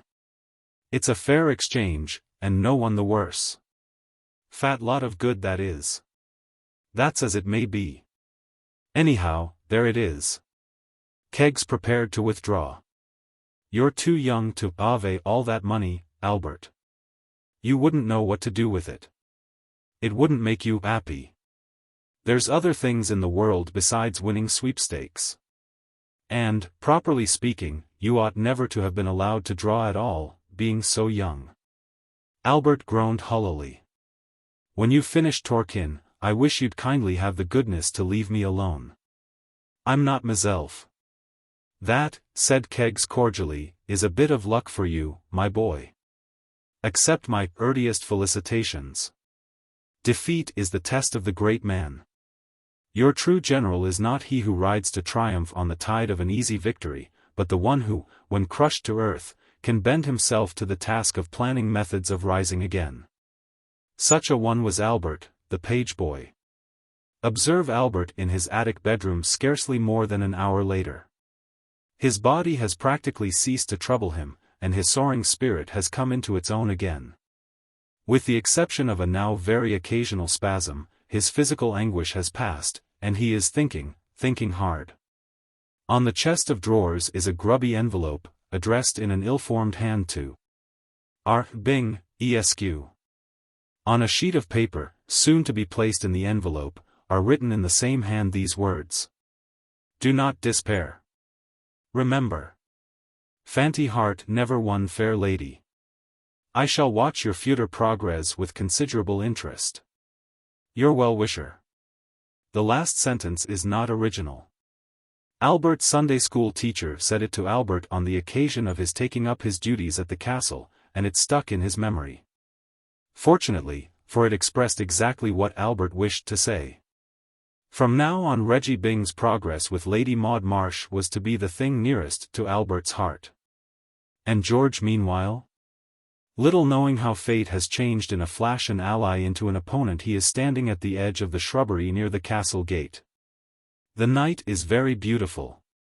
The barked spots on his hands and knees are hurting much less now, and he is full of long, sweet thoughts. He has just discovered the extraordinary resemblance, which had not struck him as he was climbing up the knotted sheet, between his own position and that of the hero of Tennyson's Maud. A poem to which he has always been particularly addicted, and never more so than during the days since he learned the name of the only possible girl. When he has not been playing golf, Tennyson's Maud has been his constant companion. Queen Rose of the rosebud garden of girls. Come hither, the dances are done. In glass of satin and glimmer of pearls. Queen lily and rose in one. Shine out, little head, sunning over with curls. To the flowers, and be their sun. The music from the ballroom flows out to him through the motionless air. The smell of sweet earth and growing things is everywhere. Come into the garden, Maud. For the black bat, night, hath flown. Come into the garden, Maud. I am here at the gate alone. And the woodbine spices are wafted abroad. And the musk of the rose is blown. He draws a deep breath, misled young man. The night is very beautiful. It is near to the dawn now, and in the bushes live things are beginning to stir and whisper. Maud. Surely she can hear him. Maud. The silver stars looked down dispassionately. This sort of thing had no novelty for them. Chapter 15. Lord Belpher's 21st birthday dawned brightly, heralded in by much twittering of sparrows in the ivy outside his bedroom. These Percy did not hear, for he was sound asleep and had had a late night. The first sound that was able to penetrate his heavy slumber and rouse him to a realization that his birthday had arrived was the piercing cry of Reggie Byng on his way to the bathroom across the corridor. It was Reggie's disturbing custom to urge himself on to a cold bath with encouraging yells. And the noise of this performance, followed by violent splashing and a series of sharp howls as the sponge played upon the Byng spine, made sleep an impossibility within a radius of many yards. Percy sat up in bed, and cursed Reggie silently. He discovered that he had a headache. Presently the door flew open, and the vocalist entered in person, clad in a pink bathrobe and very tousled and rosy from the tub. "Many happy returns of the day, Boots, old thing." Reggie burst rollickingly into song. "I'm 21 today. 21 today. I've got the key of the door. Never been 21 before. And father says I can do what I like. So shout hip hip hooray. I'm a jolly good fellow. 21 today." Lord Belpher scowled morosely. "I wish you wouldn't make that infernal noise." "What infernal noise?" "That's singing." "My God. This man has wounded me," said Reggie. "I've a headache." "I thought you would have, laddie, when I saw you getting away with the liquid last night. An X-ray photograph of your liver would show something that looked like a crumpled oak leaf studded with hobnails. You ought to take more exercise, dear heart. Except for sloshing that policeman, you haven't done anything athletic for years. I wish you wouldn't harp on that affair." Reggie sat down on the bed. "Between ourselves, old man," he said confidentially, I myself, Reginald Byng, in person, was perhaps a shade polluted during the evening. I give you my honest word that just after dinner I saw 3 versions of your uncle, the bishop, standing in a row side by side. I tell you, laddie, that for a moment I thought I had strayed into a bishop's beano at Exeter Hall or the Athenaeum or wherever it is those chappies collect in gangs. Then the 3 bishops sort of congealed into one bishop, a trifle blurred about the outlines, and I felt relieved. But what convinced me that I had emptied a flagon or so too many was a rather rummy thing that occurred later on. Have you ever happened, during one of these feasts of reason and flows of soul, when you were bubbling over with joie de vivre, have you ever happened to see things? What I mean to say is, I had a deuced odd experience last night. I could have sworn that one of the waiter chappies was that fellow who knocked off your hat in Piccadilly." Lord Belpher, who had sunk back onto the pillows at Reggie's entrance and had been listening to his talk with only intermittent attention, shot up in bed. "What? Absolutely. My mistake, of course, but there it was. The fellow might have been his double." "But you've never seen the man?" "Oh yes, I have. I forgot to tell you. I met him on the links yesterday. I'd gone out there alone, rather expecting to have a round with the pro, but, finding this lad there, I suggested that we might go round together. We did 18 holes, and he licked the boots off me. Very hot stuff he was. And after the game he took me off to his cottage and gave me a drink. He lives at the cottage next door to Platt's farm, so, you see, it was the identical chappie. We got extremely matey. Like brothers. Absolutely. So you can understand what a shock it gave me when I found what I took to be the same man serving bracers to the multitude the same evening. One of those nasty jars that cause a fellow's head to swim a bit, don't you know, and make him lose confidence in himself." Lord Belpher did not reply. His brain was whirling. So he had been right after all. "You know," pursued Reggie seriously, "I think you are making the bloomer of a lifetime over this hat-swatting chappie. You've misjudged him. He's a first-rate sort. Take it from me. Nobody could have got out of the bunker at the 15th hole better than he did. If you'll take my advice, you'll conciliate the feller. A really first-class golfer is what you need in the family. Besides, even leaving out of the question the fact that he can do things with a niblick that I didn't think anybody except the pro could do, he's a corking good sort. A stout fellow in every respect. I took to the chappie. He's all right. Grab him, Boots, before he gets away. That's my tip to you. You'll never regret it. From first to last this lad didn't fuzzle a single drive, and his approach pudding has to be seen to be believed. Well, got to dress, I suppose. Mustn't waste life springtime sitting here talking to you. Toodaloo, laddie. We shall meet anon. Lord Belpher leaped from his bed. He was feeling worse than ever now, and a glance into the mirror told him that he looked rather worse than he felt. Late nights and insufficient sleep, added to the need of a shave, always made him look like something that should have been swept up and taken away to the ash bin. And as for his physical condition, talking to Reggie Byng never tended to make you feel better when you had a headache. Reggie's manner was not soothing, and on this particular morning his choice of a topic had been unusually irritating. Lord Belpher told himself that he could not understand Reggie. He had never been able to make his mind quite clear as to the exact relations between the latter and his sister Maud, but he had always been under the impression that, if they were not actually engaged, they were on the verge of becoming so. And it was maddening to have to listen to Reggie advocating the claims of a rival as if he had no personal interest in the affair at all. Percy felt for his complaisant friend something of the annoyance which a householder feels for the watchdog whom he finds fraternizing with the burglar. Why, Reggie, more than anyone else, ought to be foaming with rage at the insolence of this American fellow in coming down to Belpher and planting himself at the castle gates. Instead of which, on his own showing, he appeared to have adopted an attitude towards him which would have excited remark if adopted by David towards Jonathan. He seemed to spend all his spare time frolicking with the man on the golf links and hobnobbing with him in his house.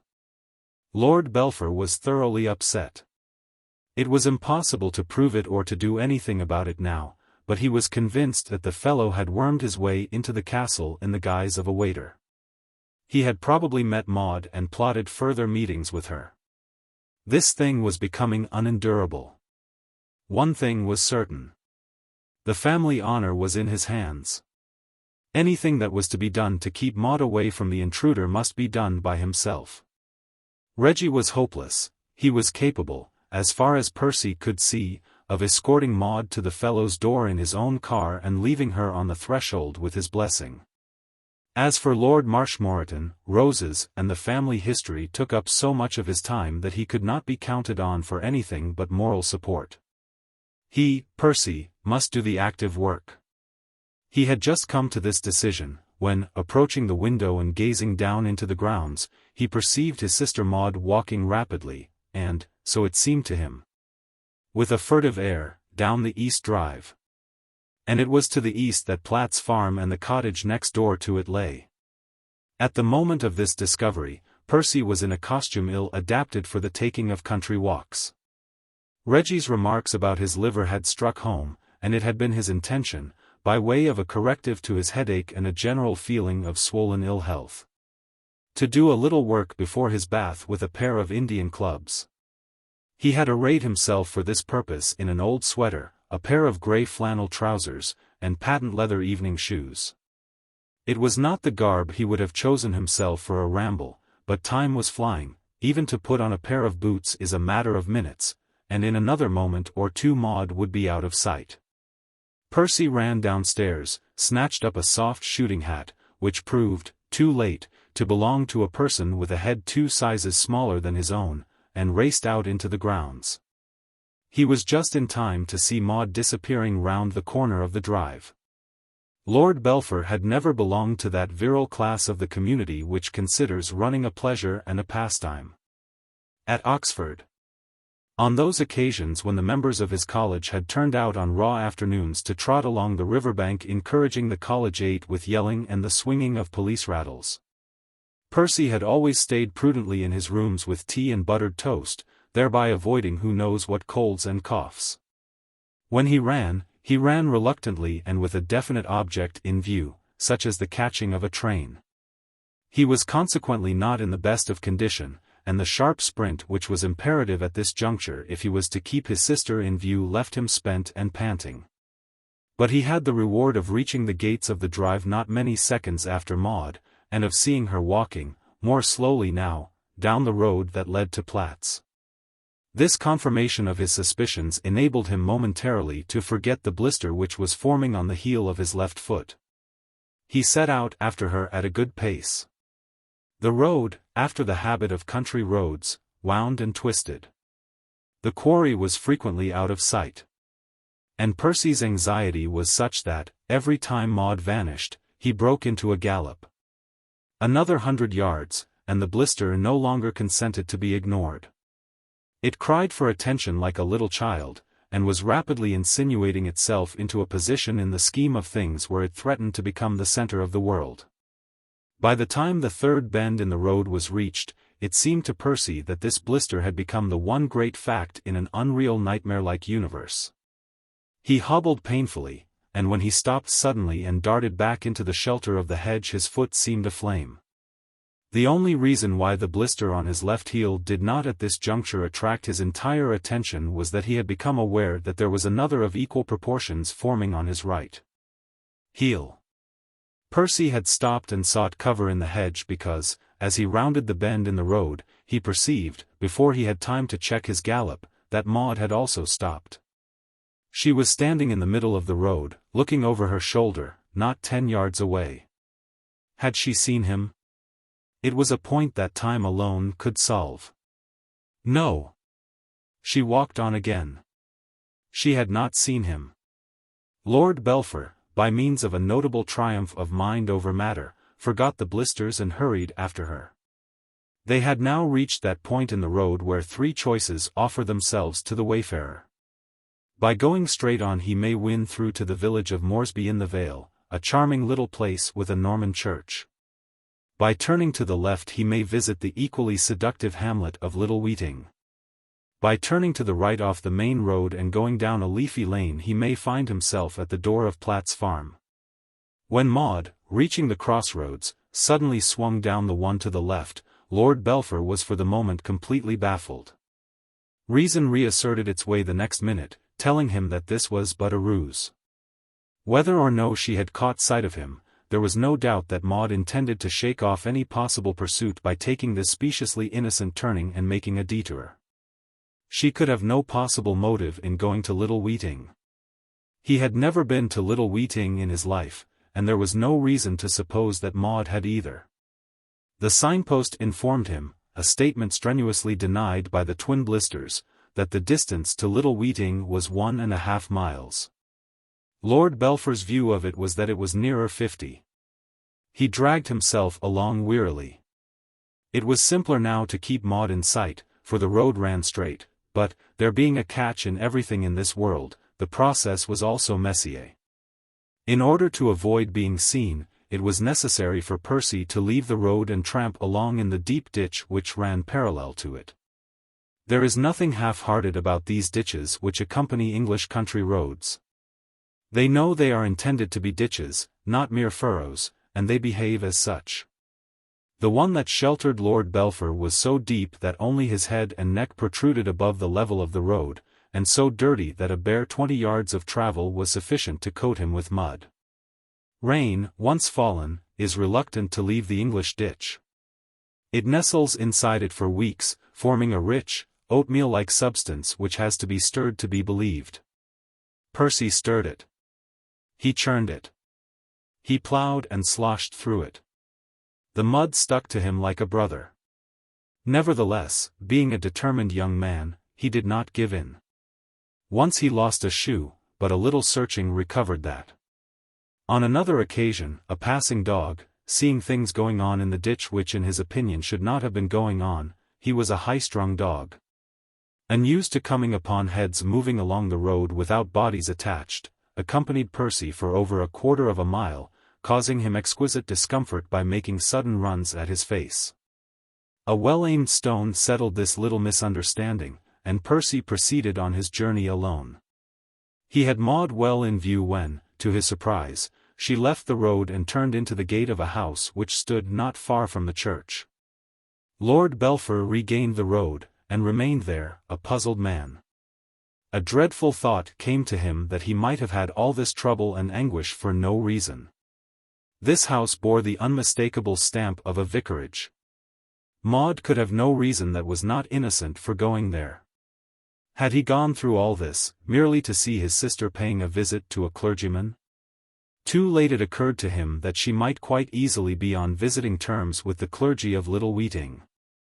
He had forgotten that he had been away at Oxford for many weeks, a period of time in which Maud, finding life in the country weigh upon her, might easily have interested herself charitably in the life of this village. He paused irresolutely. He was baffled. Maud, meanwhile, had rung the bell. Ever since, looking over her shoulder, she had perceived her brother Percy dodging about in the background, her active young mind had been busying itself with schemes for throwing him off the trail. She must see George that morning. She could not wait another day before establishing communication between herself and Geoffrey. But it was not till she reached Little Weeting that there occurred to her any plan that promised success. A trim maid opened the door. "Is the vicar in?" "No, miss. He went out half an hour back." Maud was as baffled for the moment as her brother Percy, now leaning against the vicarage wall in a state of advanced exhaustion. "Oh, dear," she said. The maid was sympathetic. "Mr. Fergusson, the curate, miss, he's here, if he would do." Maud brightened. "He would do splendidly. Will you ask him if I can see him for a moment?" "Very well, miss." "What name, please?" "He won't know my name." "Will you please tell him that a lady wishes to see him?" "Yes, miss." "Won't you step in?" The front door closed behind Maud. She followed the maid into the drawing-room. Presently a young small curate entered. He had a willing, benevolent face. He looked alert and helpful. "You wished to see me?" "I am so sorry to trouble you," said Maud, rocking the young man in his tracks with a smile of dazzling brilliancy. "No trouble, I assure you," said the curate dizzily, "but there is a man following me." The curate clicked his tongue indignantly. "A rough sort of a tramp kind of man. He has been following me for miles, and I'm frightened. Brute. I think he's outside now. I can't think what he wants. Would you mind being kind enough to go and send him away?" The eyes that had settled George's fate for all eternity flashed upon the curate, who blinked. He squared his shoulders and drew himself up. He was perfectly willing to die for her. "If you will wait here," he said, "I will go and send him about his business. It is disgraceful that the public highways should be rendered unsafe in this manner." "Thank you ever so much," said Maud gratefully. "I can't help thinking the poor fellow may be a little crazy. It seems so odd of him to follow me all that way. Walking in the ditch too." "Walking in the ditch?" "Yes. He walked most of the way in the ditch at the side of the road. He seemed to prefer it. I can't think why." Lord Belpher, leaning against the wall and trying to decide whether his right or left foot hurt him the more excruciatingly, became aware that a curate was standing before him, regarding him through a pair of gold-rimmed pince-nez with a disapproving and hostile expression. Lord Belpher returned his gaze. Neither was favorably impressed by the other. Percy thought he had seen nicer-looking curates, and the curate thought he had seen more prepossessing tramps. "Come, come," said the curate. "This won't do, my man." A few hours earlier Lord Belpher had been startled and addressed by George as "Sir." To be called "my man" took his breath away completely. The gift of seeing ourselves as others see us is, as the poet indicates, vouchsafed to few men. Lord Belpher, not being one of these fortunates, had not the slightest conception how intensely revolting his personal appearance was at that moment. The red-rimmed eyes, the growth of stubble on the cheeks, and the thick coating of mud which had resulted from his rambles in the ditch combined to render him a horrifying object. "How dare you follow that young lady? I've a good mind to give you in charge." Percy was outraged. "I'm her brother." He was about to substantiate the statement by giving his name, but stopped himself. He had had enough of letting his name come out on occasions like the present. When the policeman had arrested him in the Haymarket, his first act had been to thunder his identity at the man, and the policeman, without saying in so many words that he disbelieved him, had hinted skepticism by replying that he himself was the King of Brixton. "I'm her brother," he repeated thickly. The curate's disapproval deepened. "In a sense, we are all brothers." But that did not prevent him from considering that this mud-stained derelict had made an impudent and abominable misstatement of fact. Not unnaturally he came to the conclusion that he had to do with a victim of the demon rum. "You ought to be ashamed of yourself," he said severely. "Sad piece of human wreckage as you are, you speak like an educated man. Have you no self-respect? Do you never search your heart and shudder at the horrible degradation which you have brought on yourself by sheer weakness of will?" He raised his voice. The subject of temperance was one very near to the curate's heart. The vicar himself had complimented him only yesterday on the good his sermons against the drink evil were doing in the village. And the landlord of the Three Pigeons down the road had on several occasions spoken bitter things about blighters who came taking the living away from honest folks. It is easy enough to stop if you will but use a little resolution. You say to yourself, just one won't hurt me. Perhaps not. But can you be content with just one? Ah. No, my man, there is no middle way for such as you. It must be all or nothing. Stop it now, while you still retain some semblance of humanity. Soon it will be too late. Kill that craving. Stifle it. Strangle it. Make up your mind now, that not another drop of the accursed stuff shall pass your lips." The curate paused. He perceived that enthusiasm was leading him away from the main issue. "A little perseverance," he concluded rapidly, "and you will soon find that cocoa gives you exactly the same pleasure. And now will you please be getting along? You have frightened the young lady, and she cannot continue her walk unless I assure her that you have gone away." Fatigue, pain and the annoyance of having to listen to this man's well-meant but ill-judged utterances had combined to induce in Percy a condition bordering on hysteria. He stamped his foot, and uttered a howl as the blister warned him with a sharp twinge that this sort of behavior could not be permitted. "Stop talking," he bellowed. "Stop talking like an idiot.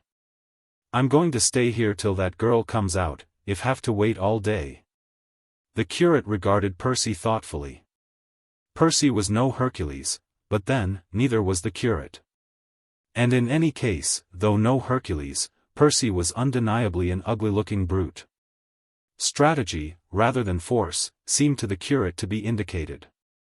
He paused a while, as one who weighs pros and cons, then spoke briskly, with the air of the man who has decided to yield a point with a good grace. Dear," he said. "That won't do. You say you are this young lady's brother?" "Yes, I do." "Then perhaps you had better come with me into the house and we will speak to her." "All right. Follow me." Percy followed him. Down the trim gravel walk they passed, and up the neat stone steps. Maud, peeping through the curtains, thought herself the victim of a monstrous betrayal or equally monstrous blunder. But she did not know the Reverend Cyril Ferguson.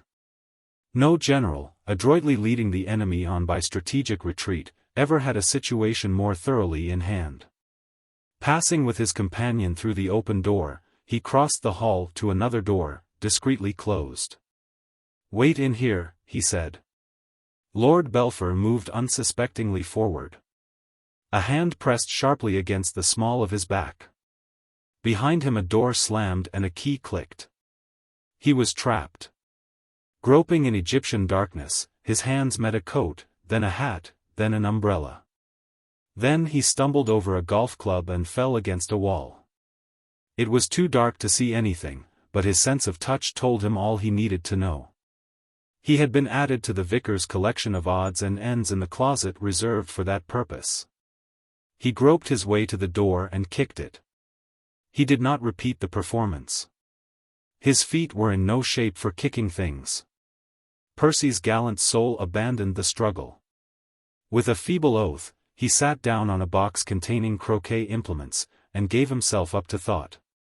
"You'll be quite safe now," the curate was saying in the adjoining room, not without a touch of complacent self-approval such as becomes the victor in a battle of wits. "I have locked him in the cupboard. He will be quite happy there." An incorrect statement this. "You may now continue your walk in perfect safety." "Thank you ever so much," said Maud. "But I do hope he won't be violent when you let him out." "I shall not let him out," replied the curate, who, though brave, was not rash. "I shall depute the task to a worthy fellow named Willis, in whom I shall have every confidence. He is, in fact, our local blacksmith." And so it came about that when, after a vigil that seemed to last for a lifetime, Percy heard the key turn in the lock and burst forth seeking whom he might devour. He experienced an almost instant quieting of his excited nervous system. Confronting him was a vast man whose muscles, like those of that other and more celebrated village blacksmith, were plainly as strong as iron bands. This man eyed Percy with a chilly eye. "Well," he said. "What's troublin' you?" Percy gulped. The man's mere appearance was a sedative. Nothing," he replied. "Nothing." "There better hadn't be," said the man darkly. "Mr. Ferguson give me this to give to you." "Take it." Percy took it. It was a shilling. "And this?" The second gift was a small paper pamphlet. It was entitled "Now's the Time," and seemed to be a story of some kind. At any rate, Percy's eyes, before they began to swim in a manner that prevented steady reading, caught the words "Job Roberts had always been a hard-drinking man, but one day." As he was coming out of the bar parlor, he was about to hurl it from him, when he met the other's eye and desisted. Rarely had Lord Belpher encountered a man with a more speaking eye. "And now you get along," said the man. "You pop off. And I'm going to watch you do it, too. And, if I find you sneakin' off to the Three Pigeons." His pause was more eloquent than his speech and nearly as eloquent as his eye. Lord Belpher tucked the tract into his sweater, pocketed the shilling, and left the house.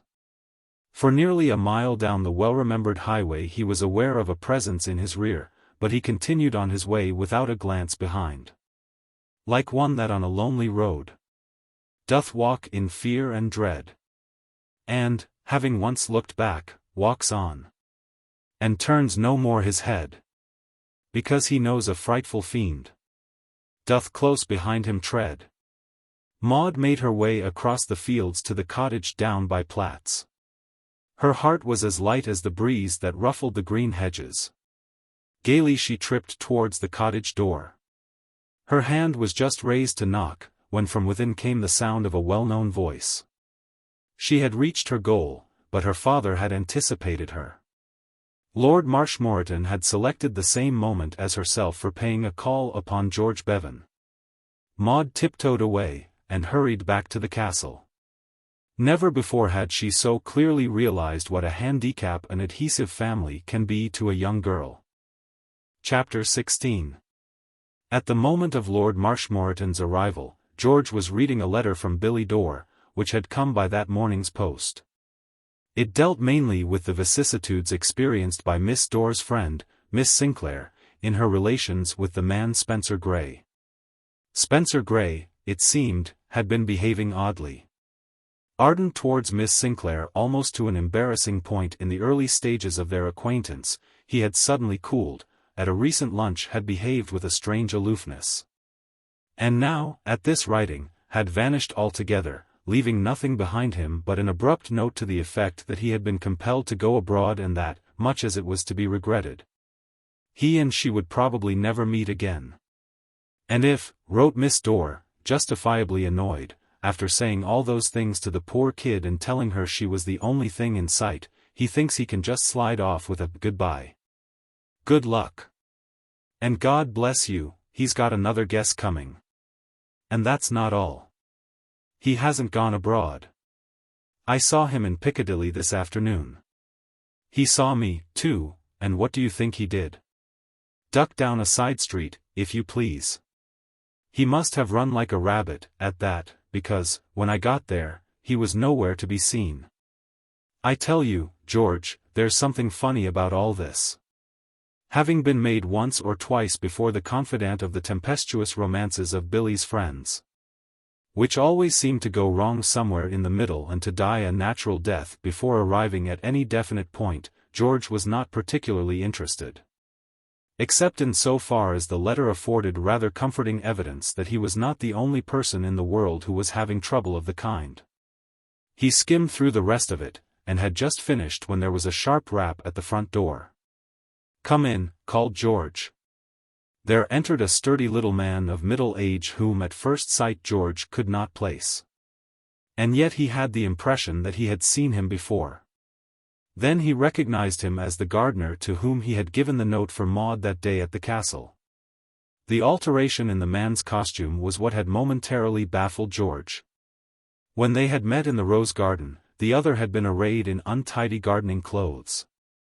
Now, presumably in his Sunday suit, it was amusing to observe how almost dapper he had become.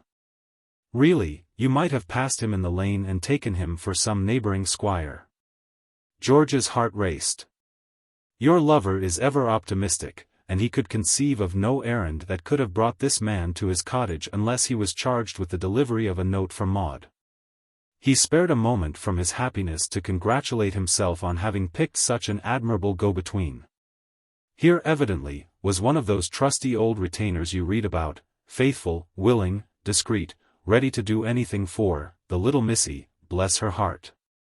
Probably he had danced Maud on his knee in her infancy, and with a dog-like affection had watched her at her childish sports. George beamed at the honest fellow, and felt in his pocket to make sure that a suitable tip lay safely therein. "Good morning," he said. "Good morning," replied the man. A purist might have said he spoke gruffly and without geniality. But that is the beauty of these old retainers. They make a point of deliberately trying to deceive strangers as to the goldenness of their hearts by adopting a forbidding manner. And, "good morning." Not, "good morning, sir." Sturdy independence, you observe, as befits a free man.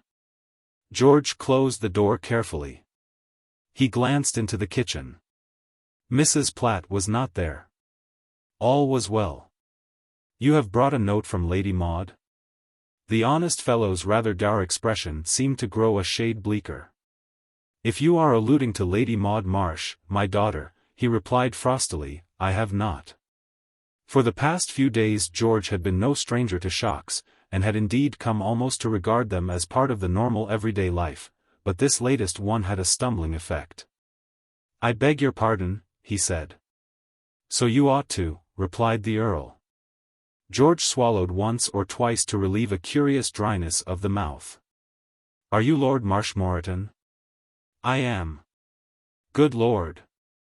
You seem surprised." "It's nothing," muttered George.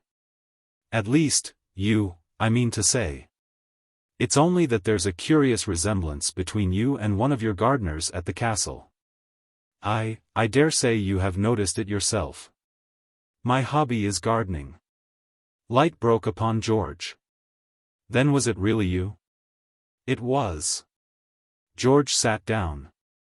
"This opens up a new line of thought," he said.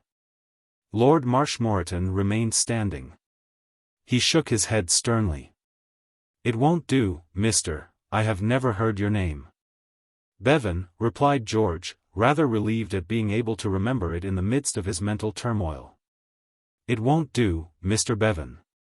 It must stop. I allude to this absurd entanglement between yourself and my daughter. It must stop at once." It seemed to George that such an entanglement could hardly be said to have begun, but he did not say so. Lord Marshmoreton resumed his remarks.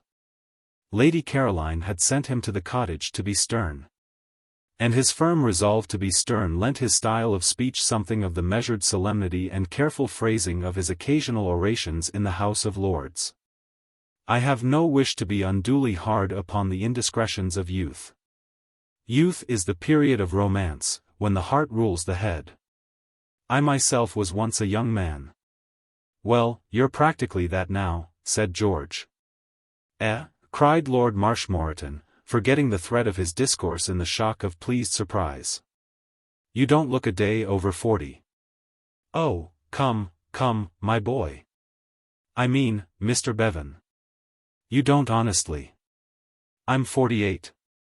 The prime of life. And you don't think I look it? You certainly don't. Well. By the way, have you tobacco, my boy? I came without my pouch. Just at your elbow. Pretty good stuff. I bought it in the village. The same I smoke myself. Quite a coincidence. Distinctly. Match? Thank you, I have one. George filled his own pipe. The thing was becoming a love feast. What was I saying, said Lord Marshmoreton, blowing a comfortable cloud. Oh, yes. He removed his pipe from his mouth with a touch of embarrassment. Yes, to be sure. There was an awkward silence. You must see for yourself, said the Earl, how impossible it is. George shook his head.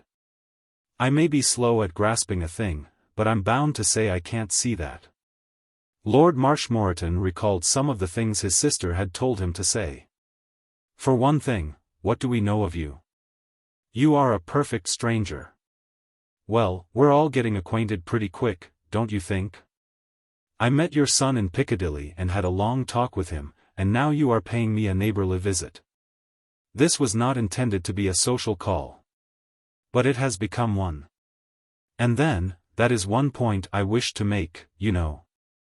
Ours is an old family. I would like to remind you that there were Marshmoretons in Belpher before the War of the Roses. There were Bevans in Brooklyn before the BRT. I beg your pardon? I was only pointing out that I can trace my ancestry a long way. You have to trace things a long way in Brooklyn, if you want to find them. I have never heard of Brooklyn. You've heard of New York? Certainly. New York's one of the outlying suburbs. Lord Marshmoreton relit his pipe. He had a feeling that they were wandering from the point.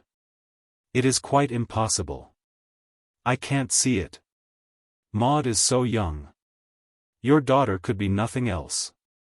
Too young to know her own mind, pursued Lord Marshmoreton, resolutely crushing down a flutter of pleasure. There was no doubt that this singularly agreeable man was making things very difficult for him. It was disarming to discover that he was really capital company, the best, indeed, that the Earl could remember to have discovered in the more recent period of his rather lonely life. At present, of course, she fancies that she is very much in love with you. It is absurd. You needn't tell me that, said George. Really, it was only the fact that people seemed to go out of their way to call at his cottage and tell him that Maud loved him that kept him from feeling his cause perfectly hopeless. It's incredible. It's a miracle. You are a romantic young man, and you no doubt for the moment suppose that you are in love with her. No. George was not going to allow a remark like that to pass unchallenged. You are wrong there. As far as I am concerned, there is no question of its being momentary or supposititious or anything of that kind. I am in love with your daughter. I was from the first moment I saw her. I always shall be. She is the only girl in the world. Stuff and nonsense. Not at all. Absolute, cold fact. You have known her so little time. Long enough. Lord Marshmoreton sighed. You are upsetting things terribly. Things are upsetting me terribly. You are causing a great deal of trouble and annoyance. So did Romeo. I said, so did Romeo. I don't know anything about Romeo. As far as love is concerned, I begin where he left off. I wish I could persuade you to be sensible. That's just what I think I am. I wish I could get you to see my point of view. I do see your point of view. But dimly. You see, my own takes up such a lot of the foreground. There was a pause. "Then I am afraid," said Lord Marshmoreton, "that we must leave matters as they stand. Until they can be altered for the better. We will say no more about it now." "Very well. But I must ask you to understand clearly that I shall have to do everything in my power to stop what I look on as an unfortunate entanglement." "I understand." "Very well." Lord Marshmoreton coughed. George looked at him with some surprise.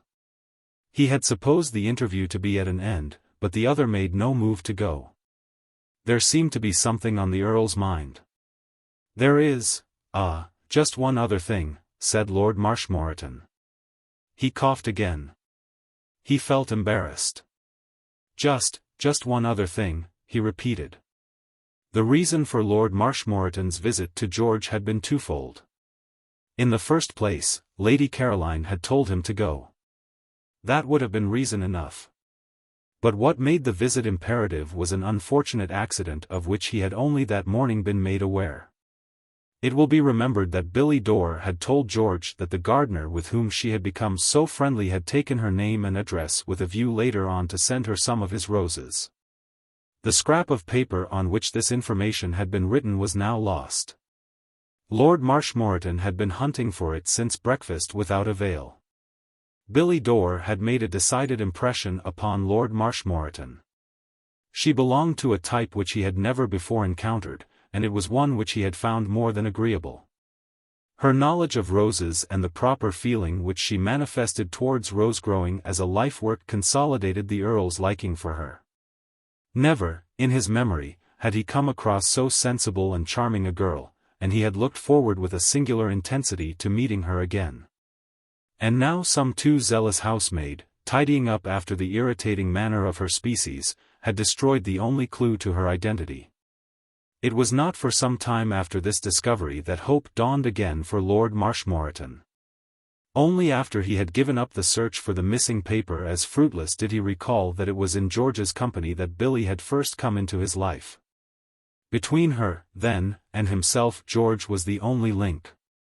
It was primarily for the purpose of getting Billy's name and address from George that he had come to the cottage. And now that the moment had arrived for touching upon the subject, he felt a little embarrassed. "When you visited the castle," he said, "when you visited the castle." "Last Thursday," said George helpfully. "Exactly. When you visited the castle last Thursday, there was a young lady with you." Not realizing that the subject had been changed, George was under the impression that the other had shifted his front and was about to attack him from another angle.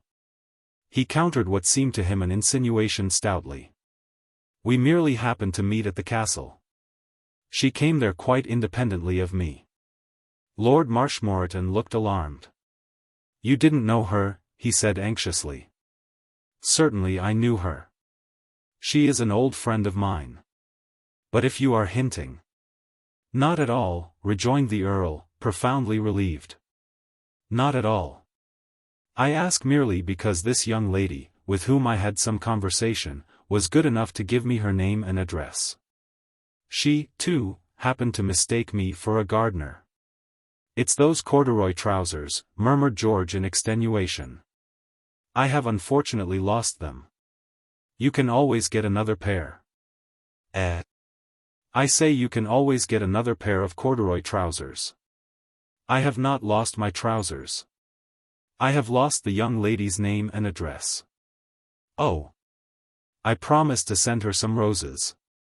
She will be expecting them." "That's odd. I was just reading a letter from her when you came in. That must be what she's referring to when she says, 'If you see Dada, the old dear, tell him not to forget my roses.' I read it 3 times and couldn't make any sense out of it." "Are you Dada?" The Earl smirked. "She did address me in the course of our conversation as Dada." "Then the message is for you. A very quaint and charming girl. What is her name? And where can I find her?" "Her name's Billy Dore." "Billy?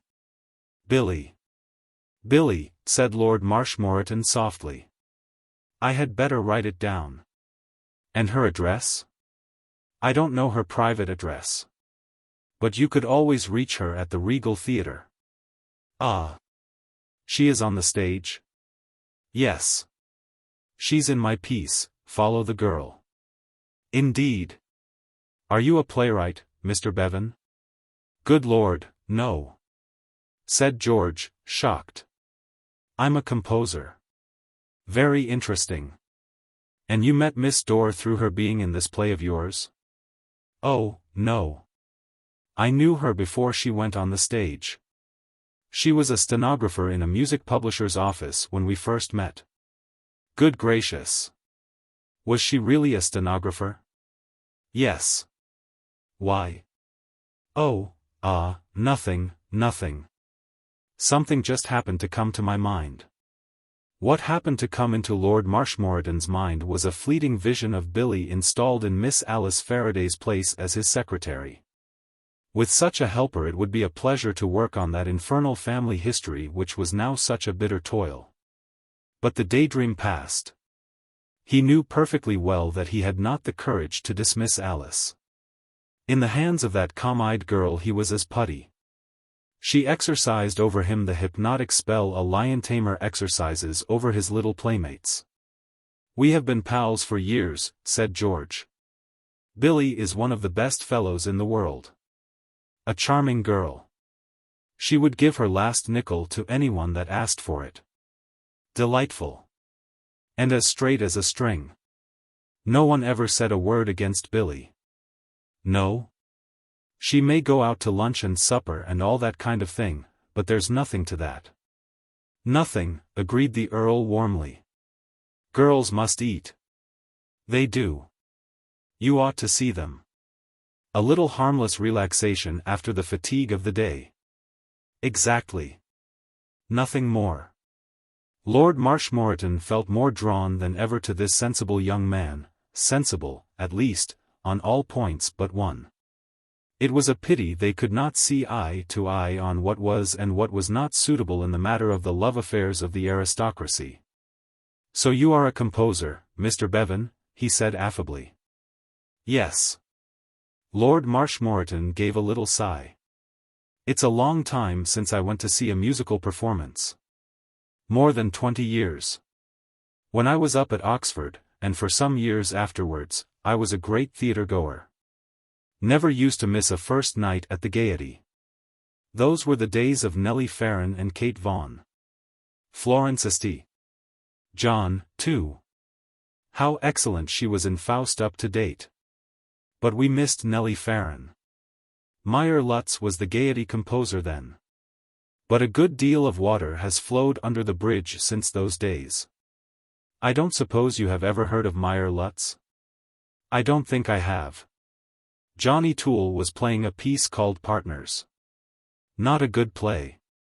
And the Yeoman of the Guard had just been produced at the Savoy. That makes it seem a long time ago, doesn't it? Well, I mustn't take up all your time. Goodbye, Mr. Bevan. I am glad to have had the opportunity of this little talk. The Regal Theatre, I think you said, is where your piece is playing? I shall probably be going to London shortly. I hope to see it. Lord Marshmoreton rose. As regards the other matter, there is no hope of inducing you to see the matter in the right light? We seem to disagree as to which is the right light. Then there is nothing more to be said. I will be perfectly frank with you, Mr. Bevan. I like you. The feeling is quite mutual. But I don't want you as a son-in-law. And, damn it, exploded Lord Marshmoreton, I won't have you as a son-in-law. Good God! Do you think that you can harry and assault my son Percy in the heart of Piccadilly and generally make yourself a damned nuisance and then settle down here without an invitation at my very gates and expect to be welcomed into the bosom of the family? If I were a young man. I thought we had agreed that you were a young man. Don't interrupt me. I only said. I heard what you said. Flattery. Nothing of the kind. Truth. Lord Marshmoreton melted. He smiled. Young idiot. We agree they're all right. Lord Marshmoreton hesitated. Then with a rush he unbosomed himself, and made his own position on the matter clear. "I know what you'll be saying to yourself the moment my back is turned. You'll be calling me a stage-heavy father and an old snob and a number of other things. Don't interrupt me, damn it. You will, I tell you. And you'll be wrong.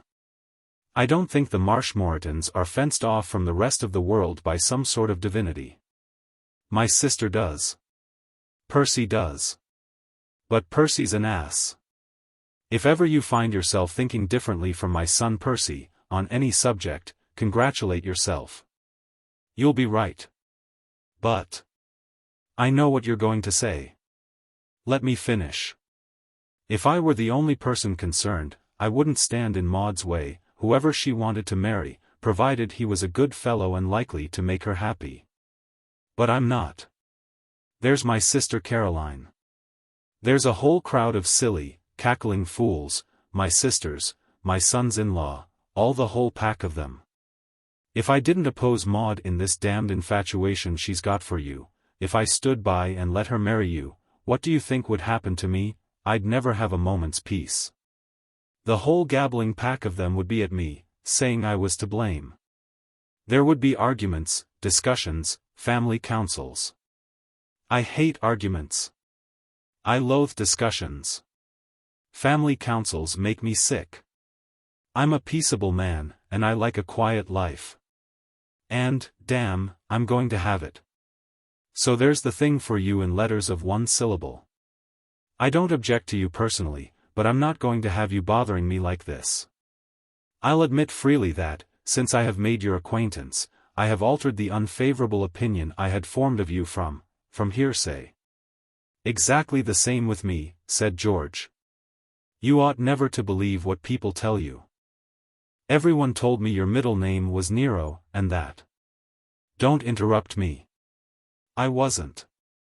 I was just pointing out. Be quiet.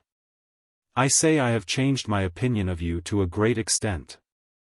I mention this unofficially, as a matter that has no bearing on the main issue.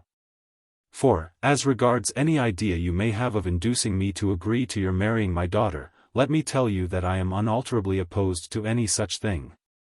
Don't say that. What the devil do you mean? Don't say that. I do say that. It is out of the question. Do you understand? Very well, then. Good morning. The door closed. Lord Marshmoreton walked away feeling that he had been commendably stern. George filled his pipe and sat smoking thoughtfully. He wondered what Maud was doing at that moment.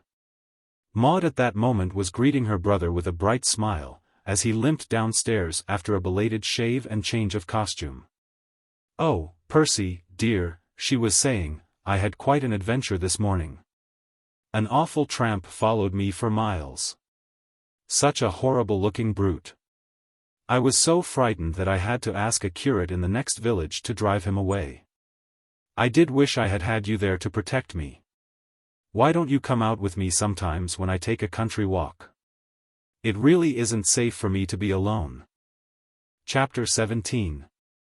The gift of hiding private emotion and keeping up appearances before strangers is not, as many suppose, entirely a product of our modern civilization.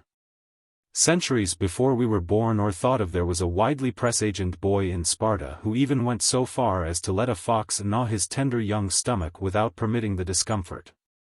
Inseparable from such a proceeding to interfere with either his facial expression or his flow of small talk.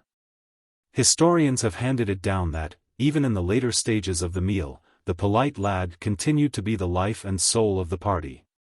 But, while this feat may be said to have established a record never subsequently lowered, there is no doubt that almost every day in modern times men and women are performing similar and scarcely less impressive miracles of self-restraint. Of all the qualities which belong exclusively to man and are not shared by the lower animals, this surely is the one which marks him off most sharply from the beasts of the field. Animals care nothing about keeping up appearances. Observe Bertram the bull when things are not going just as he could wish. He stamps. He snorts. He paws the ground. He throws back his head and bellows. He is upset, and he doesn't care who knows it. Instances could be readily multiplied. Deposit a charge of shot in some outlying section of Thomas the Tiger, and note the effect. Irritate Wilfred the Wasp, or stand behind Maud the Mule and prod her with a pin. There is not an animal on the list who has even a rudimentary sense of the social amenities. And it is this more than anything else which should make us proud that we are human beings on a loftier plane of development. In the days which followed Lord Marshmoreton's visit to George at the cottage, not a few of the occupants of Belpher Castle had their mettle sternly tested in this respect. And it is a pleasure to be able to record that not one of them failed to come through the ordeal with success. The general public, as represented by the uncles, cousins, and aunts who had descended on the place to help Lord Belpher celebrate his coming of age, had not a notion that turmoil lurked behind the smooth fronts of at least half a dozen of those whom they met in the course of the daily round. Lord Belpher, for example, though he limped rather painfully, showed nothing of the baffled fury which was reducing his weight at the rate of ounces a day. His uncle Francis, the bishop, when he tackled him in the garden on the subject of intemperance, for Uncle Francis, like thousands of others, had taken it for granted. On reading the report of the encounter with the policeman and Percy's subsequent arrest, that the affair had been the result of a drunken outburst, had no inkling of the volcanic emotions that seethed in his nephew's bosom. He came away from the interview, indeed, feeling that the boy had listened attentively and with a becoming regret, and that there was hope for him after all, provided that he fought the impulse. He little knew that, but for the conventions, which frown on the practice of murdering bishops, Percy would gladly have strangled him with his bare hands and jumped upon the remains. Lord Belpher's case, inasmuch as he took himself extremely seriously and was not one of those who can extract humor even from their own misfortunes, was perhaps the hardest which comes under our notice. But his sister Maud was also experiencing mental disquietude of no mean order. Everything had gone wrong with Maud. Barely a mile separated her from George, that essential link in her chain of communication with Geoffrey Raymond.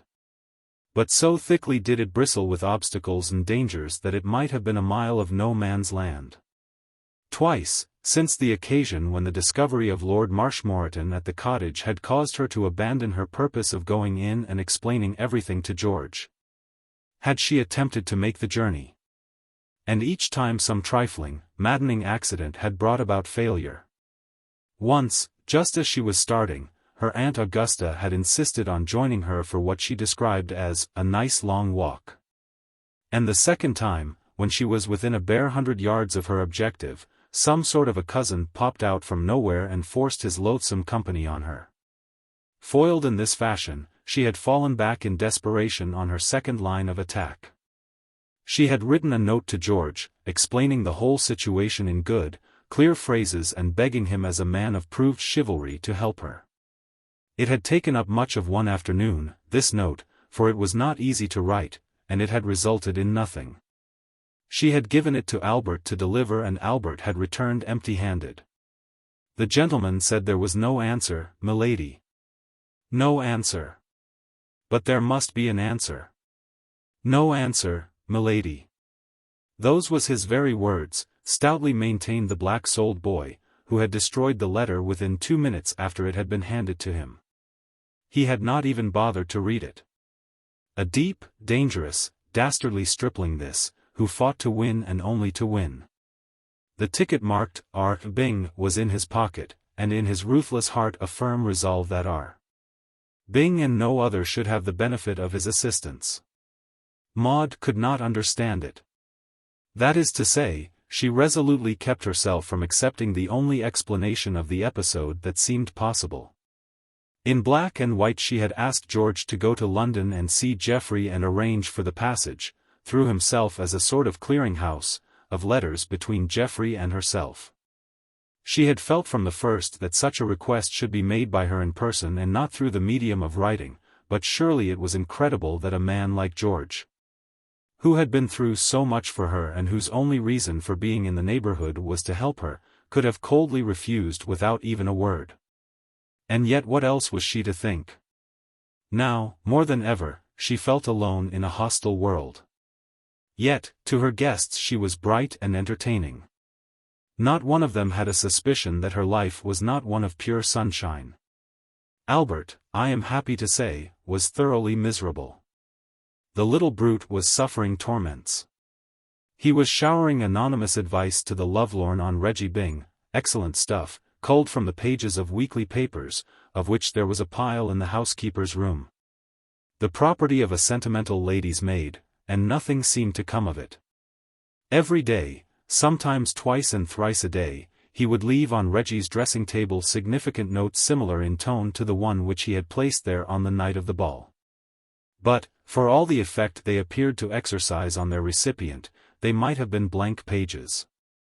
The choicest quotations from the works of such established writers as Aunt Charlotte, of Forget-Me-Not, and Dr. Cupid, the heart expert of home chat, expended themselves fruitlessly on Reggie.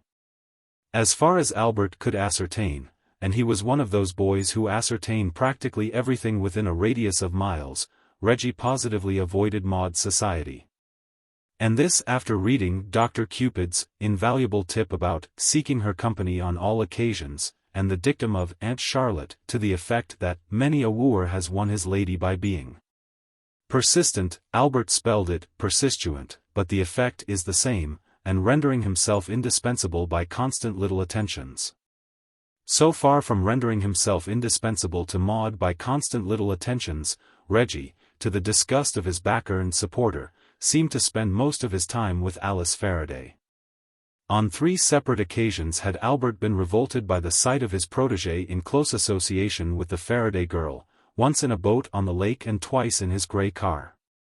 It was enough to break a boy's heart, and it completely spoiled Albert's appetite, a phenomenon attributed, I am glad to say, in the servants' hall to reaction from recent excesses. The moment when Keggs, the butler, called him a greedy little pig and hoped it would be a lesson to him not to stuff himself at all hours with stolen cakes was a bitter moment for Albert. It is a relief to turn from the contemplation of these tortured souls to the pleasanter picture presented by Lord Marshmoreton. Here, undeniably, we have a man without a secret sorrow, a man at peace with this best of all possible worlds. Since his visit to George II, youth seems to have come upon Lord Marshmoreton. He works in his rose garden with a new vim, whistling or even singing to himself stray gay snatches of melodies popular in the 80s. Hear him now as he toils. He has a long garden implement in his hand, and he is sending up the death rate in slug circles with a devastating rapidity. Tar-are boom die. Tar-are boom. And the boom is a death knell. As it rings softly out on the pleasant spring air, another stout slug has made the great change. It is peculiar, this gaiety. It gives one to think. Others have noticed it, his lordship's valet amongst them. I give you my honest word, Mr. Keggs, says the valet, awed, this very morning I heard the old devil singing in his barth, chirping away like a blooming linnet. Lor! Says Keggs, properly impressed. And only last night he gave me arf a box of cigars and said I was a good, faithful feller. I tell you, there's something happened to the old buster, you mark my words. Chapter 18. Over this complex situation the mind of Keggs, the butler, played like a searchlight. Keggs was a man of discernment and sagacity. He had instinct and reasoning power.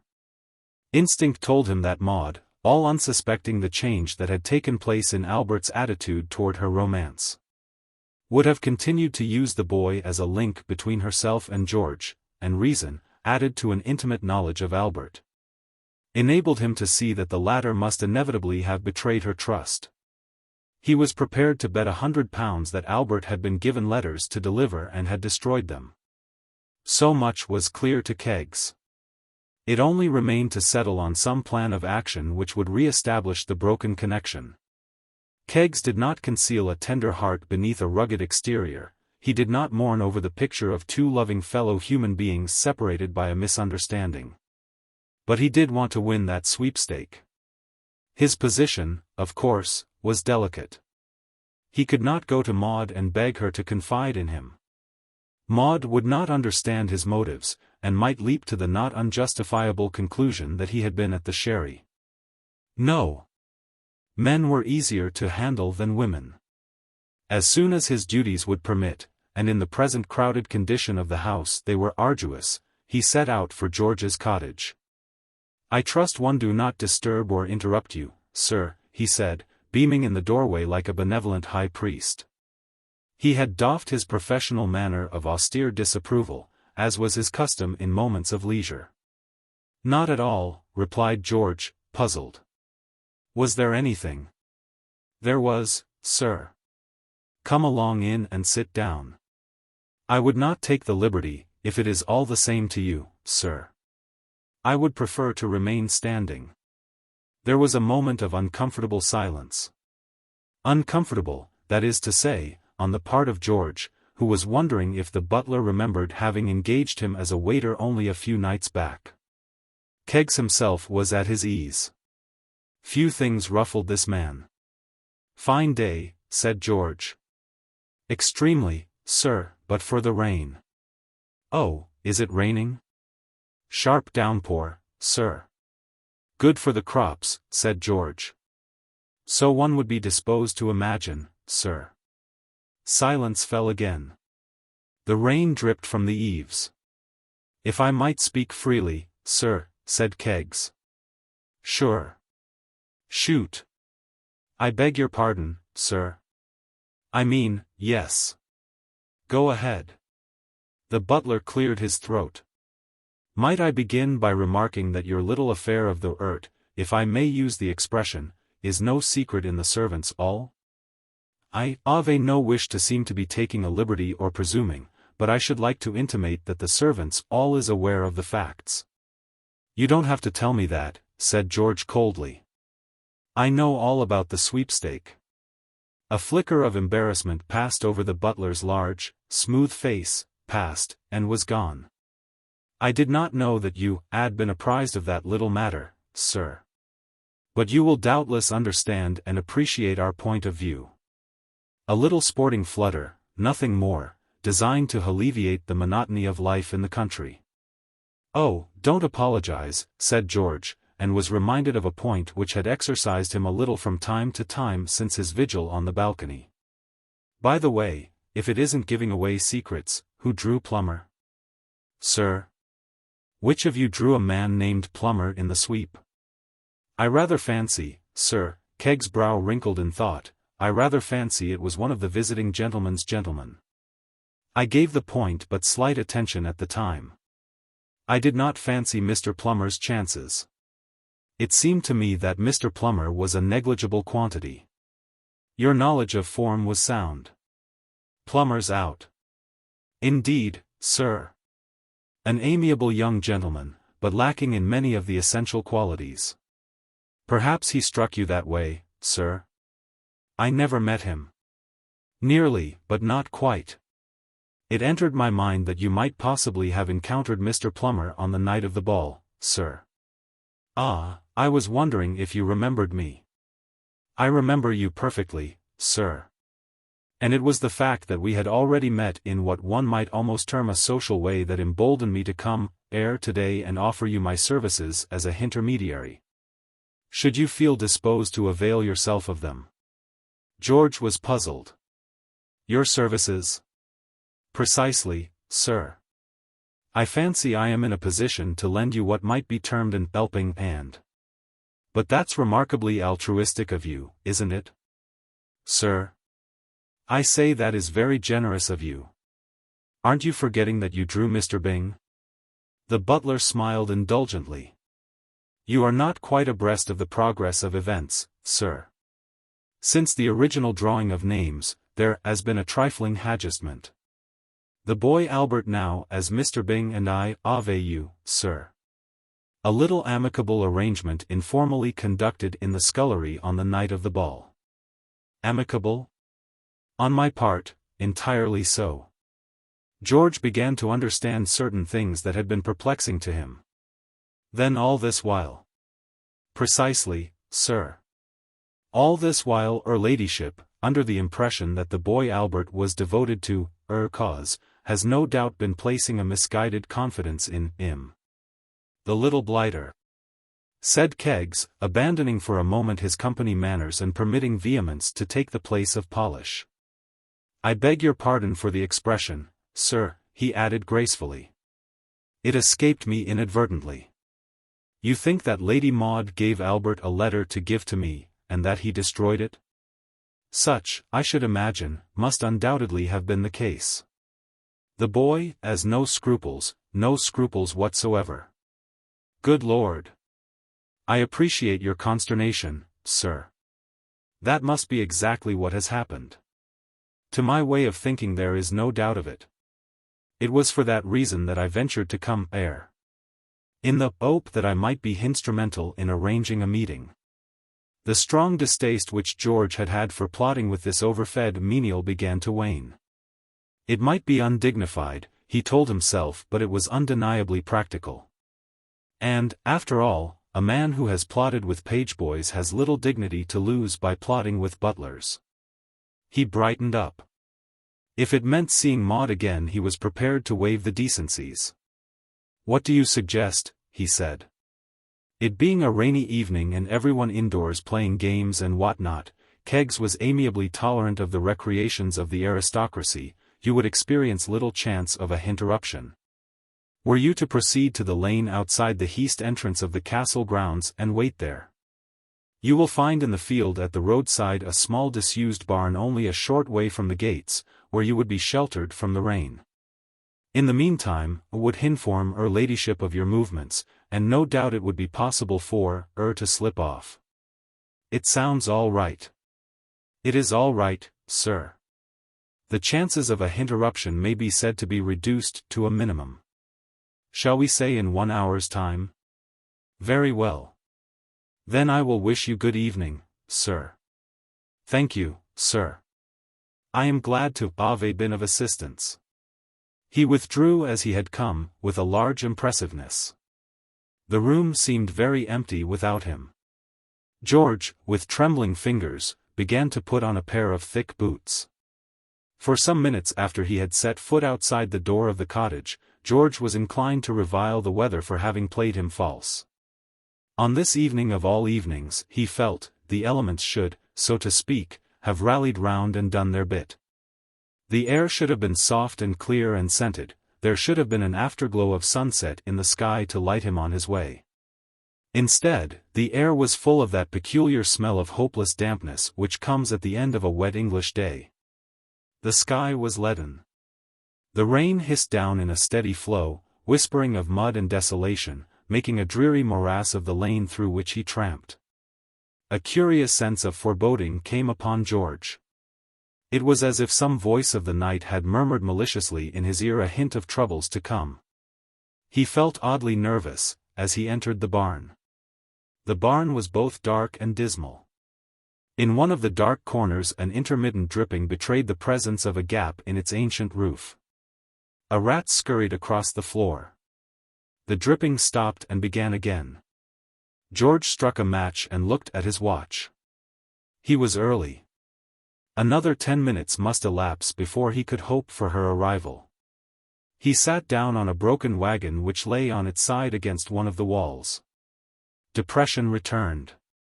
It was impossible to fight against it in this beast of a barn. The place was like a sepulchre.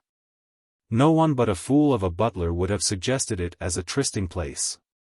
He wondered irritably why places like this were allowed to get into this condition. If people wanted a barn earnestly enough to take the trouble of building one, why was it not worth while to keep the thing in proper repair? Waste and futility. That was what it was. That was what everything was, if you came down to it. Sitting here, for instance, was a futile waste of time. She wouldn't come. There were a dozen reasons why she should not come. So what was the use of his courting rheumatism by waiting in this morgue of dead agricultural ambitions? None whatever. George went on waiting. And what an awful place to expect her to come to, if by some miracle she did come, where she would be stifled by the smell of mouldy hay.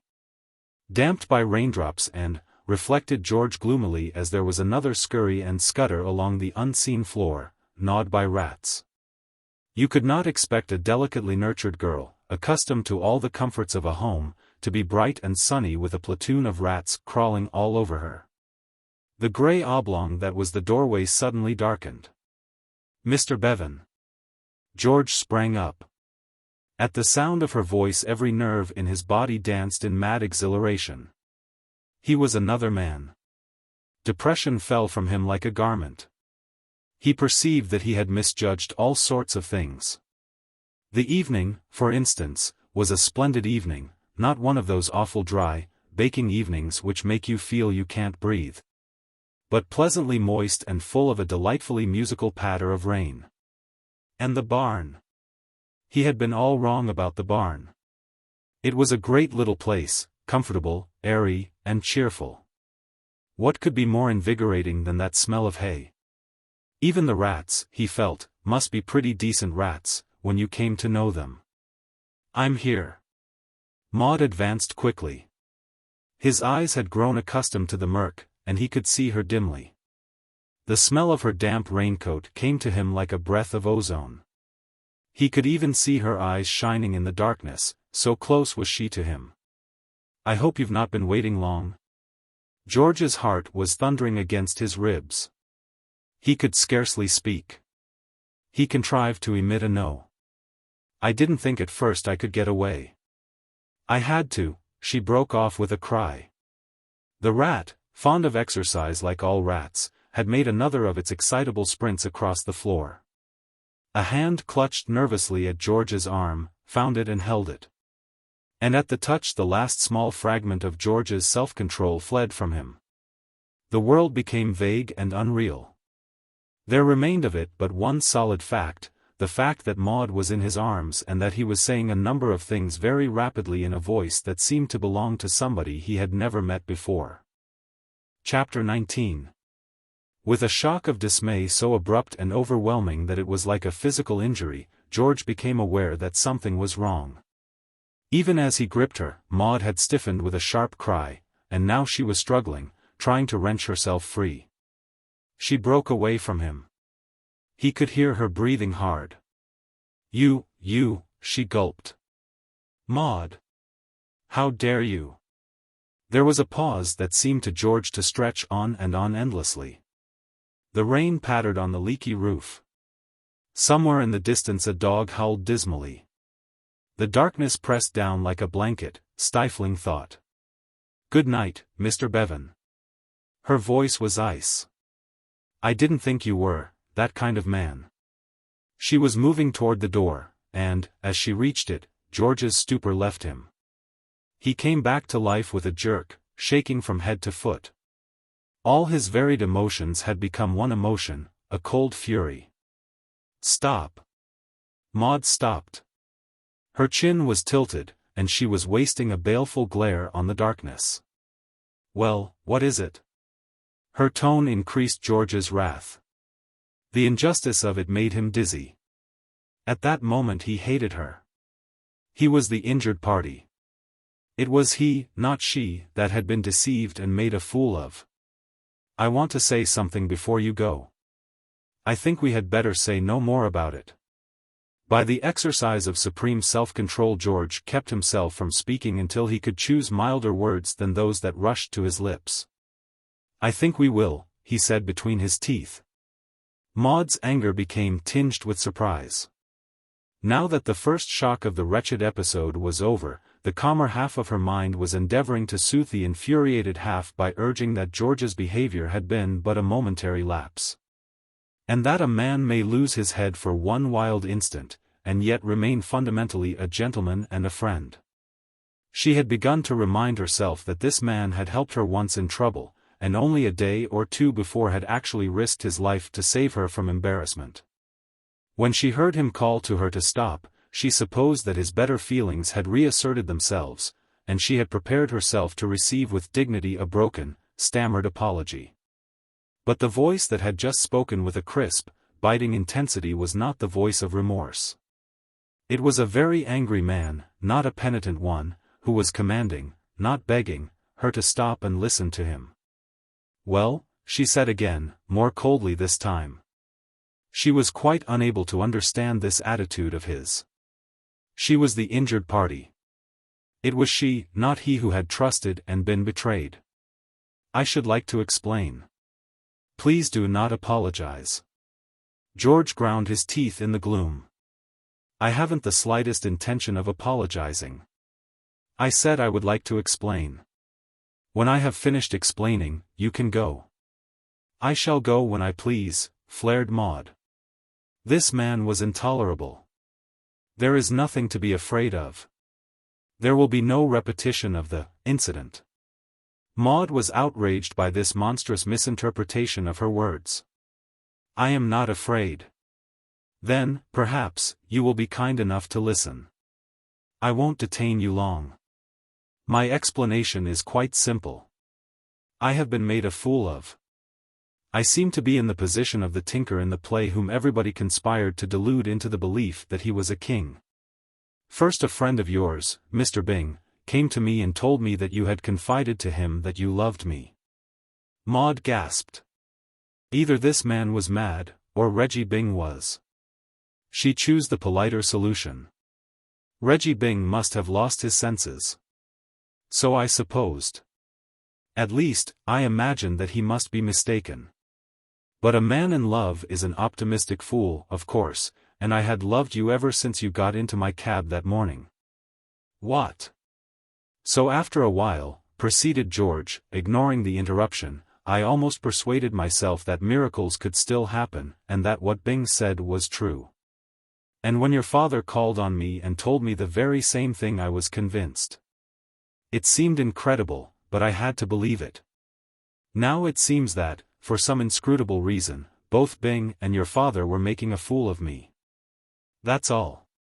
Good night. Maud's reply was the last which George or any man would have expected. There was a moment's silence, and then she burst into a peal of laughter. It was the laughter of overstrained nerves, but to George's ears it had the ring of genuine amusement. I'm glad you find my story entertaining, he said dryly. He was convinced now that he loathed this girl, and that all he desired was to see her go out of his life forever. Later, no doubt, the funny side of it will hit me. Just at present my sense of humor is rather dormant. Maud gave a little cry. I'm sorry. I'm so sorry, Mr. Bevan. It wasn't that. It wasn't that at all. Oh, I am so sorry. I don't know why I laughed. It certainly wasn't because I thought it funny. It's tragic. There's been a dreadful mistake. I noticed that, said George bitterly. The darkness began to afflict his nerves. I wish to God we had some light. The glare of a pocket torch smote upon him. I brought it to see my way back with, said Maud in a curious, small voice. It's very dark across the fields. I didn't light it before, because I was afraid somebody might see. She came towards him, holding the torch over her head. The beam showed her face, troubled and sympathetic, and at the sight all George's resentment left him. There were mysteries here beyond his unraveling, but of one thing he was certain, this girl was not to blame. She was a thoroughbred, as straight as a wand. She was pure gold. I came here to tell you everything, she said. She placed the torch on the wagon wheel so that its ray fell in a pool of light on the ground between them. I'll do it now. Only it isn't so easy now. Mr. Bevan, there's a man that father and Reggie Byng mistook, they thought. You see, they knew it was you that I was with that day in the cab, and so they naturally thought. When you came down here, that you were the man I had gone to meet that day, the man the man you love. Yes, said Maud in a small voice, and there was silence again. George could feel nothing but sympathy. It mastered other emotion in him, even the grey despair that had come her words. He could feel all that she was feeling. Tell me all about it, he said. I met him in Wales last year. Maud's voice was a whisper. The family found out, and I was hurried back here, and have been here ever since. That day when I met you I had managed to slip away from home. I had found out that he was in London, and I was going to meet him. Then I saw Percy, and got into your cab. It's all been a horrible mistake. I'm sorry. I see, said George thoughtfully. I see. His heart ached like a living wound. She had told so little, and he could guess so much. This unknown man who had triumphed seemed to sneer scornfully at him from the shadows. I'm sorry, said Maud again. You mustn't feel like that. How can I help you? That's the point. What is it you want me to do? But I can't ask you now. Of course you can. Why not? Why, oh, I couldn't. George managed to laugh. It was a laugh that did not sound convincing even to himself, but it served. That's morbid, he said. Be sensible. You need help, and I may be able to give it. Surely a man isn't barred forever from doing you a service just because he happens to love you? Suppose you were drowning and Mr. Plummer was the only swimmer within call, wouldn't you let him rescue you? Mr. Plummer? What do you mean? You've not forgotten that I was a reluctant ear witness to his recent proposal of marriage? Maud uttered an exclamation. I never asked. How terrible of me. Were you much hurt? Hurt? George could not follow her. That night. When you were on the balcony, Anne. Oh. George understood. Oh, no, hardly at all. A few scratches. I scraped my hands a little. It was a wonderful thing to do, said Maud, her admiration glowing for a man who could treat such a leap so lightly. She had always had a private theory that Lord Leonard, after performing the same feat, had bragged about it for the rest of his life. No, nothing, said George, who had since wondered why he had ever made such a to-do about climbing up a perfectly stout sheet. It was splendid. George blushed. We are wandering from the main theme, he said. I want to help you.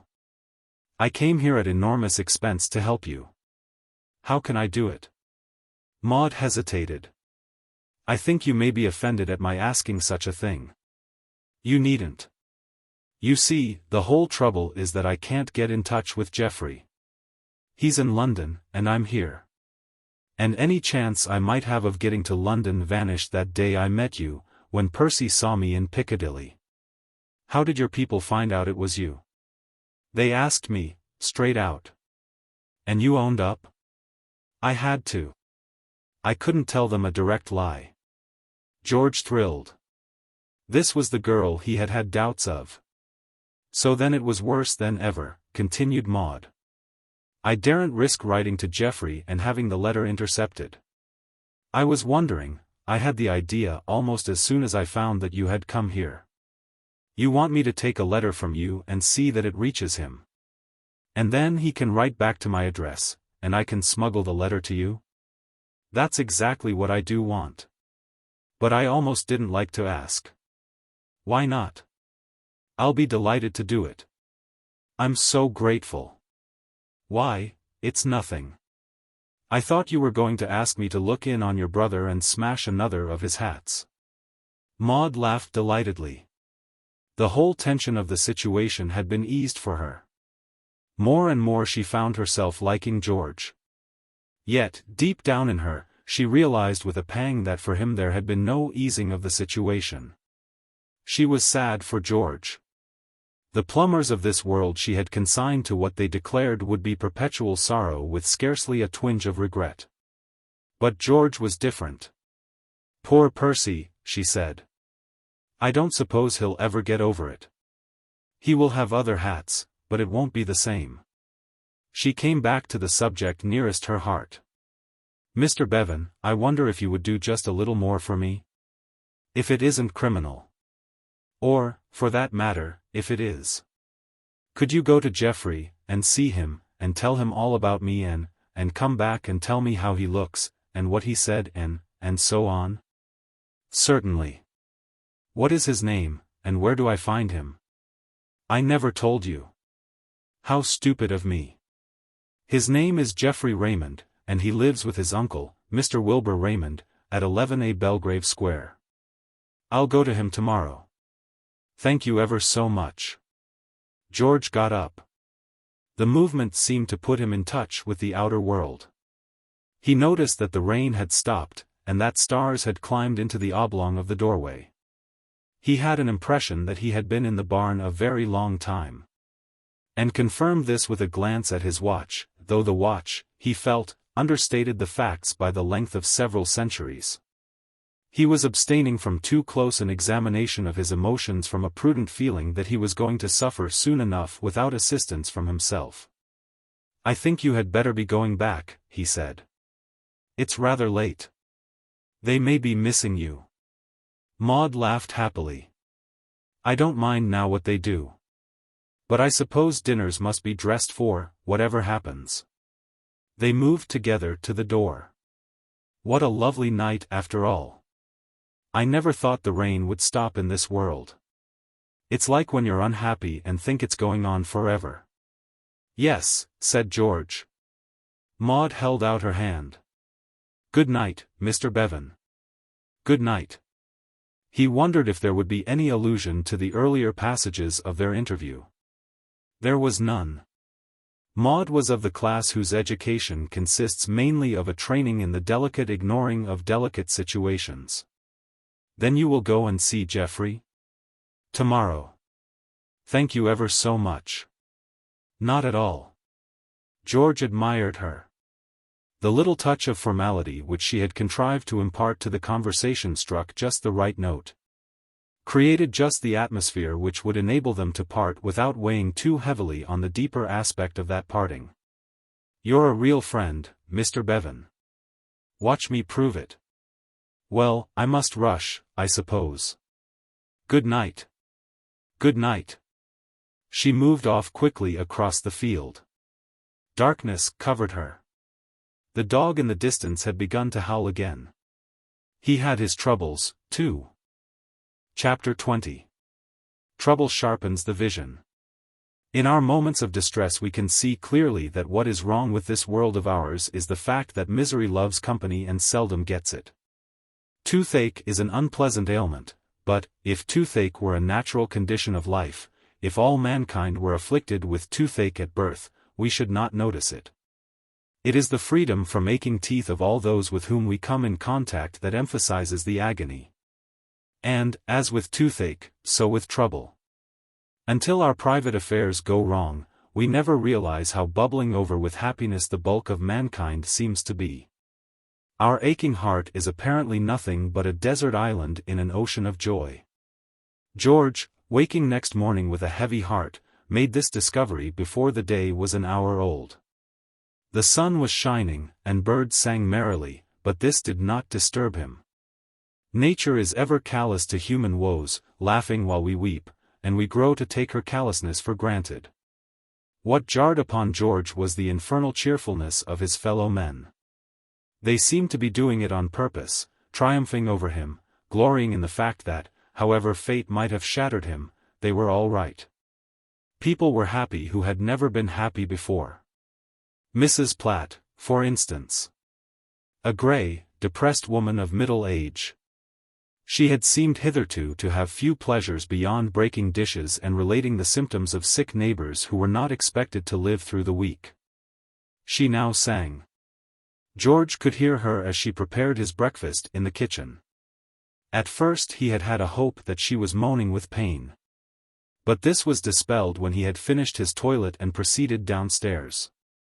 The sounds she emitted suggested anguish, but the words, when he was able to distinguish them, told another story. Incredible as it might seem, on this particular morning Mrs. Platt had elected to be light-hearted. What she was singing sounded like a dirge, but actually it was, "Stop your tickling, Jock." And, later, when she brought George his coffee and eggs, she spent a full 10 minutes prattling as he tried to read his paper, pointing out to him a number of merry murders and sprightly suicides which otherwise he might have missed. The woman went out of her way to show him that for her, if not for less fortunate people, God this morning was in his heaven and all was right in the world. 2 tramps of supernatural exuberance called at the cottage shortly after breakfast to ask George, whom they had never even consulted about their marriages, to help support their wives and children. Nothing could have been more carefree and debonair than the demeanor of these men. And then Reggie Byng arrived in his grey racing car, more cheerful than any of them. Fate could not have mocked George more subtly. A sorrow's crown of sorrow is remembering happier things. And the sight of Reggie in that room reminded him that on the last occasion when they had talked together across this same table it was he who had been in a fool's paradise and Reggie who had borne a weight of care. Reggie this morning was brighter than the shining sun and gayer than the caroling birds. Hello, hello, hello, hello, hello, hello, hello. Topping morning, isn't it? Observed Reggie. The sunshine. The birds. The absolute what do you call it of everything and so forth, and all that sort of thing, if you know what I mean. I feel like a 2-year-old. George, who felt older than this by some 98 years, groaned in spirit. This was more than man was meant to bear. I say, continued Reggie, absently reaching out for a slice of bread and smearing it with marmalade, this business of marriage, now, and all that species of rot. What I mean to say is, what about it? Not a bad scheme, taking it by and large? Or don't you think so? George writhed. The knife twisted in the wound. Surely it was bad enough to see a happy man eating bread and marmalade without having to listen to him talking about marriage. Well, anyhow, be that as it may, said Reggie, biting jovially and speaking in a thick but joyous voice. I'm getting married today, and chance it. This morning, this very morning, I leap off the dock. George was startled out of his despondency. What? Absolutely, laddie. George remembered the conventions. I congratulate you. Thanks, old man. And not without reason. I'm the luckiest fellow alive. I hardly knew I was alive till now. Isn't this rather sudden? Reggie looked a trifle furtive. His manner became that of a conspirator. I should jolly well say it is sudden. It's got to be sudden. Dashed sudden and deuced secret. If the mater were to hear of it, there's no doubt whatever she would form a flying wedge and bust up the proceedings with no uncertain voice. You see, laddie, it's Miss Faraday I'm marrying, and the mater, dear old soul, has other ideas for Reginald. Life's a rummy thing, isn't it? What I mean to say is, it's rummy, don't you know, and all that. Very, agreed George. Who'd have thought, a week ago, that I'd be sitting in this jolly old chair asking you to be my best man? Why, a week ago I didn't know you, and, if anybody had told me Alice Faraday was going to marry me, I'd have given one of those hollow, mirthless laughs. Do you want me to be your best man? Absolutely, if you don't mind. You see, said Reggie confidentially, it's like this. I've got lots of pals, of course, buzzing about all over London and its outskirts, who'd be glad enough to rally round and join the execution squad, but you know how it is. Their maters are all pals of my mater, and I don't want to get them into trouble for aiding and abetting my little show, if you understand what I mean. Now, you're different. You don't know the mater, so it doesn't matter to you if she rolls around and puts the curse of the Byngs on you, and all that sort of thing. Besides, I don't know. Reggie mused. Of course, this is the happiest day of my life, he proceeded, and I'm not saying it isn't. But you know how it is, there's absolutely no doubt that a chappie does not show at his best when he's being married. What I mean to say is, he's more or less bound to look a fearful ass. And I'm perfectly certain it would put me right off my stroke if I felt that some chump like Jack Ferris or Ronnie Fitzgerald was trying not to giggle in the background. So, if you will be a sportsman and come and hold my hand till the thing's over, I shall be eternally grateful. Where are you going to be married? In London. Alice sneaked off there last night. It was easy, as it happened, because by a bit of luck old Marshmoreton had gone to town yesterday morning, nobody knows why, he doesn't go up to London more than a couple of times a year. She's going to meet me at the Savoy, and then the scheme was to toddle round to the nearest registrar and request the lad to unleash the marriage service. I'm whizzing up in the car, and I'm hoping to be able to persuade you to come with me. Say the word, laddie. George reflected. He liked Reggie, and there was no particular reason in the world why he should not give him aid and comfort in this crisis. True, in his present frame of mind, it would be torture to witness a wedding ceremony, but he ought not to let that stand in the way of helping a friend. All right, he said. Stout fellow. I don't know how to thank you. It isn't putting you out or upsetting your plans, I hope, or anything on those lines. Not at all. I had to go up to London today, anyway. Well, you can't get there quicker than in my car. She's a Hummer. By the way, I forgot to ask. How is your little affair coming along? Everything going all right? In a way, said George. He was not equal to confiding his troubles to Reggie. Of course, your trouble isn't like mine was. What I mean is, Maud loves you, and all that, and all you've got to think out is a scheme for laying the jolly old family a stymie. It's a pity, almost, that yours isn't a case of having to win the girl, like me, because by Jove, laddie, said Reggie with solemn emphasis, I could help you there. I've got the thing down fine. I've got the infallible dope. George smiled bleakly. You have? You're a useful fellow to have around. I wish you would tell me what it is. But you don't need it. No, of course not. I was forgetting. Reggie looked at his watch. We ought to be shifting in a quarter of an hour or so. I don't want to be late. It appears that there's a catch of some sort in this business of getting married. As far as I can make out, if you roll in after a certain hour, the Johnny in charge of the proceedings gives you the miss in bulk, and you have to turn up again next day. However, we shall be all right unless we have a breakdown, and there's not much chance of that.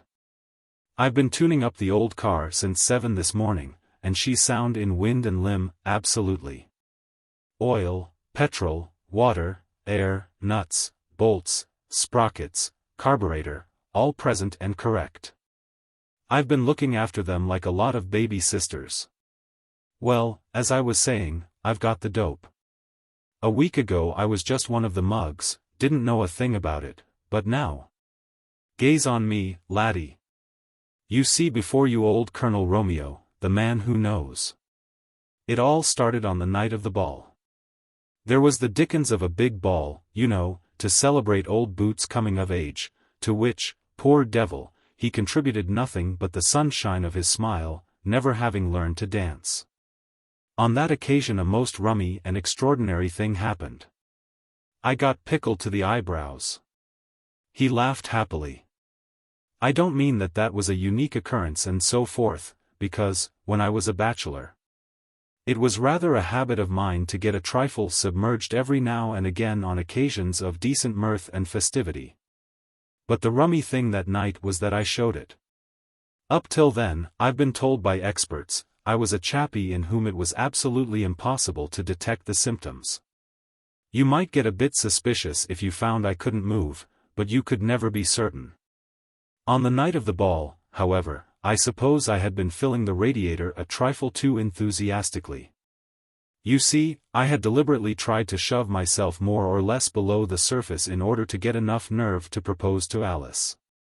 I don't know what your experience has been, but mine is that proposing's a thing that simply isn't within the scope of a man who isn't moderately woozled. I've often wondered how marriages ever occur in the dry states of America. Well, as I was saying, on the night of the ball a most rummy thing happened. I thought one of the waiters was you. He paused impressively to allow this startling statement to sink in. And was he? Said George. Absolutely not. That was the rummy part of it. He looked as like you as your twin brother. I haven't a twin brother. No, I know what you mean, but what I mean to say is he looked just like your twin brother would have looked if you had had a twin brother. Well, I had a word or two with this chappie, and after a brief conversation it was borne in upon me that I was up to the gills. Alice was with me at the time, and noticed it too. Now you'd have thought that that would have put a girl off a fellow, and all that. But no. Nobody could have been more sympathetic. And she has confided to me since that it was seeing me in my oiled condition that really turned the scale. What I mean is, she made up her mind to save me from myself. You know how some girls are. Angels, absolutely. Always on the lookout to pluck brands from the burning, and whatnot. You may take it from me that the good seed was definitely sown that night. Is that your recipe, then? You would advise the would-be bridegroom to buy a case of champagne and a wedding license and get to work? After that it would be all over except sending out the invitations? Reggie shook his head. Not at all. You need a lot more than that. That's only the start. You've got to follow up the good work, you see. That's where a number of chappies would slip up, and I'm pretty certain I should have slipped up myself, but for another singularly rummy occurrence. Have you ever had a what-do-you-call-it? What's the word I want? One of those things fellows get sometimes. Headaches, hazarded George. No. Nothing like that. I don't mean anything you get, I mean something you get, if you know what I mean. Measles? Anonymous letter. That's what I was trying to say. It's a most extraordinary thing, and I can't understand even now where the deuce they came from. But just about then I started to get a whole bunch of anonymous letters from some chappie unknown who didn't sign his name. What you mean is that the letters were anonymous, said George. Absolutely. I used to get 2 or 3 a day sometimes. Whenever I went up to my room, I'd find another waiting for me on the dressing table. Offensive? Were the letters offensive? Anonymous letters usually are. These weren't. Not at all, and quite the reverse. They contained a series of perfectly topping tips on how a fellow should proceed who wants to get hold of a girl. It sounds as though somebody had been teaching you jujitsu by post. They were great. Real red-hot stuff straight from the stable. Priceless tips like, make yourself indispensable to her in little ways, study her tastes, and so on and so forth. I tell you, laddie, I pretty soon stopped worrying about who was sending them to me, and concentrated the old bean on acting on them. They worked like magic. The last one came yesterday morning, and it was a topper. It was all about how a chappie who was nervous should proceed. Technical stuff, you know, about holding her hand and telling her you're lonely and being sincere and straightforward and letting your heart dictate the rest. Have you ever asked for one card when you wanted to fill a royal flush and happened to pick out the necessary ace? I did once, when I was up at Oxford, and, by Jove, this letter gave me just the same thrill. I didn't hesitate. I just sailed in. I was cold sober, but I didn't worry about that. Something told me I couldn't lose. It was like having to hole out a 3-inch putt. And, well, there you are, don't you know. Reggie became thoughtful.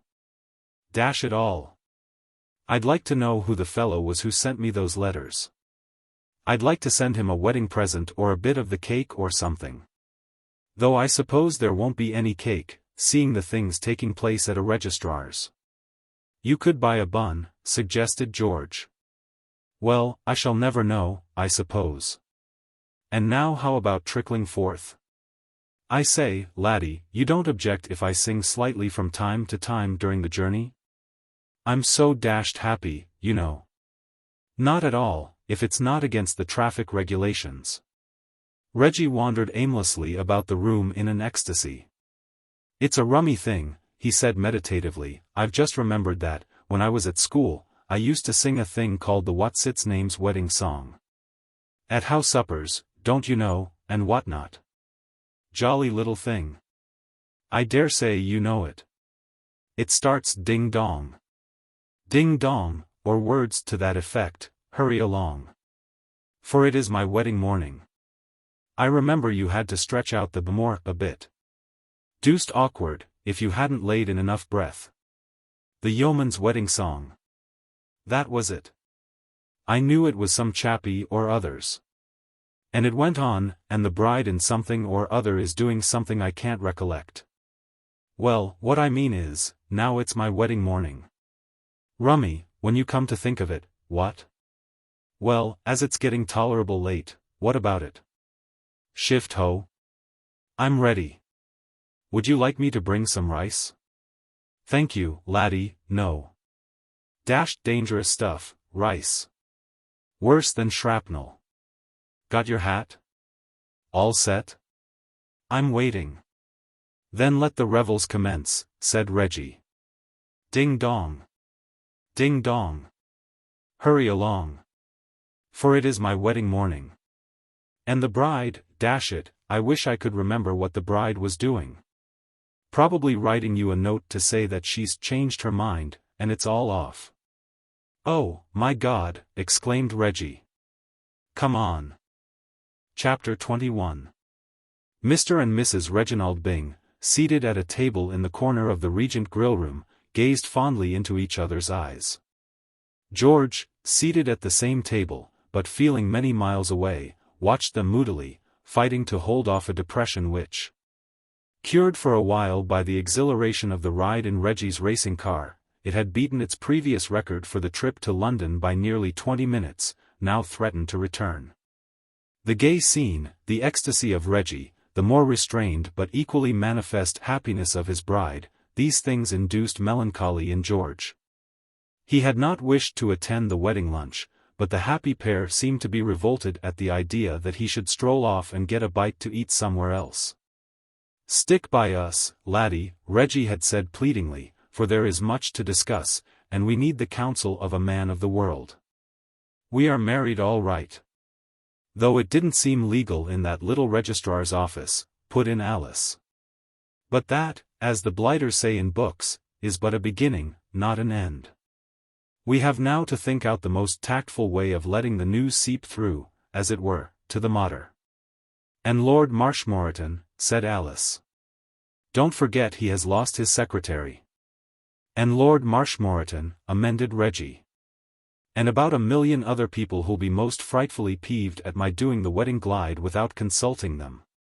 Stick by us, old top. Join our simple meal.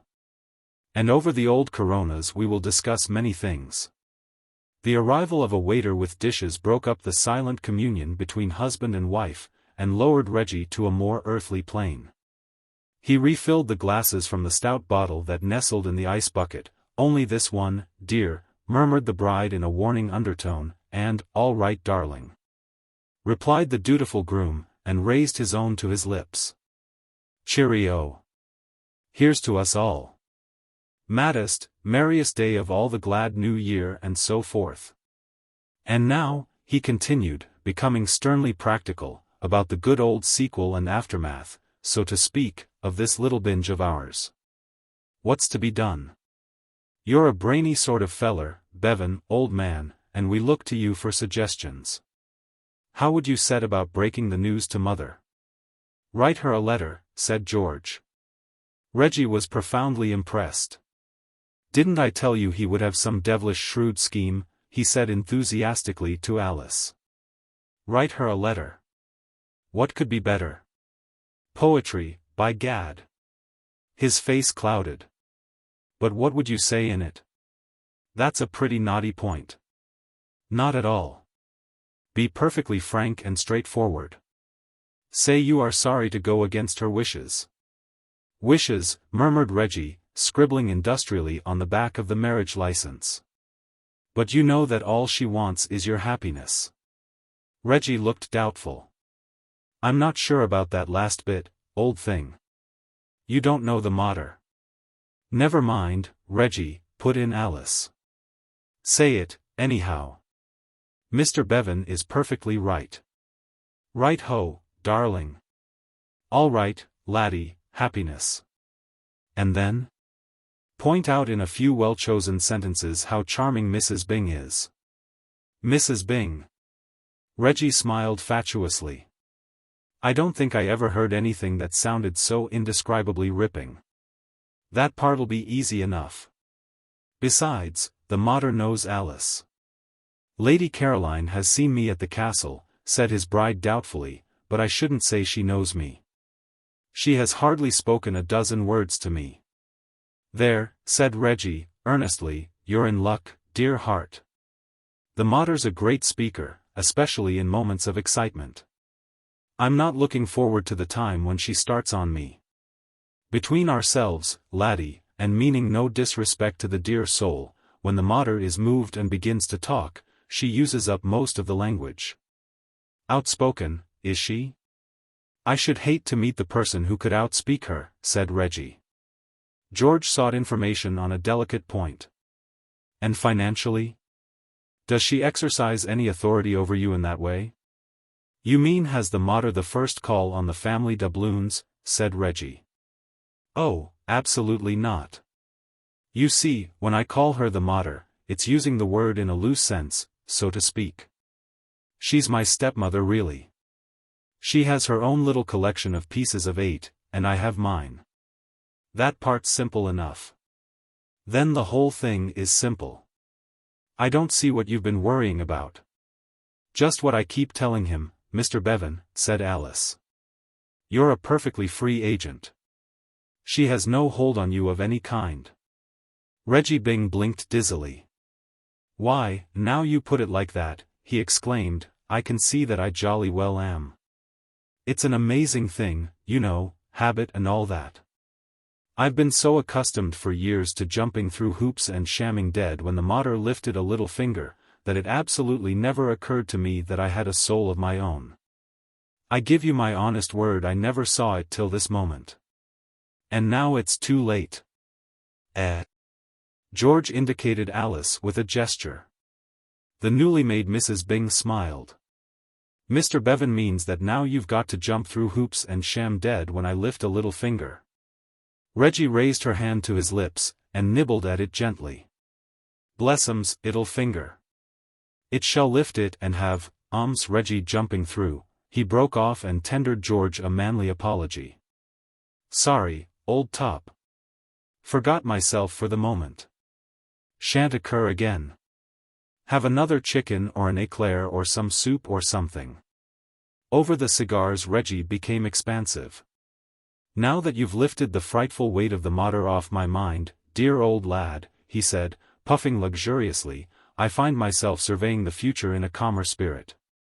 It seems to me that the best thing to do, as regards the mater and everybody else, is simply to prolong the merry wedding trip till time the great healer has had a chance to cure the wound. Alice wants to put in a week or so in Paris. Paris, murmured the bride ecstatically.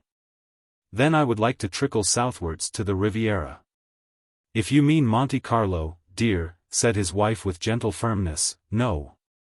No, not Monte Carlo, said Reggie hastily, though it's a great place. Air, scenery, and what not. But Nice and Bordighera and Mentone and other fairly ripe resorts. You'd enjoy them. And after that? I had a scheme for buying back my yacht, the Jolly Old Siren, and cruising about the Mediterranean for a month or so. I sold her to a local sportsman when I was in America a couple of years ago. But I saw in the paper yesterday that the poor old buffer had died suddenly, so I suppose it would be difficult to get hold of her for the time being. Reggie broke off with a sharp exclamation. My sainted aunt! What's the matter? Both his companions were looking past him, wide-eyed. George occupied the chair that had its back to the door, and was unable to see what it was that had caused their consternation. But he deduced that someone known to both of them must have entered the restaurant, and his first thought, perhaps naturally, was that it must be Reggie's mater. Reggie dived behind a menu, which he held before him like a shield, and his bride, after one quick look, had turned away so that her face was hidden. George swung around, but the newcomer, whoever he or she was now seated and indistinguishable from the rest of the lunchers. Who is it? Reggie laid down the menu with the air of one who after a momentary panic rallies. Don't know what I'm making such a fuss about, he said stoutly. I keep forgetting that none of these blighters really matter in the scheme of things.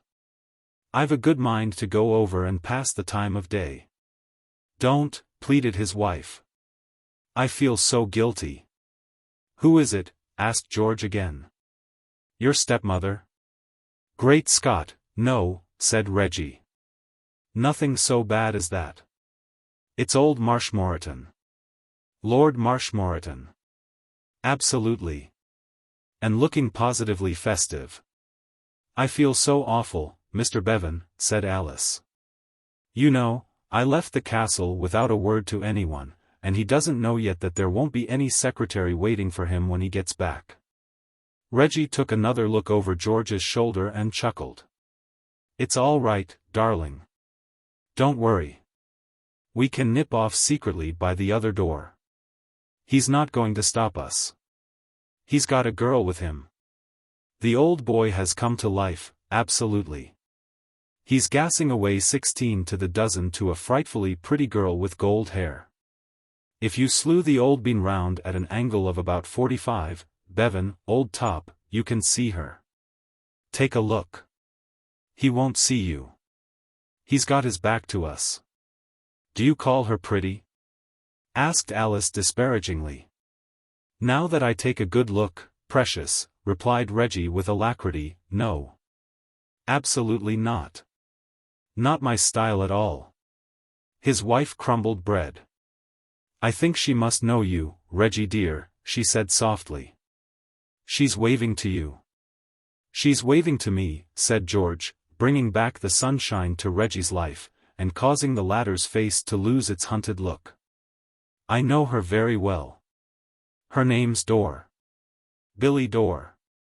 Old man, said Reggie, be a good fellow and slide over to their table and cover our retreat. I know there's nothing to be afraid of really, but I simply can't face the old boy. And break the news to him that I've gone, Mr. Bevan, added Alice. Very well, I'll say goodbye, then. Goodbye, Mr. Bevan, and thank you ever so much. Reggie shook George's hand warmly. Goodbye, Bevan old thing, you're a ripper.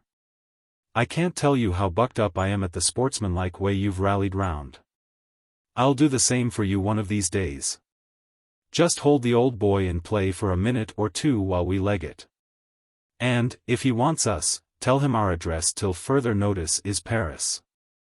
What ho! What ho! What ho! Toodaloo, laddie, toodaloo. George threaded his way across the room. Billy Dor welcomed him with a friendly smile. The Earl, who had turned to observe his progress, seemed less delighted to see him.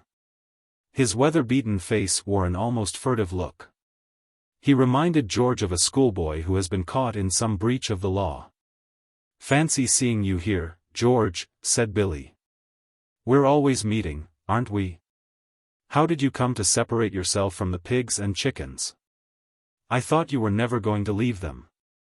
I had to run up on business, explained George. How are you, Lord Marshmoreton?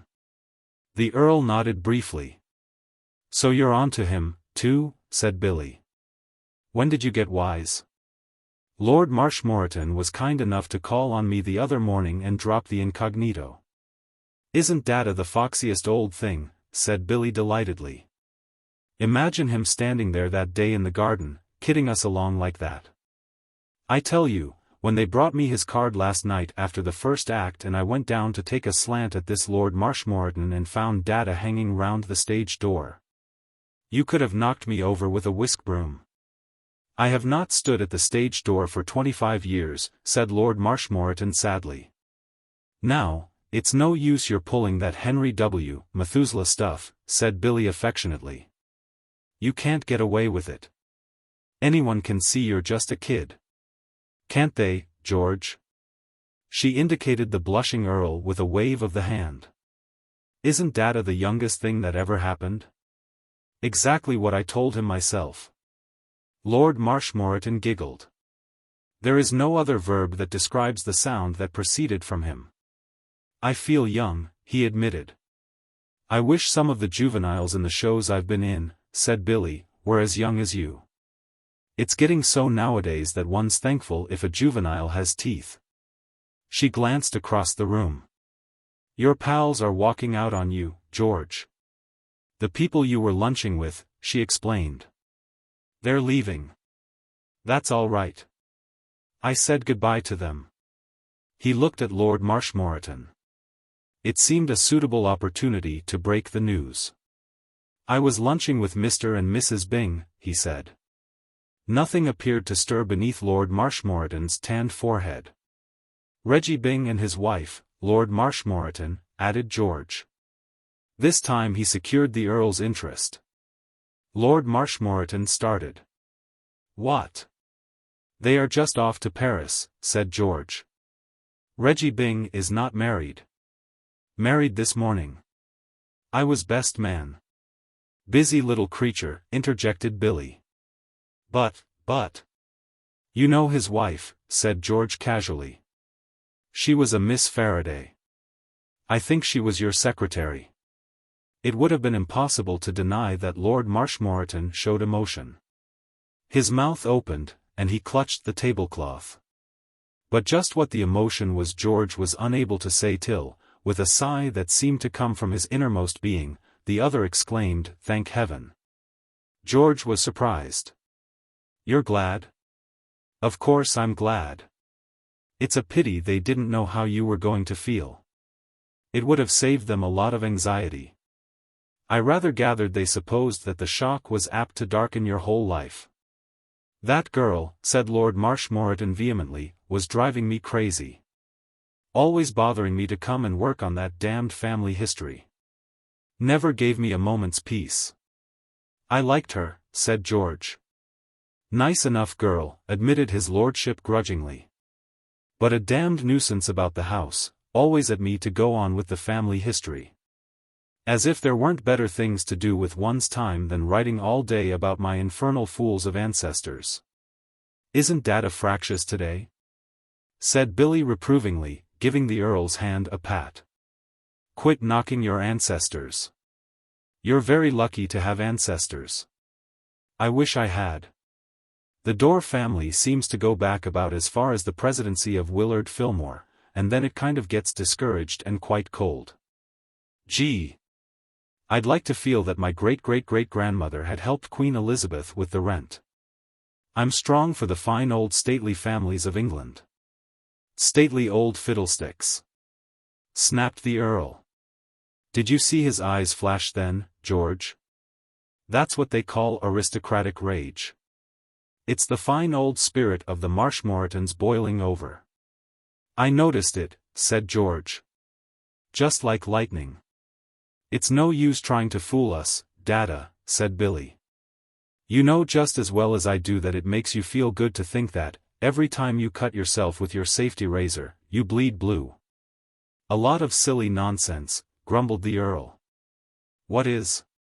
This foolery of titles and aristocracy. Silly fetish worship. One man's as good as another. This is the spirit of '76, said George approvingly. Regular IWW. Stuff, agreed Billy. Shake hands the president of the Bolsheviki. Lord Marshmoreton ignored the interruption. There was a strange look in his eyes. It was evident to George, watching him with close interest, that here was a revelation of the man's soul, that thoughts, locked away for years in the other's bosom were crying for utterance.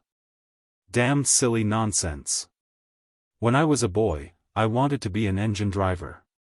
When I was a young man, I was a socialist and hadn't any idea except to work for my living and make a name for myself. I was going to the colonies. Canada. The fruit farm was actually bought. Bought and paid for. He brooded a moment on that long-lost fruit farm. My father was a younger son. And then my uncle must go and break his neck hunting, and the baby, poor little chap, got croup or something. And there I was, saddled with the title. And all my plans gone up in smoke. Silly nonsense. Silly nonsense. He bit the end of a cigar. And you can't stand up against it, he went on ruefully. It saps you. It's like some damned drug. I fought against it as long as I could, but it was no use. I'm as big a snob as any of them now. I'm afraid to do what I want to do. Always thinking of the family dignity. I haven't taken a free step for 25 years. George and Billy exchanged glances. Each had the uncomfortable feeling that they were eavesdropping and hearing things not meant to be heard. George rose. I must be getting along now, he said. I've one or two things to do. Glad to have seen you again, Billy. Is the show going all right? Fine. Making money for you right along. Goodbye, Lord Marshmoreton. The Earl nodded without speaking. It was not often now that he rebelled even in thoughts against the lot which fate had thrust upon him, and never in his life before had he done so in words. He was still in the grip of the strange discontent which had come upon him so abruptly. There was a silence after George had gone. I'm glad we met, George, said Billy. He's a good boy. She spoke soberly. She was conscious of a curious feeling of affection for the sturdy, weather-tanned little man opposite her. The glimpse she had been given of his inner self had somehow made him come alive for her. He wants to marry my daughter, said Lord Marshmoreton. A few moments before, Billy would undoubtedly have replied to such a statement with some jocular remark expressing disbelief that the Earl could have a daughter old enough to be married. But now she felt oddly serious and unlike her usual flippant self. Oh, was all she could find to say. She wants to marry him. Not for years had Billy Dore felt embarrassed, but she felt so now. She judged herself unworthy to be the recipient of these very private confidences. Oh, she said again. He's a good fellow. I like him. I liked him the moment we met. He knew it, too. And I knew he liked me. A group of men and girls from a neighboring table passed on their way to the door. One of the girls nodded to Billy. She returned the nod absently. The party moved on. Billy frowned down at the tablecloth and drew a pattern on it with a fork. Why don't you let George marry your daughter, Lord Marshmoreton? The Earl drew at his cigar in silence. I know it's not my business, said Billy apologetically, interpreting the silence as a rebuff. Because I'm the Earl of Marshmoreton. I see. No you don't, snapped the Earl. You think I mean by that I think your friend isn't good enough to marry my daughter. You think that I'm an incurable snob. And I've no doubt he thinks so, too, though I took the trouble to explain my attitude to him when we last met. You're wrong. It isn't that at all. When I say, I'm the Earl of Marshmoreton, I mean that I'm a poor spineless fool who's afraid to do the right thing because he daren't go in the teeth of the family. I don't understand. What have your family got to do with it? They'd worry the life out of me. I wish you could meet my sister Caroline. That's what they've got to do with it. Girls in my daughter's unfortunate position have got to marry position or money. Well, I don't know about position, but when it comes to money, why, George is the fellow that made the dollar bill famous. He and Rockefeller have got all there is, except the little bit they have let Andy Carnegie have for carfare. What do you mean? He told me he worked for a living. Billy was becoming herself again. Embarrassment had fled. If you call it work. He's a composer. I know. Writes tunes and things. Billy regarded him compassionately. And I suppose, living out in the woods the way that you haven't a notion that they pay him for it. Pay him? Yes, but how much? Composers were not rich men in my day. I wish you wouldn't talk of your day, as if you telling the boys down at the corner store about the good times they all had before the flood. You're one of the younger set and don't let me have to tell you again. Say, listen. You know that show you saw last night? The one where I was supported by a few underlings. Well, George wrote the music for that. I know. He told me so. Well, did he tell you that he draws 3% of the gross receipts? You saw the house we had last night. It was a fair average house. We are playing to over $14,000 a week. George's little bit of that is, I can't do it in my head, but it's around $400. That's £80 of your money. And did he tell you that this same show ran over a year in New York to big business all the time, and that there are 3 companies on the road now? And did he mention that this is the 9th show he's done, and that 7 of the others were just as big hits as this one? And did he remark in passing that he gets royalties on every copy of his music that's sold, and that at least 10 of his things have sold over $500,000? No, he didn't, because he isn't the sort of fellow who stands around blowing about his income. But you know it now. Why, he's a rich man. I don't know what you call rich, but, keeping on the safe side, I should say that George pulls down in a good year, during the season, around $5,000 a week. Lord Marshmoreton was frankly staggered. £1,000 a week. I had no idea. I thought you hadn't. And, while I'm boosting George, let me tell you another thing. He's one of the whitest men that ever happened. I know him. You can take it from me, if there's anything rotten in a fellow, the show business will bring it out, and it hasn't come out in George yet, so I guess it isn't there. George is all right. He has at least an excellent advocate. Oh, I'm strong for George. I wish there were more like him. Well, if you think I've butted in on your private affairs sufficiently, I suppose I ought to be moving. We've a rehearsal this afternoon. Let it go, said Lord Marshmoreton boyishly.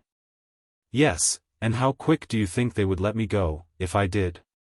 I'm an honest working girl, and I can't afford to lose jobs.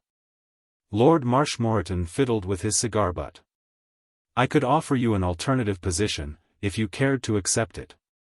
Billy looked at him keenly. Other men in similar circumstances had made much the same remark to her. She was conscious of feeling a little disappointed in her new friend. Well, she said dryly. Shoot. You gathered, no doubt, from Mr. Bevan's conversation, that my secretary has left me and run away and got married? Would you like to take her place? It was not easy to disconcert Billy Dorr, but she was taken aback. She had been expecting something different. You're a shriek, Dada. I'm perfectly serious. Can you see me at a castle? I can see you perfectly. Lord Marshmoreton's rather formal manner left him. Do please accept, my dear child. I've got to finish this damned family history some time or other. The family expect me to. Only yesterday my sister Caroline got me in a corner and bored me for half an hour about it. I simply can't face the prospect of getting another Alice Faraday from an agency. Charming girl, of course, but, well, I'll be damned if I do it, and that's the long and short of it. Billy bubbled over with laughter. Of all the impulsive kids. She gurgled. I never met anyone like you, Dada. You don't even know that I can use a typewriter. I do. Mr. Bevan told me you were an excellent stenographer. So George has been boosting me, too, has he? She mused. I must say, I'd love to come. That old place got me when I saw it that day. That's settled, then, said Lord Marshmoreton masterfully. Go to the theatre and tell whatever is usual in these cases. And then go home and pack, and meet me at Waterloo at 6 o'clock. The train leaves at 6:15. Return of the Wanderer, accompanied by Dizzy Blonde. You've certainly got it all fixed, haven't you? Do you think the family will stand for me? Damn the family, said Lord Marshmoreton, stoutly. There's one thing, said Billy complacently, eyeing her reflection in the mirror of her vanity case, I may glitter in the fighting top, but it is genuine. When I was a kid, I was a regular little towhead. I never supposed for a moment that it was anything but genuine. Then you've got a fine, unsuspicious nature, Dada, and I admire you for it. 6 o'clock at Waterloo, said the Earl. I will be waiting for you. Billy regarded him with affectionate admiration. Boys will be boys, she said. All right. I'll be there. Chapter 22. Young blighted Albert, said Keggs the butler, shifting his weight so that it distributed itself more comfortably over the creaking chair in which he reclined. "Let this be a lesson to you, young feller me lad." The day was a week after Lord Marshmoreton's visit to London, the hour 6 o'clock. The housekeeper's room, in which the upper servants took their meals, had emptied. Of the gay company which had just finished dinner only Keggs remained, placidly digesting. Albert, whose duty it was to wait on the upper servants, was moving to and fro, morosely collecting the plates and glasses. The boy was in no happy frame of mind.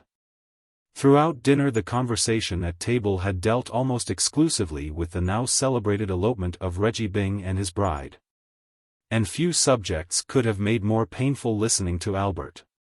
"What's been the result and what I might call the upshot," said Keggs, continuing his homily, "of all your making yourself so busy and thrusting of yourself forward and meddling in the affairs of your elders and betters? The upshot and issue of it has been that you are out 5 shillings and nothing to show for it. 5 shillings what you might have spent on some good book and improved your mind. And goodness knows it wants all the improving it can get, for of all the worthless, idle little messers it's ever been my misfortune to have dealings with, you are the champion. Be careful of them plates, young man, and don't breathe so hard. You aven't got asthma or something, have you?" "I can't breathe now," complained the stricken child. "Not like a grampus you can't, and don't you forget it." Keggs wagged his head reprovingly. "Well, so your Reggie Byng's gone and eloped, has he? That ought to teach you to be more careful another time, how you go gambling and plunging into sweepstakes. The idea of a child of your age having the audacity to thrust hisself forward like that. Don't call him my Reggie Byng. I didn't draw him. There's no need to go into all that again, young feller. You accepted I'm freely and without prejudice when the fair exchange was suggested, so for all practical intents and purposes he is your Reggie Byng. I hope you're going to send him a wedding present. Well, you ain't any better off than me, with all your highway robbery." "My what?" "You heard what I said." "Well, don't let me hear it again. The idea.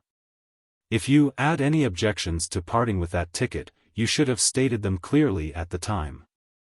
And what do you mean by saying I ain't any better off than you are?" "I have my reasons."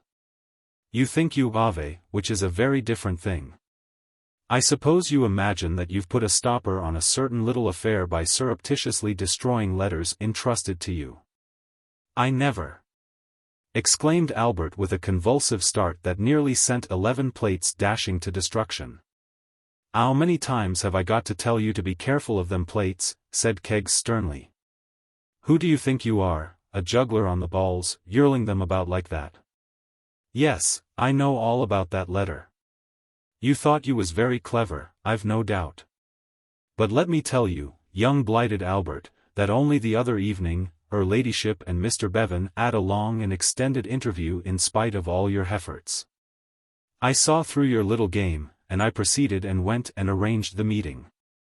In spite of himself Albert was awed. He was oppressed by the sense of struggling with a superior intellect. "Yes, you did," he managed to say with the proper note of incredulity, but in his heart he was not incredulous. Dimly, Albert had begun to perceive that years must elapse before he could become capable of matching himself in battles of wits with this master strategist. "Yes, I certainly did," said Keggs. "I don't know what opined at the interview, not being present in person. But I've no doubt that everything proceeded satisfactorily. And a fat lot of good that's going to do you, when he ain't allowed to come inside the ooze." A bland smile irradiated the butler's moon-like face. "If by you're alludin' to Mr. Bevan, young blighted Albert, let me tell you that it won't be long before he becomes a regular duly invited guest at the castle. A lot of chance. Would you care to have another 5 shillings even money on it?" Albert recoiled. He had had enough of speculation where the butler was concerned. Where that schemer was allowed to get within reach of it, hard cash melted away. "What are you going to do?" "Never you mind what I'm going to do. I have my methods." All I have to say to you is that tomorrow or the day after Mr. Bevan will be seated in our dining hall with his feet under our table, replying according to his personal taste and preference. When I ask him if he'll have hock or sherry, brush all them crumbs carefully off the tablecloth, young blighted Albert, don't shuffle your feet, breathe softly through your nose, and close the door behind you when you've finished. Oh, go and eat cake, said Albert bitterly. But he said it to his immortal soul, not aloud. The lad's spirit was broken. Keggs, the processes of digestion completed, presented himself before Lord Belpher in the billiard-room. Percy was alone. The house party, so numerous on the night of the ball and on his birthday, had melted down now to reasonable proportions. The second and third cousins had retired, flushed and gratified, to obscure dens from which they had emerged, and the castle housed only the more prominent members of the family. Always harder to dislodge than the small fry. The bishop still remained, and the colonel. Besides these, there were perhaps half a dozen more of the closer relations, to Lord Belpher's way of thinking, half a dozen too many. He was not fond of his family. Might I have a word with your lordship? What is it, Keggs? Keggs was a self-possessed man, but he found it a little hard to begin. Then he remembered that once in the misty past he had seen Lord Belpher spanked for stealing jam, he himself having acted on that occasion as prosecuting attorney, and the memory nerved him. I earnestly hope that your lordship will not think that I am taking a liberty. I have been in his lordship your father's service many years now, and the family honour is, if I may be pardoned for saying so, extremely near my heart. I have known your lordship since you were a mere boy, and Lord Belpher had listened with growing impatience to this preamble. His temper was seldom at its best these days, and the rolling periods annoyed him. Yes, of course, he said. What is it? Keggs was himself now. In his opening remarks he had simply been, as it were, winding up. He was now prepared to begin. Your lordship will recall inquiring of me on the night of the ball as to the bona fides of one of the temporary waiters? The one that stated that E was the cousin of young Bli, of the boy Albert, the page? I have been making inquiries, your lordship, and I regret to say I find that the man was an impostor. He informed me that E was Albert's cousin, but Albert now informs me that E has no cousin in America. I am extremely sorry this should have occurred, your lordship, and I hope you will attribute it to the bustle and haste inseparable from duties as mine on such a occasion. I know the fellow was an impostor. He was probably after the spoons. Keggs coughed. If I might be allowed to take a further liberty, your lordship, might I suggest that I am aware of the man's identity and of his motive for visiting the castle? He waited a little apprehensively. This was the crucial point in the interview. If Lord Belpher did not now freeze him with a glance and order him from the room, the danger would be past, and he could speak freely. His light blue eyes were expressionless as they met Percy's. But inwardly he was feeling much the same sensation as he was wont to experience when the family was in town and he had managed to slip off to Kempton Park or some other racecourse and put some of his savings on a horse. As he felt when the racing steeds thundered down the straight, so did he feel now. Astonishment showed in Lord Belpher's round face. Just as it was about to be succeeded by indignation, the butler spoke again. I am aware, your lordship, that it is not my place to offer suggestions as to the private and intimate affairs of the family I have the honor to serve, but if your lordship would consent to overlook the liberty, I think I could be of help and assistance in a matter which is causing annoyance and unpleasantness to all. He invigorated himself with another dip into the waters of memory. Yes. The young man before him might be Lord Belpher, son of his employer and heir to all these great estates, but once he had seen him spanked. Perhaps Percy also remembered this. Perhaps he merely felt that Keggs was a faithful old servant and, as such, entitled to thrust himself into the family affairs. Whatever his reasons, he now definitely lowered the barrier. Well, he said, with a glance at the door to make sure that there were no witnesses to an act of which the aristocrat in him disapproved. Go on. Keggs breathed freely. The danger point was passed. Obeying a natural interest, your lordship, he said, we of the servants all generally managed to become respectfully aware of whatever appends to be transpiring above stairs. May I say that I became acquainted at an early stage with the trouble which your lordship is unfortunately obeying with a certain party? Lord Belpher, although his whole being revolted against what practically amounted to hobnobbing with a butler, perceived that he had committed himself to the discussion. It revolted him to think that these delicate family secrets were the subject of conversation in menial circles, but it was too late to do anything now. And such was the wholeheartedness with which he had declared war upon George Bevan that, at this stage in the proceedings, his chief emotion was a hope that Keggs might have something sensible to suggest. I think, begging your lordship's pardon for making the remark, that you are acting injudicious. I have been in service a great number of years, startin' as steward's room boy and rising to my present position. And I may say I have had experience during those years of several cases where the daughter or son of the booze contemplated a misalliance, and all but one of the cases ended disastrously. Your lordship, on account of the family trying opposition. It is my experience that opposition in matters of the earth is useless, feed in, as it, so to speak, does the flame. Young people, your lordship, if I may be pardoned for employing the expression in the present case, are naturally romantic, and if you keep 'em away from a thing they sit and pity themselves and want it all the more. And in the end you may be sure they get it. There's no way of stopping them. I was not on sufficiently easy terms with the late Lord Worlingham to give him the benefit of my experience on the occasion when the Honourable Aubrey Pershore fell in love with the young person at the Gaiety Theatre. Otherwise I could have told him he was not acting judicious. His lordship opposed the match in every way, and the young couple ran off and got married at a registrar's.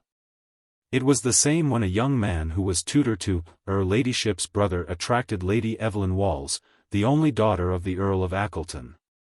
In fact, your lordship, the only entanglement of the kind that came to a satisfactory conclusion in the whole of my personal experience was the affair of Lady Catherine Dusby, Lord Bridgefield's daughter, who injudiciously became infatuated with a roller skating instructor.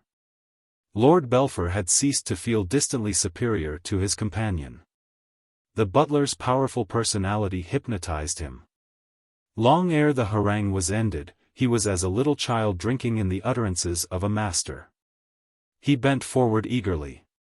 Keggs had broken off his remarks at the most interesting point. "What happened?" inquired Percy. The young man, proceeded Keggs, was a young man of considerable personal attractions, having large brown eyes and an athletic lissom figure, brought about by roller skating. It was no wonder, in the opinion of the servants' ball, that her ladyship should have found Erzell fascinated by him. Particularly as I myself had heard her observe at a full luncheon table that roller skating was in her opinion the only thing except her toy Pomeranian that made life worth living.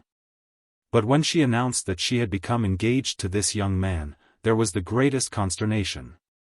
I was not, of course, privileged to be a participant at the many councils and discussions that ensued and took place, but I was aware that such transpired with great frequency. Eventually, his lordship took the shrewd step of assuming acquiescence and inviting the young man to visit us in Scotland. And within 10 days of his arrival, your lordship, the match was broken off. He went back to his roller skating, and her ladyship took up visiting the poor and eventually contracted an altogether suitable alliance by marrying Lord Ronald Spofford, the second son of his Grace the Duke of Gorbals and Strathbungo. How did it happen?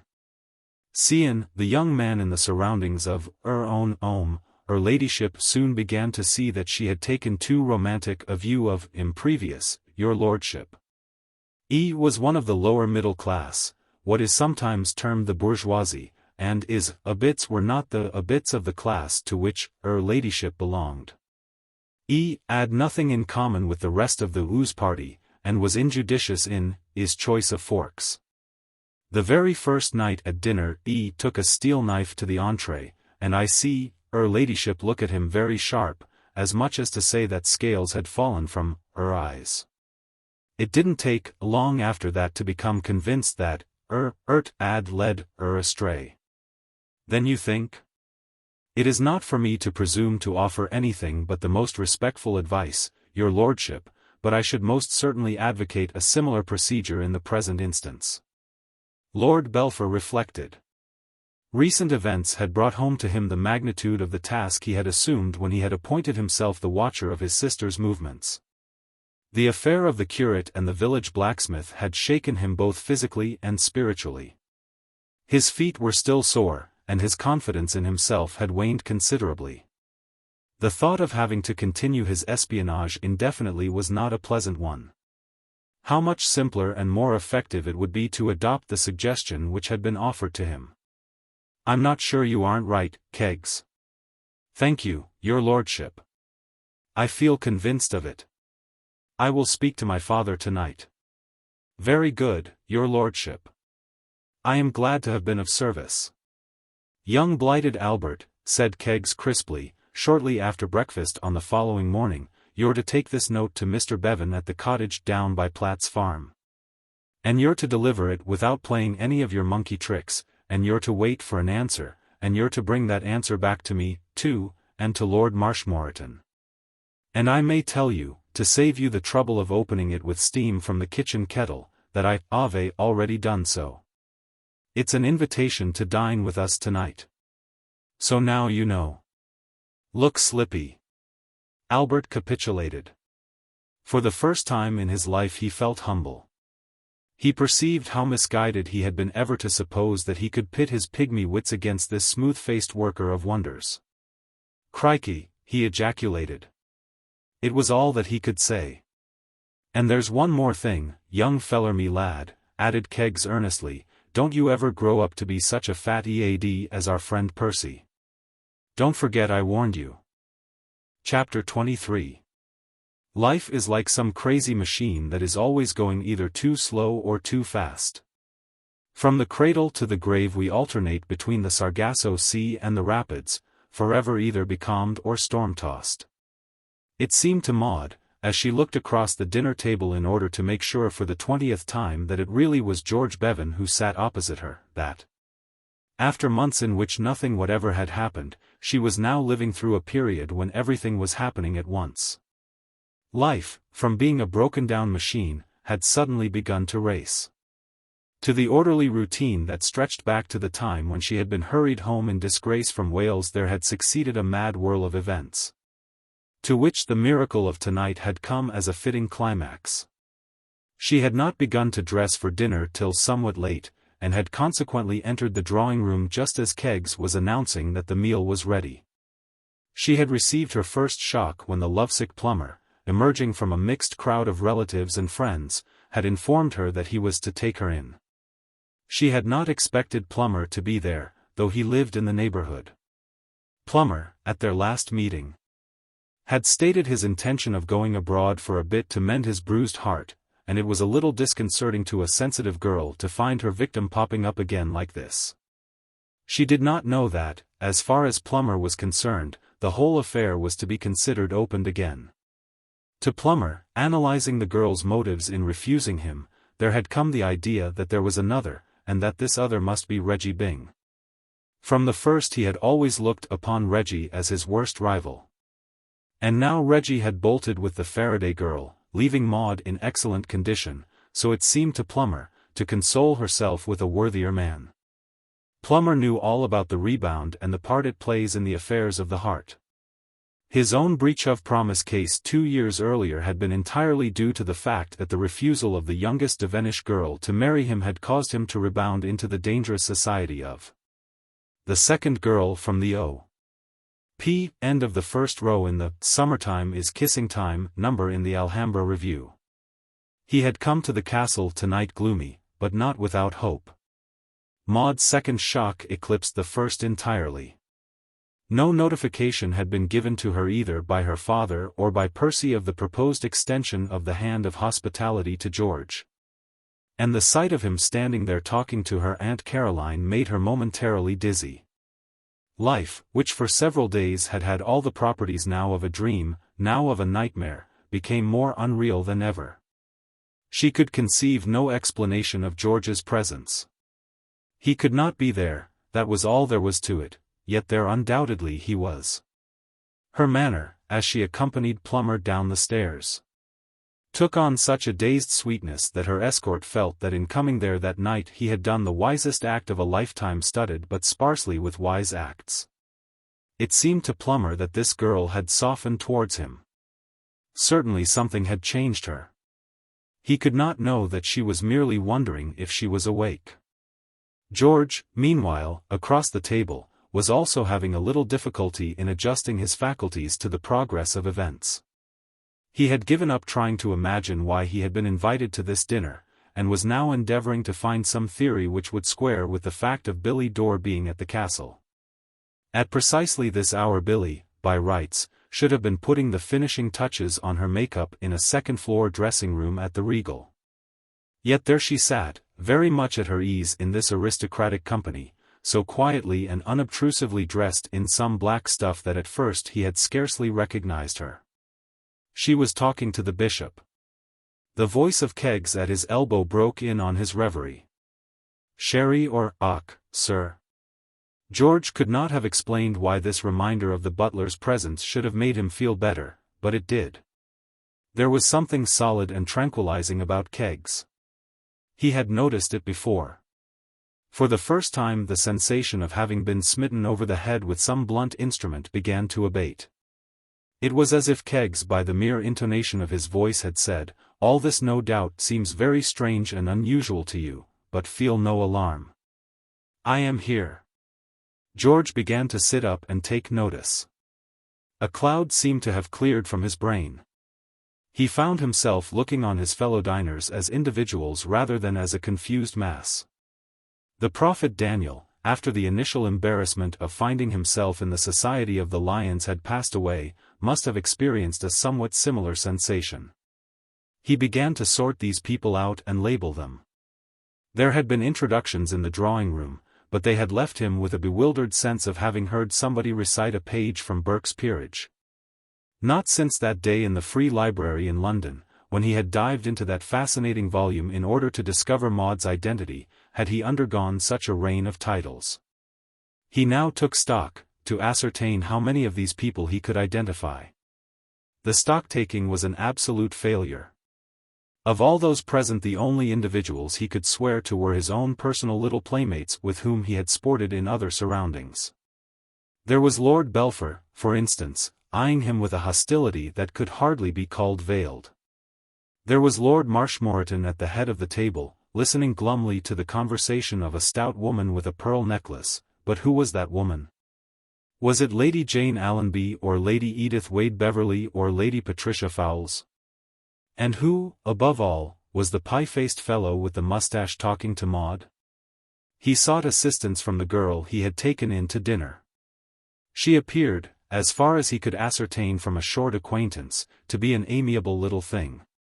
She was small and young and fluffy, and he had caught enough of her name at the moment of introduction to gather that she was plain Miss Something, a fact which seemed to him to draw them together. "I wish you would tell me who some of these people are," he said, as she turned from talking to the man on her other side. "Who is the man over there?" "Which man?" "The one talking to Lady Maud. The fellow whose face ought to be shuffled and dealt again." "That's my brother." That held George during the soup. "I'm sorry about your brother," he said, rallying with the fish. "That's very sweet of you. It was the light that deceived me. Now that I look again, I see that his face has great charm." The girl giggled. George began to feel better. "Who are some of the others? I didn't get your name, for instance." They shot it at me so quick that it had whizzed by before I could catch it. "My name is Plummer." George was electrified. He looked across the table with more vivid interest. The amorous Plummer had been just a voice to him till now. It was exciting to see him in the flesh. "And who are the rest of them?" They are all members of the family. I thought you knew them. I know Lord Marshmoreton. And Lady Maud. And, of course, Lord Belpher. He caught Percy's eye as it surveyed him coldly from the other side of the table, and nodded cheerfully. Great pal of mine, Lord Belpher. The fluffy Miss Plummer twisted her pretty face into a grimace of disapproval. I don't like Percy. No. I think he's conceited. Surely not. What could he have to be conceited about? He's stiff. Yes, of course, that's how he strikes people at first. The first time I met him, I thought he was an awful stiff. But you should see him in his moments of relaxation. He's one of those fellows you have to get to know. He grows on you. Yes, but look at that affair with the policeman in London.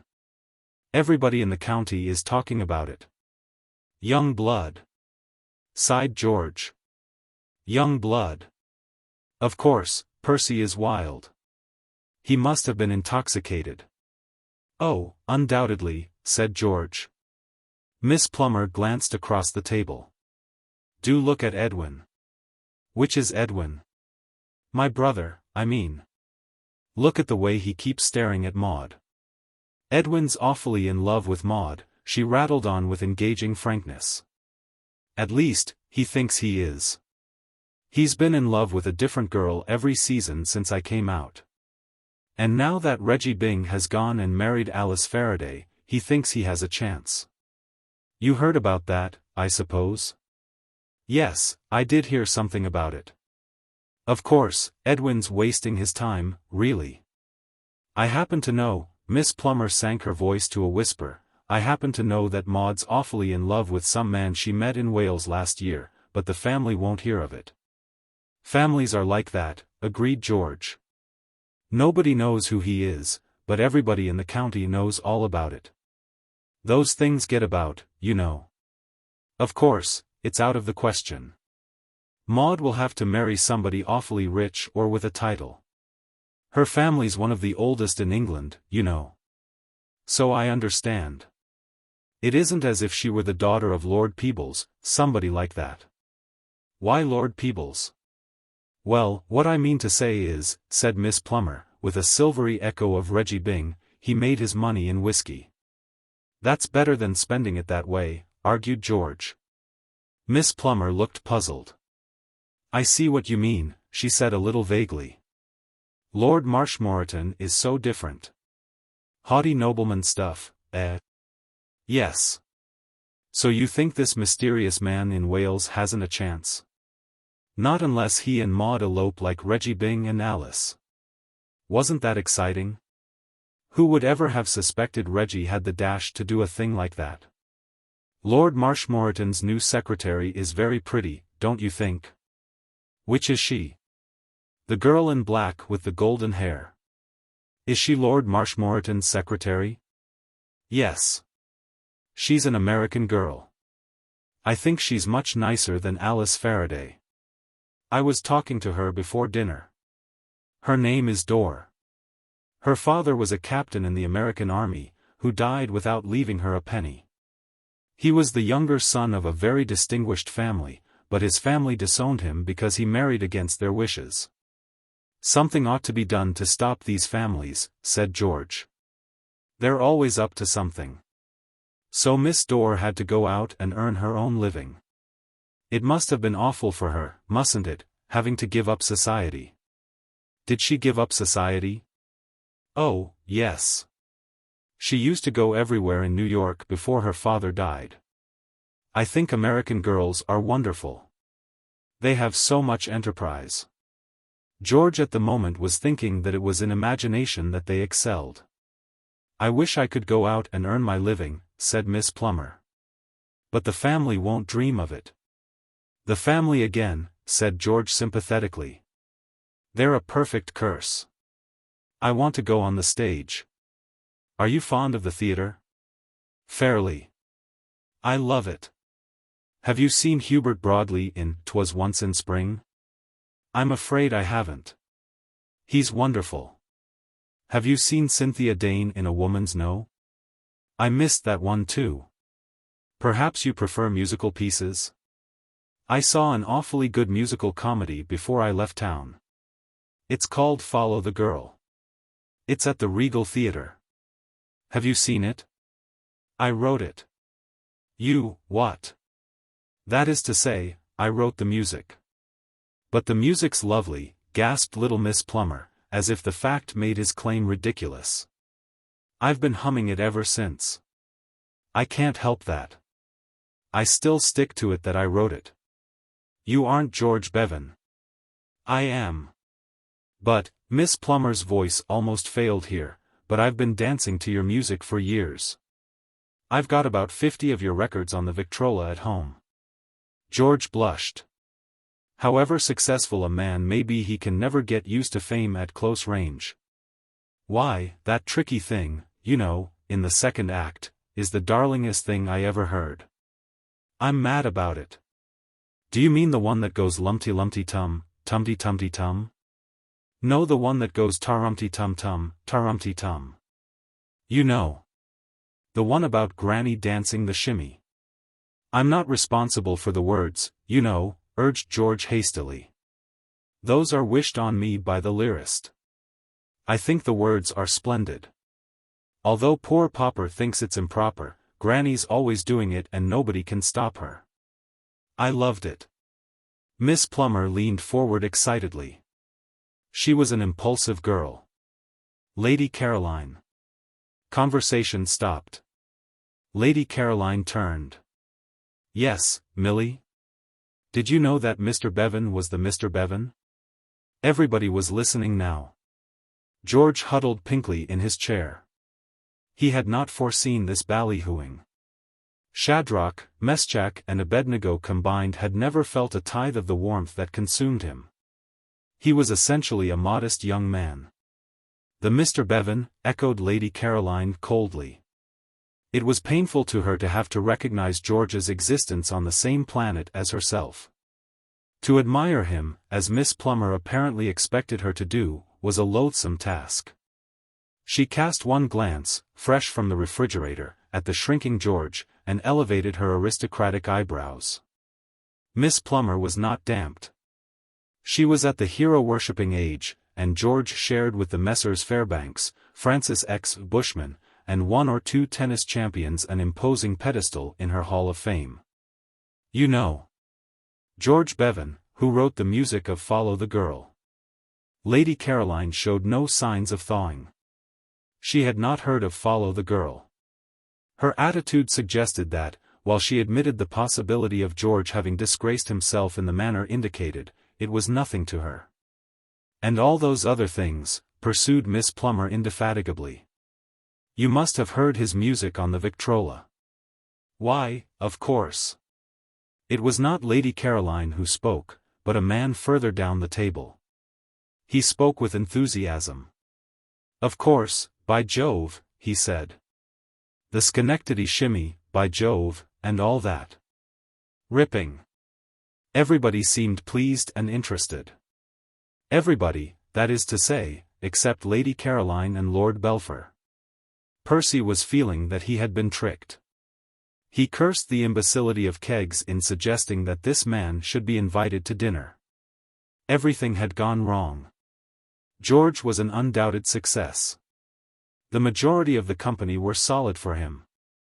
As far as exposing his unworthiness in the eyes of Maud was concerned, the dinner had been a ghastly failure.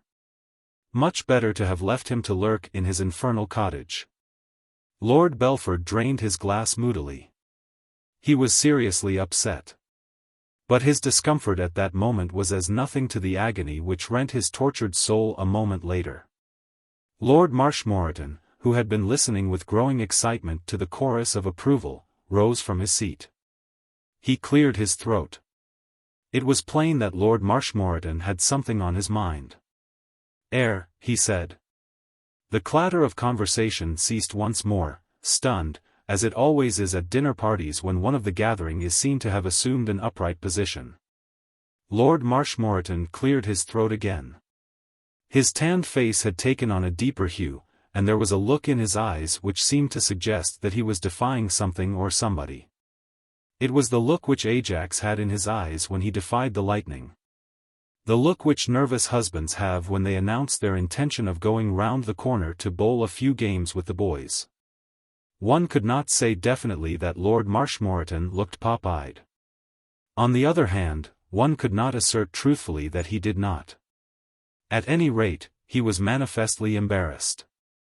He had made up his mind to a certain course of action on the spur of the moment, taking advantage, as others have done, of the trend of popular enthusiasm, and his state of mind was nervous but resolute, like that of a soldier going over the top. He cleared his throat for the third time, took one swift glance at his sister Caroline, then gazed glassily into the emptiness above her head. "Take this opportunity," he said rapidly, clutching at the tablecloth for support, "take this opportunity of announcing the engagement of my daughter Maud to Mr. Bevan. And," he concluded with a rush, pouring back into his chair, "should like you all to drink their health." There was a silence that hurt.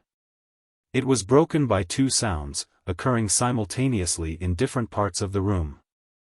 One was a gasp from Lady Caroline. The other was a crash of glass. For the first time in a long unblemished career Keggs the butler had dropped a tray. Chapter 24. Out on the terrace the night was very still. From a steel-blue sky the stars looked down as calmly as they had looked on the night of the ball. When George had waited by the shrubbery listening to the wailing of the music and thinking long thoughts. From the dark meadows by the brook came the cry of a corncrake, its harsh note softened by distance. "What shall we do?" said Maud.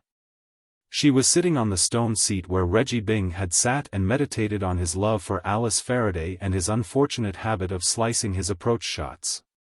To George, as he stood beside her, she was a white blur in the darkness. He could not see her face. "I don't know," he said frankly. Nor did he. Like Lady Caroline and Lord Belpher and Keggs, the butler, he had been completely overwhelmed by Lord Marshmoreton's dramatic announcement. The situation had come upon him unheralded by any warning, and had found him unequal to it. A choking sound suddenly proceeded from the whiteness that was Maud. In the stillness it sounded like some loud noise. It jarred on George's disturbed nerves. "Please. I can't help it. There's nothing to cry about, really. If we think long enough, we shall find some way out all right. Please don't cry." "I'm not crying." The choking sound became an unmistakable ripple of mirth. "It's so absurd. Poor father getting up like that in front of everyone. Did you see Aunt Caroline's face?" "It haunts me still," said George. "I shall never forget it. Your brother didn't seem any too pleased, either." Maud stopped laughing.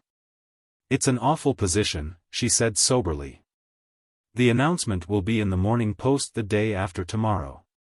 And then the letters of congratulation will begin to pour in. And after that the presents.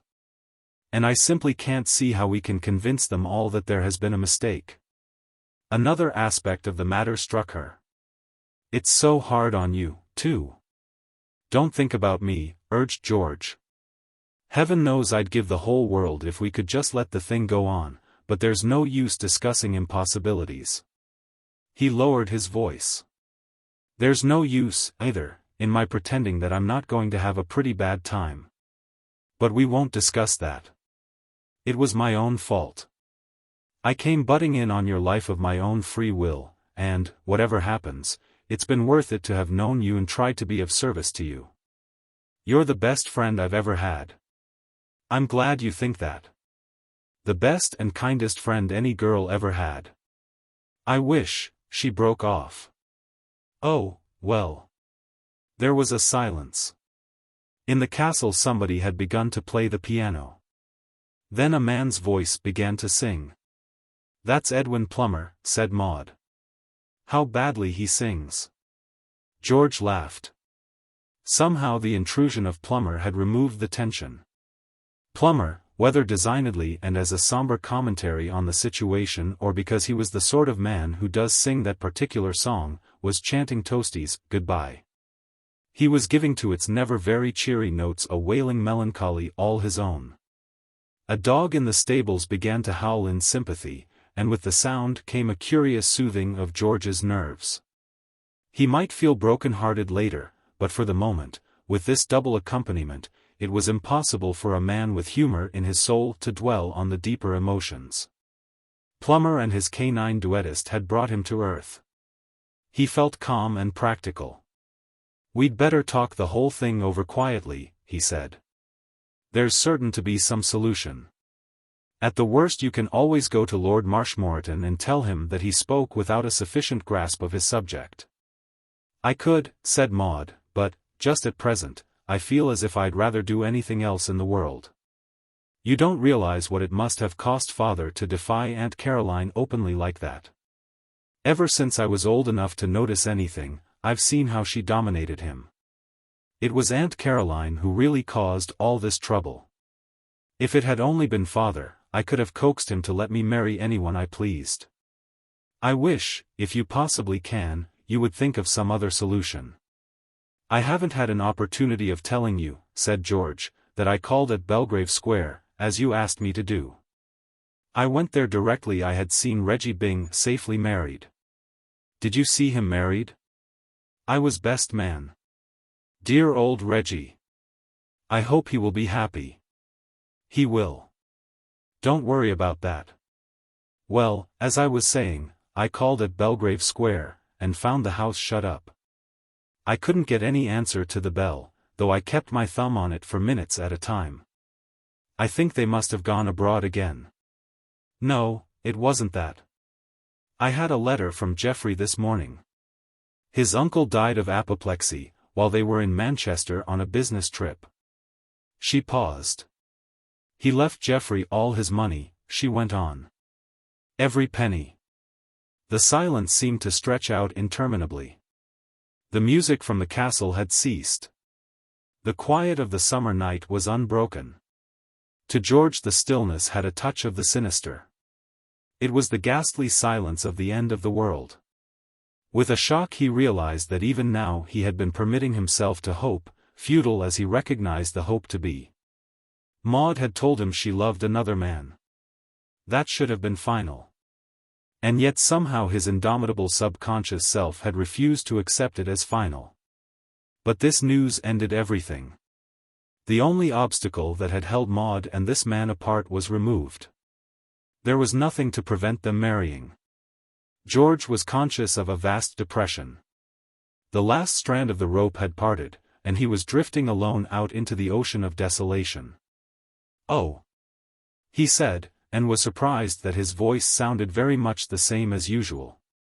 Speech was so difficult that it seemed strange that it should show no signs of effort. "That alters everything, doesn't it? He said in his letter that he wanted me to meet him in London and talk things over, I suppose. There's nothing now to prevent your going. I mean, now that your father has made this announcement, you are free to go where you please." "Yes, I suppose I am." There was another silence.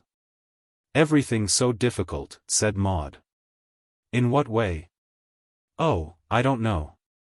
"If you are thinking of me," said George, "please don't." "I know exactly what you mean. You are hating the thought of hurting my feelings. I wish you would look on me as having no feelings. All I want is to see you happy. As I said just now, it's enough for me to know that I've helped you. Do be reasonable about it. The fact that our engagement has been officially announced makes no difference in our relations to each other. As far as we two are concerned, we are exactly where we were the last time we met. It's no worse for me now than it was then to know that I'm not the man you love, and that there's somebody else you loved before you ever knew of my existence. For goodness sake, a girl like you must be used to having men tell her that they love her and having to tell them that she can't love them in return. But you're so different. Not a bit of it. I'm just one of the crowd. I've never known anybody quite like you. Well, you've never known anybody quite like Plummer, should imagine. But the thought of his sufferings didn't break your heart. I've known a million men exactly like Edwin Plummer, said Maud emphatically. All the men I ever have known have been like him, quite nice and pleasant and negative. It never seemed to matter refusing them. One knew that they would be just a little bit piqued for a week or two and then wander off and fall in love with somebody else. But you're different. You matter. That is where we disagree. My argument is that, where your happiness is concerned, I don't matter.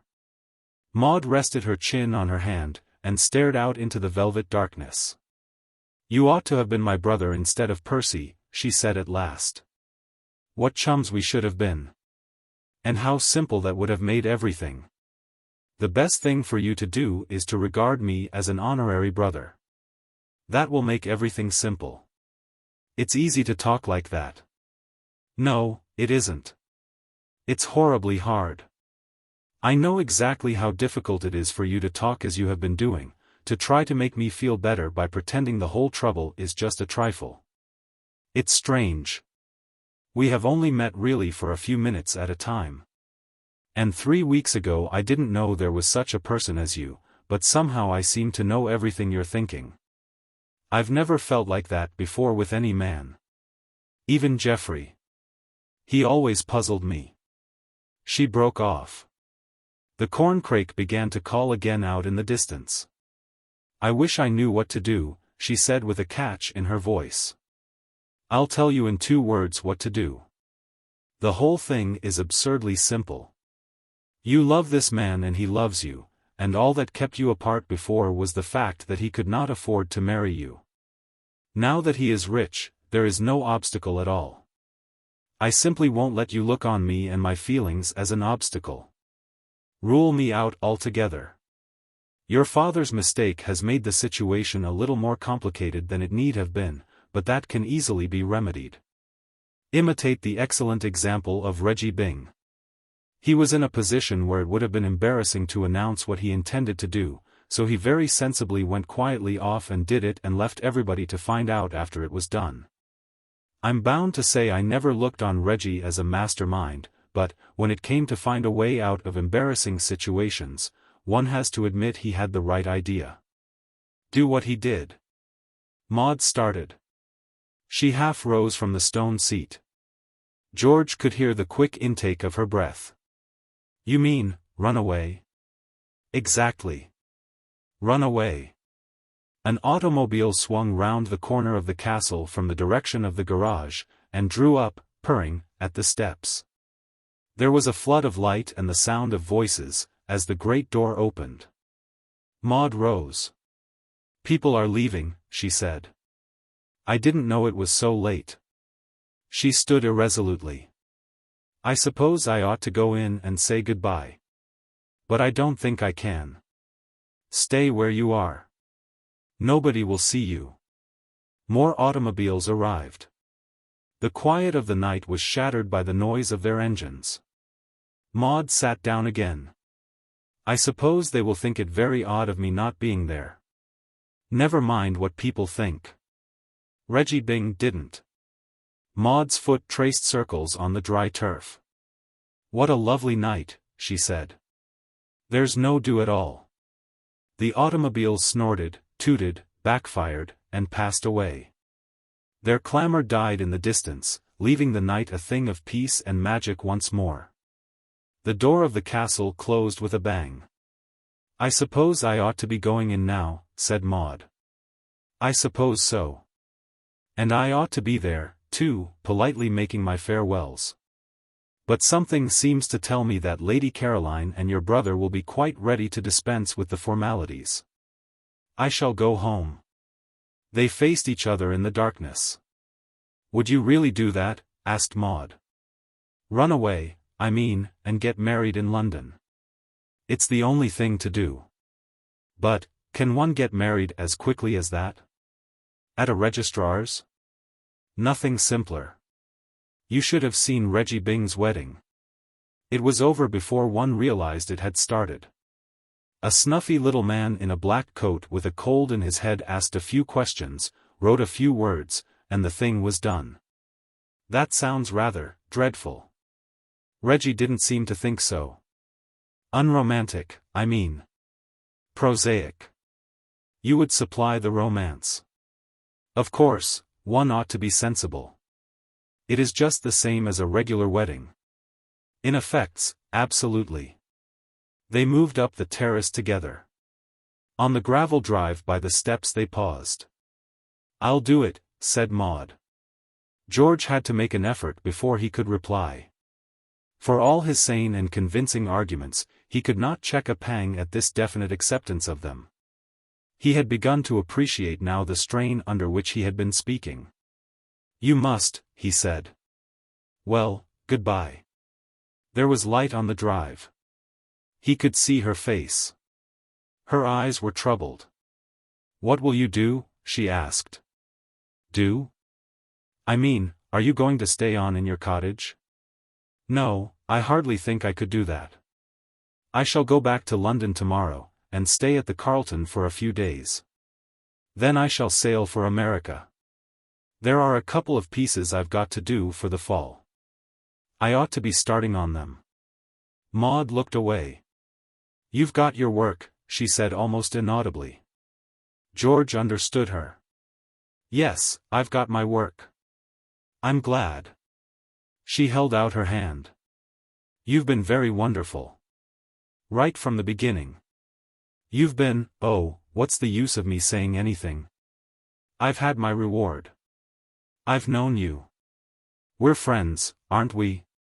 My best friend. Pals? Pals." They shook hands. Chapter 25. "I was never so upset in my life," said Lady Caroline. She had been saying the same thing and many other things for the past 5 minutes. Until the departure of the last guest she had kept an icy command of herself and shown an unruffled front to the world. She had even contrived to smile. But now, with the final automobile whirring homewards, she had thrown off the mask. The very furniture of Lord Marshmoreton's study seemed to shrink, seared by the flame of her wrath. As for Lord Marshmoreton himself, he looked quite shriveled. It had not been an easy matter to bring her erring brother to bay.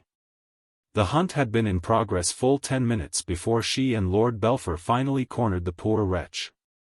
His plea, through the keyhole of the locked door, that he was working on the family history and could not be disturbed, was ignored, and now he was face to face with the avengers. "I cannot understand it," continued Lady Caroline. "You know that for months we have all been straining every nerve to break off this horrible entanglement, and, just as we had begun to hope that something might be done, you announced the engagement in the most public manner. I think you must be out of your mind. I can hardly believe even now that this appalling thing has happened. I am hoping that I shall wake up and find it is all a nightmare. How you can have done such a thing, I cannot understand." "Quite," said Lord Belpher. If Lady Caroline was upset, there are no words in the language that will adequately describe the emotions of Percy. From the very start of this lamentable episode in high life, Percy had been in the forefront of the battle. It was Percy who had had his best hat smitten from his head in the full view of all Piccadilly. It was Percy who had suffered arrest and imprisonment in the cause. It was Percy who had been crippled for days owing to his zeal in tracking Maud across country. And now all his sufferings were in vain. He had been betrayed by his own father. There was, so the historians of the Middle West tell us, a man of Chicago named Young, who once, when his nerves were unstrung, put his mother, unseen, in the chopping machine. And canned her and labeled her, Tongue. It is enough to say that the glance of disapproval which Percy cast upon his father at this juncture would have been unduly severe if cast by the young offspring upon their parent at the moment of confession. Lord Marshmoreton had rallied from his initial panic. The spirit of revolt began to burn again in his bosom.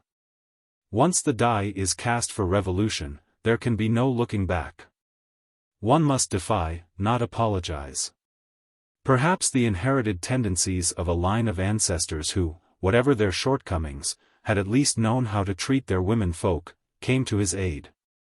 Possibly there stood by his side in this crisis ghosts of dead and buried Marshmoretons, whispering spectral encouragement in his ear, the ghosts, let us suppose, of that earl who, in the days of the 7th Henry, had stabbed his wife with a dagger to cure her tendency to lecture him at night.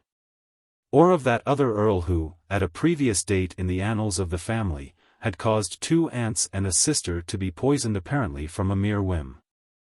At any rate, Lord Marshmoreton produced from some source sufficient courage to talk back. "Silly nonsense," he grunted. "Don't see what you're making all this fuss about. Maud loves the fellow. I like the fellow. Perfectly decent fellow. Nothing to make a fuss about. Why shouldn't I announce the engagement?" "You must be mad," cried Lady Caroline. "Your only daughter and a man nobody knows anything about." "Quite," said Percy. Lord Marshmoreton seized his advantage with the skill of an adroit debater. "That's where you're wrong. I know all about him. He's a very rich man. You heard the way all those people at dinner behaved when they heard his name. Very celebrated man. Makes thousands of pounds a year. Perfectly suitable match in every way." "It is not a suitable match," said Lady Caroline vehemently.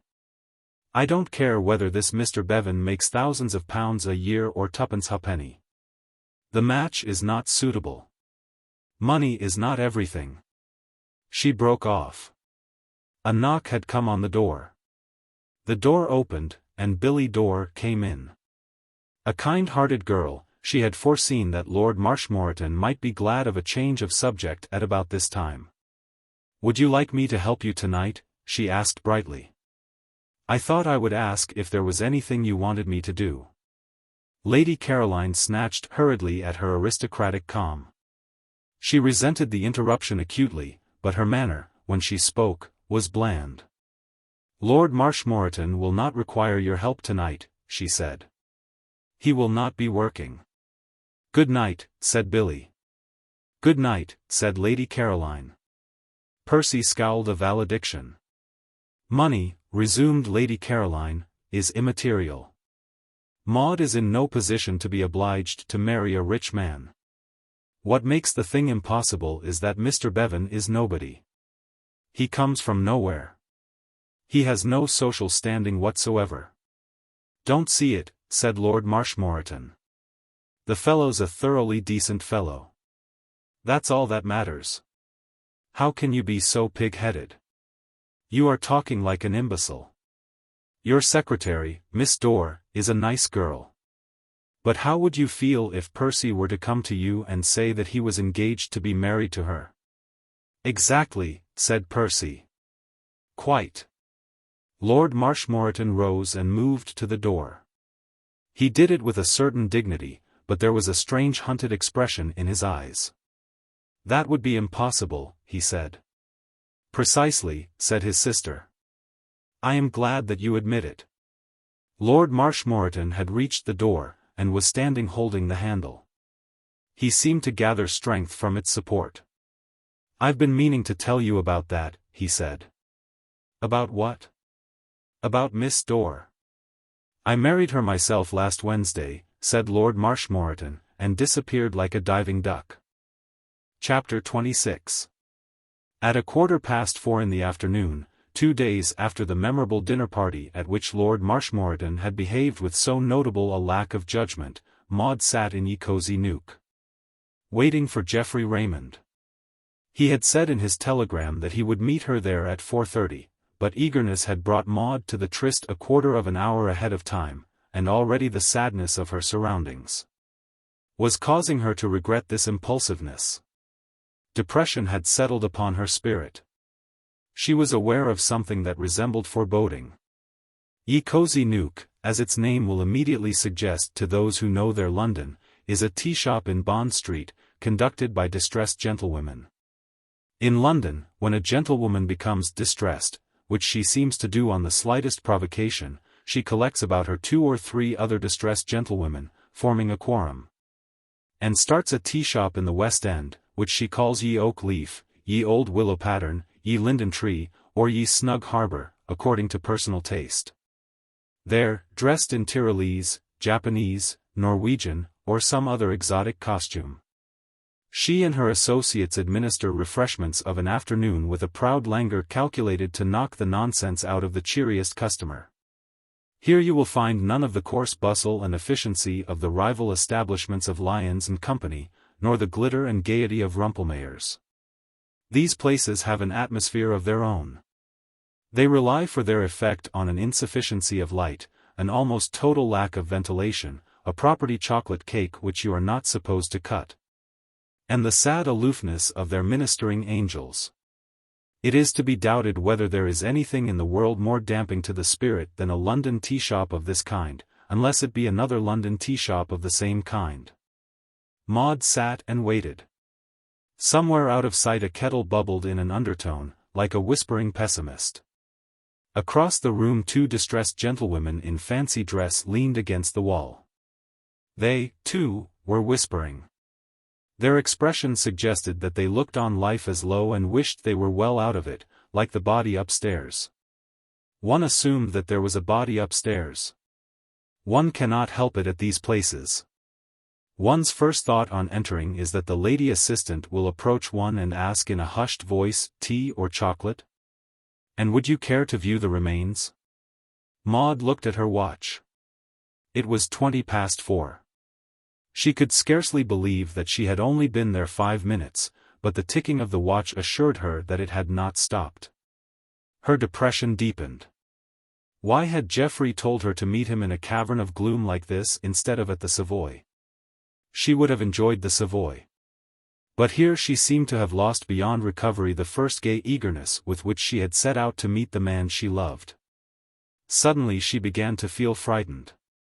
Some evil spirit, possibly the kettle, seemed to whisper to her that she had been foolish in coming here, to cast doubts on what she had hitherto regarded as the one rock-solid fact in the world. Her love for Geoffrey. Could she have changed since those days in Wales? Life had been so confusing of late. In the vividness of recent happenings those days in Wales seemed a long way off, and she herself different from the girl of a year ago. She found herself thinking about George Bevan. It was a curious fact that, the moment she began to think of George Bevan, she felt better. It was as if she had lost her way in a wilderness and had met a friend. There was something so capable, so soothing about George. And how well he had behaved at that last interview. George seemed somehow to be part of her life. She could not imagine a life in which he had no share. And he was at this moment, probably, packing to return to America, and she would never see him again. Something stabbed at her heart. It was as if she were realizing now for the first time that he was really going. She tried to rid herself of the ache at her heart by thinking of Wales. She closed her eyes, and found that that helped her to remember. With her eyes shut, she could bring it all back, that rainy day, the graceful, supple figure that had come to her out of the mist, those walks over the hills. If only Geoffrey would come. It was the sight of him that she needed.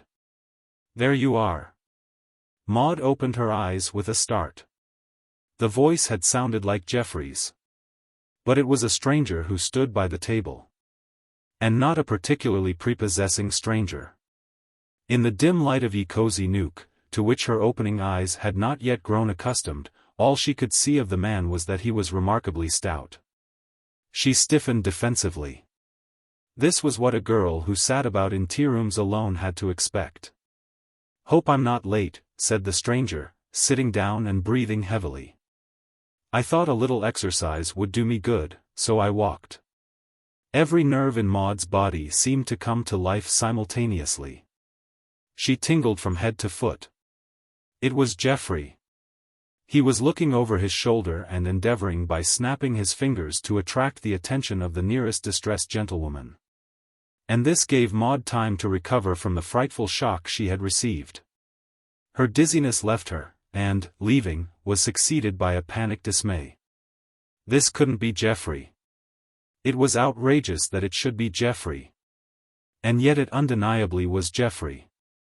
For a year she had prayed that Geoffrey might be given back to her, and the gods had heard her prayer. They had given her back Geoffrey, and with a careless generosity they had given her twice as much of him as she had expected. She had asked for the slim Apollo whom she had loved in Wales, and this colossal changeling had arrived in his stead. We all of us have our prejudices. Maud had a prejudice against fat men. It may have been the spectacle of her brother Percy, bulging more and more every year she had known him, that had caused this kink in her character. At any rate, it existed, and she gazed in sickened silence at Geoffrey. He had turned again now, and she was enabled to get a full and complete view of him. He was not merely stout. He was gross. The slim figure which had haunted her for a year had spread into a sea of waistcoat. The keen lines of his face had disappeared altogether. His cheeks were pink jellies. One of the distressed gentlewomen had approached with a slow disdain, and was standing by the table, brooding on the corpse upstairs. It seemed a shame to bother her. "Tea or chocolate?" she inquired proudly. "Tea, please," said Maud, finding her voice. "One tea," sighed the mourner. "Chocolate for me," said Geoffrey briskly, with the air of one discoursing on a congenial topic. "I'd like plenty of whipped cream. And please see that it's hot." "One chocolate." Geoffrey pondered. This was no light matter that occupied him. "And bring some fancy cakes, I like the ones with icing on them, and some tea cake and buttered toast. Please see there's plenty of butter on it." Maud shivered. This man before her was a man in whose lexicon there should have been no such word as butter, a man who should have called for the police had some enemy endeavored to thrust butter upon him.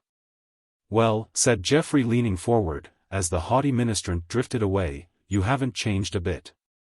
To look at, I mean." "No," said Maud. "You're just the same. I think he squinted down at his waistcoat, have put on a little weight. I don't know if you notice it." Maud shivered again. He thought he had put on a little weight, and didn't know if she had noticed it. She was oppressed by the eternal melancholy miracle of the fat man who does not realize that he has become fat. "It was living on the yacht that put me a little out of condition," said Geoffrey. "I was on the yacht nearly all the time since I saw you last. The old boy had a Japanese cook and lived pretty high. It was apoplexy that got him. We had a great time touring about. We were on the Mediterranean all last winter, mostly at Nice." "I should like to go to Nice," said Maud, for something to say. She was feeling that it was not only externally that Geoffrey had changed. Or had he in reality always been like this, commonplace and prosaic, and was it merely in her imagination that he had been wonderful? "If you ever go," said Geoffrey, earnestly, "don't fail to lunch at the Hotel Côte d'Azur. They give you the most amazing selection of hors d'oeuvres you ever saw. Crayfish as big as baby lobsters. And there's a fish, I've forgotten its name, it'll come back to me, that's just like the Florida pompano. Be careful to have it broiled, not fried. Otherwise you lose the flavor. Tell the waiter you must have it broiled, with melted butter and a little parsley and some plain boiled potatoes. It's really astonishing. It's best to stick to fish on the continent. People can say what they like, but I maintain that the French don't really understand steaks or any sort of red meat. The veal isn't bad, though I prefer our way of serving it. Of course, what the French are real geniuses at is the omelette. I remember, when we put in at Toulon for coal, I went ashore for a stroll, and had the most delicious omelette with chicken livers beautifully cooked, at quite a small, unpretentious place near the harbor. I shall always remember it." The mourner returned, bearing a laden tray, from which she removed the funeral bake meats and placed them limply on the table. Geoffrey shook his head, annoyed. "I particularly asked for plenty of butter on my toast," he said. "I hate buttered toast if there isn't lots of butter. It isn't worth eating. Get me a couple of pats, will you, and I'll spread it myself. Do hurry, please, before the toast gets cold. It's no good if the toast gets cold. They don't understand tea as a meal at these places," he said to Maud, as the mourner withdrew. "You have to go to the country to appreciate the real thing. I remember we lay off Lyme Regis down Devonshire way, for a few days, and I went and had tea at a farmhouse there. It was quite amazing. Thick Devonshire cream and homemade jam and cakes of every kind. This sort of thing here is just a farce. I do wish that woman would make haste with that butter. It'll be too late in a minute. Maud sipped her tea in silence. Her heart was like lead within her. The recurrence of the butter theme as a sort of leitmotif in her companion's conversation was fraying her nerves till she felt she could endure little more.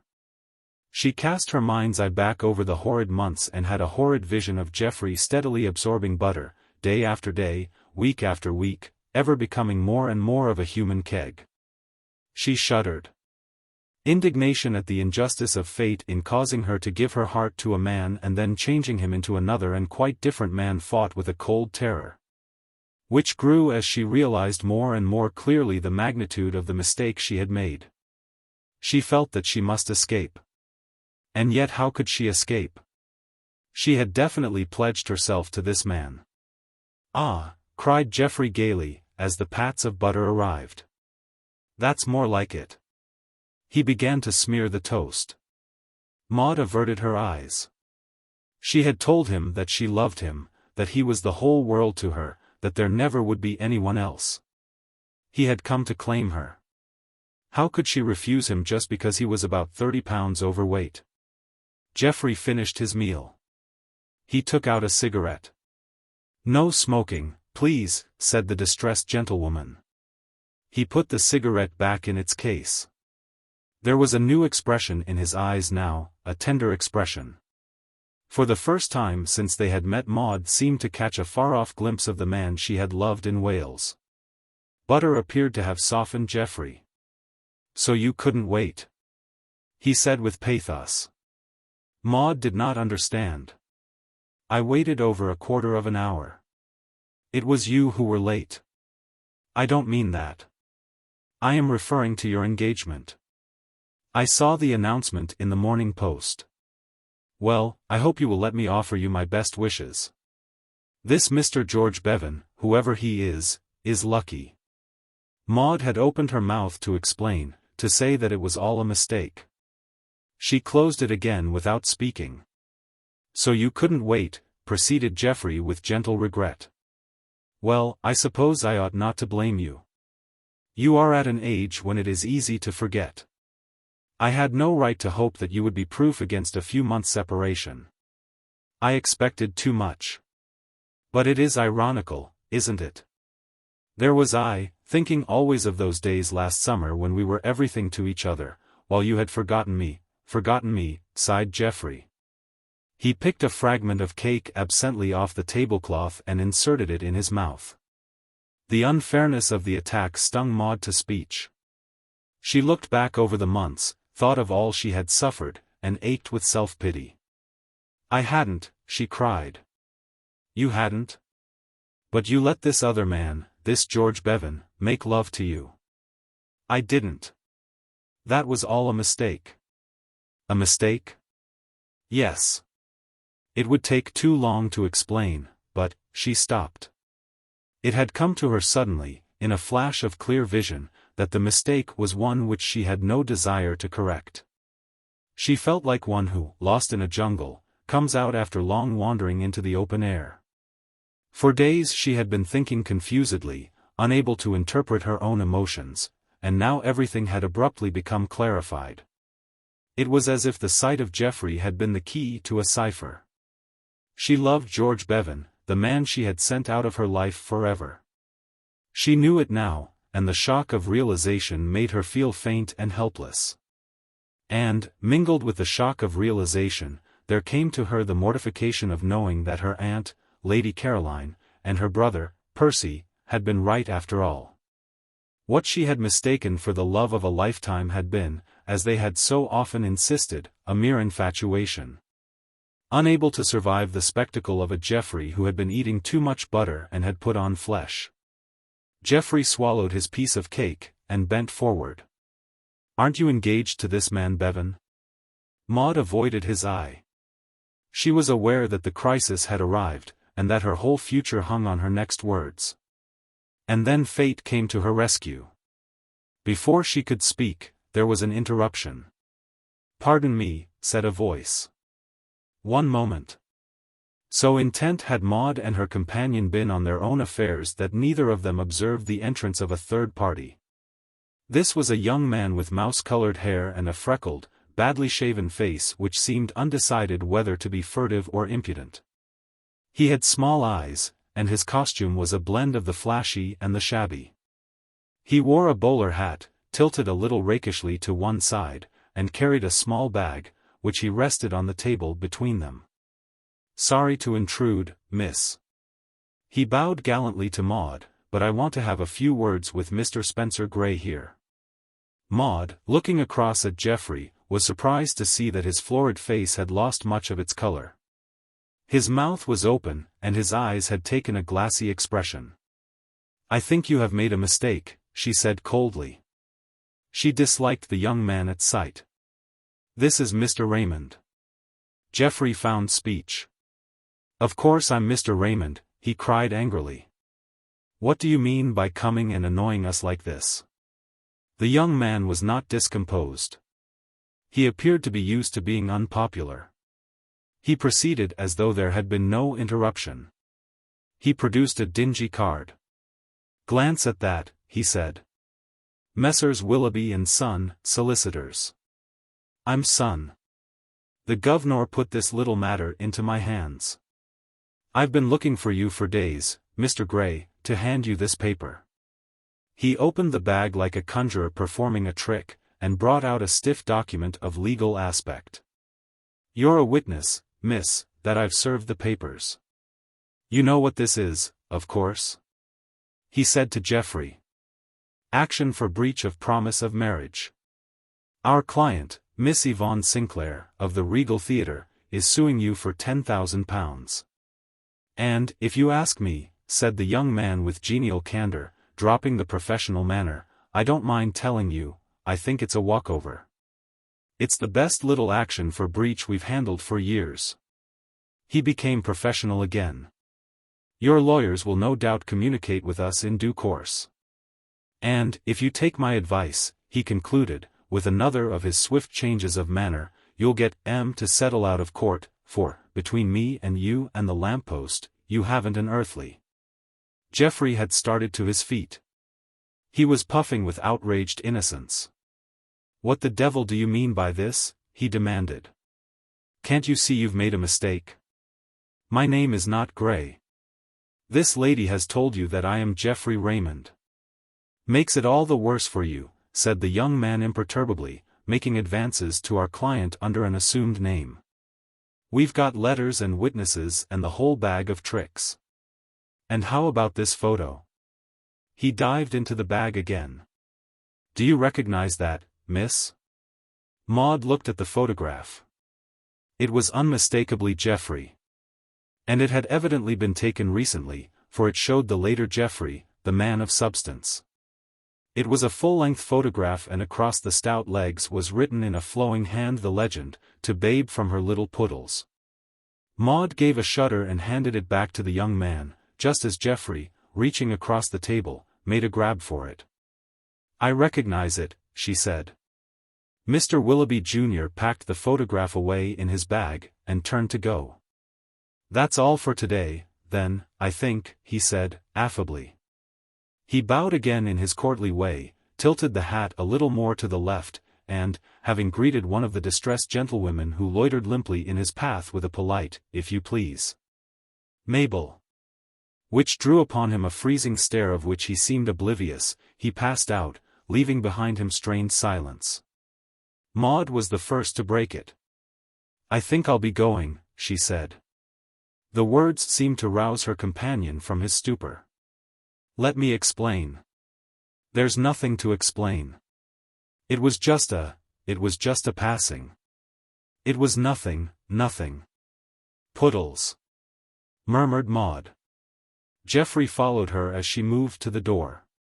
"Be reasonable," pleaded Geoffrey. "Men aren't saints. It was nothing. Are you going to end everything, just because I lost my head?" Maud looked at him with a smile. She was conscious of an overwhelming relief. The dim interior of Ye Cozy Nook no longer seemed depressing. She could have kissed this unknown babe whose businesslike action had enabled her to close a regrettable chapter in her life with a clear conscience. "But you haven't only lost your head, Geoffrey," she said. "You've lost your figure as well." She went out quickly. With a convulsive bound Geoffrey started to follow her, but was checked before he had gone a yard. There are formalities to be observed before a patron can leave Ye Cozy Nook. "If you please," said a distressed gentlewomanly voice. The lady whom Mr. Willoughby had addressed as Mabel, erroneously, for her name was Ernestine, was standing beside him with a slip of paper. "Six and twopence," said Ernestine. For a moment this appalling statement drew the unhappy man's mind from the main issue. 6 and twopence for a cup of chocolate and a few cakes? He cried, aghast. "It's robbery." 6 and twopence, please, said the Queen of the Bandits with undisturbed calm. She had been through this sort of thing before. Ye Cozy Nook did not get many customers, but it made the most of those it did get. "Here." Geoffrey produced a half-sovereign. "I haven't time to argue." The distressed brigand showed no gratification. She had the air of one who is aloof from worldly things. All she wanted was rest and leisure to meditate upon the body upstairs. All flesh is as grass. We are here today and gone tomorrow.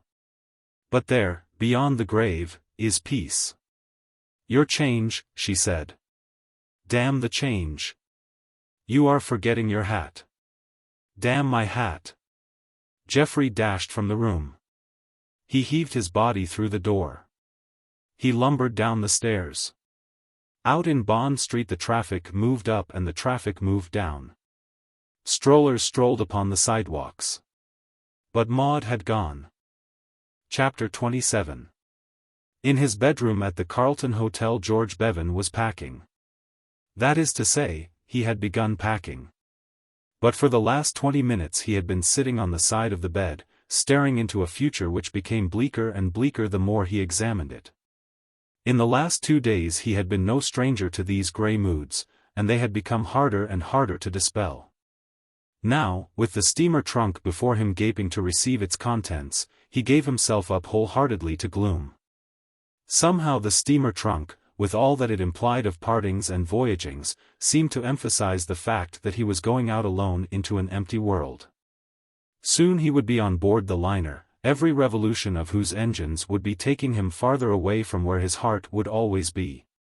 There were moments when the torment of this realization became almost physical. It was incredible that 3 short weeks ago he had been a happy man. Lonely, perhaps, but only in a vague, impersonal way. Not lonely with this aching loneliness that tortured him now. What was there left for him? As regards any triumphs which the future might bring in connection with his work, he was, as Mac the stage door-keeper had said, blasé.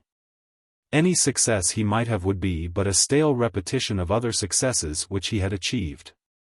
He would go on working, of course, but... The ringing of the telephone bell across the room jerked him back to the present. He got up with a muttered malediction. Someone calling up again from the theatre probably. They had been doing it all the time since he had announced his intention of leaving for America by Saturday's boat. "Hello?" he said wearily. "Is that George?" asked a voice. It seemed familiar, but all female voices sound the same over the telephone. "This is George," he replied. "Who are you? Don't you know my voice?" "I do not." "You'll know it quite well before long. I'm a great talker." "Is that Billy?" "It is not Billy, whoever Billy may be." "I am female, George." "So is Billy." "Well, you had better run through the list of your feminine friends till you reach me." "I haven't any feminine friends." "None? That's odd." "Why?" "You told me in the garden 2 nights ago that you looked on me as a pal." George sat down abruptly. He felt boneless. Is that you?" he stammered. "It can't be, Maud. How clever of you to guess. George, I want to ask you one or two things. In the first place, are you fond of butter?" George blinked. This was not a dream. He had just bumped his knee against the corner of the telephone table, and it still hurt most convincingly. He needed the evidence to assure himself that he was awake. "Butter?" he queried. "What do you mean?" "Oh, well, if you don't even know what butter means, I expect it's all right. What is your weight, George?" "About 180 pounds. But I don't understand." "Wait a minute." There was a silence at the other end of the wire. "About 13 stone, said Maud's voice. "I've been doing it in my head." "And what was it this time last year?" "About the same, I think. I always weigh about the same." "How wonderful." "George." "Yes?" "This is very important. Have you ever been in Florida?" "I was there one winter." "Do you know a fish called the pompano?" "Yes." "Tell me about it." "How do you mean?" "It's just a fish. You eat it." "I know. Go into details." "There aren't any details. You just eat it." The voice at the other end of the wire purred with approval. "I never heard anything so splendid. The last man who mentioned pompano to me became absolutely lyrical about sprigs of parsley and melted butter. Well, that's that. Now, here's another very important point. How about wallpaper?" George pressed his unoccupied hand against his forehead. This conversation was unnerving him. "I didn't get that," he said. "Didn't get what?" "I mean, I didn't quite catch what you said that time. It sounded to me like, what about wallpaper?" It was, what about wallpaper? Why not? "But," said George weakly, "it doesn't make any sense." "Oh, but it does. I mean, what about wallpaper for your den?" "My den?" "Your den. You must have a den. Where do you suppose you're going to work, if you don't?" "Now, my idea would be some nice quiet grasscloth. And, of course, you would have lots of pictures and books. And a photograph of me. I'll go and be taken specially. Then there would be a piano for you to work on, and 2 or 3 really comfortable chairs. And, well, that would be about all, wouldn't it?" George pulled himself together. "Hello," he said. "Why do you say, hello?" "I forgot I was in London. I should have said, are you there?" "Yes, I'm here." "Well, then, what does it all mean?" "What does what mean?" "What you've been saying, about butter and pompano and wallpaper and my den and all that." "I don't understand." "How stupid of you. I was asking you what sort of wallpaper you would like in your den after we were married and settled down." George dropped the receiver. It clashed against the side of the table. He groped for it blindly. "Hello," he said. "Don't say, hello. It sounds so abrupt." "What did you say then?" "I said, don't say hello." "No, before that." "Before that. You said something about getting married." "Well, aren't we going to get married?" "Our engagement is announced in the Morning Post." But. George." Maud's voice shook. "Don't tell me you are going to jilt me," she said tragically. "Because, if you are, let me know in time, as I shall want to bring an action for breach of promise. I've just met such a capable young man who will look after the whole thing for me. He wears a bowler hat on the side of his head and calls waitresses a Mabel. Answer, yes or no. Will you marry me?" But, how about, what about, how about? Make up your mind what you do mean." "The other fellow," gasped George. A musical laugh was wafted to him over the wire. "What about him?" "Well, what about him?" said George. "Isn't a girl allowed to change her mind?" said Maud. George yelped excitedly. Maud gave a cry. "Don't sing," she said. "You nearly made me deaf. Have you changed your mind?" "Certainly I have." "And you really think, you really want, you really want, you really think. Don't be so incoherent." "Maud." "Well? Will you marry me?" "Of course I will." "Gosh." "What did you say?" "I said gosh. And listen to me, when I say gosh, I mean gosh. Where are you? I must see you. Where can we meet? I want to see you. For heaven's sake, tell me where you are. I want to see you. Where are you? Where are you?" "I'm downstairs." "Where?" "Here at the Carlton." "Here at the Carlton. Alone?" "Quite alone." "You won't be long," said George. He hung up the receiver, and bounded across the room to where his coat hung over the back of a chair. The edge of the steamer trunk caught his shin. "Well," said George to the steamer trunk, "and what are you butting in for? Who wants you, I should like to know?"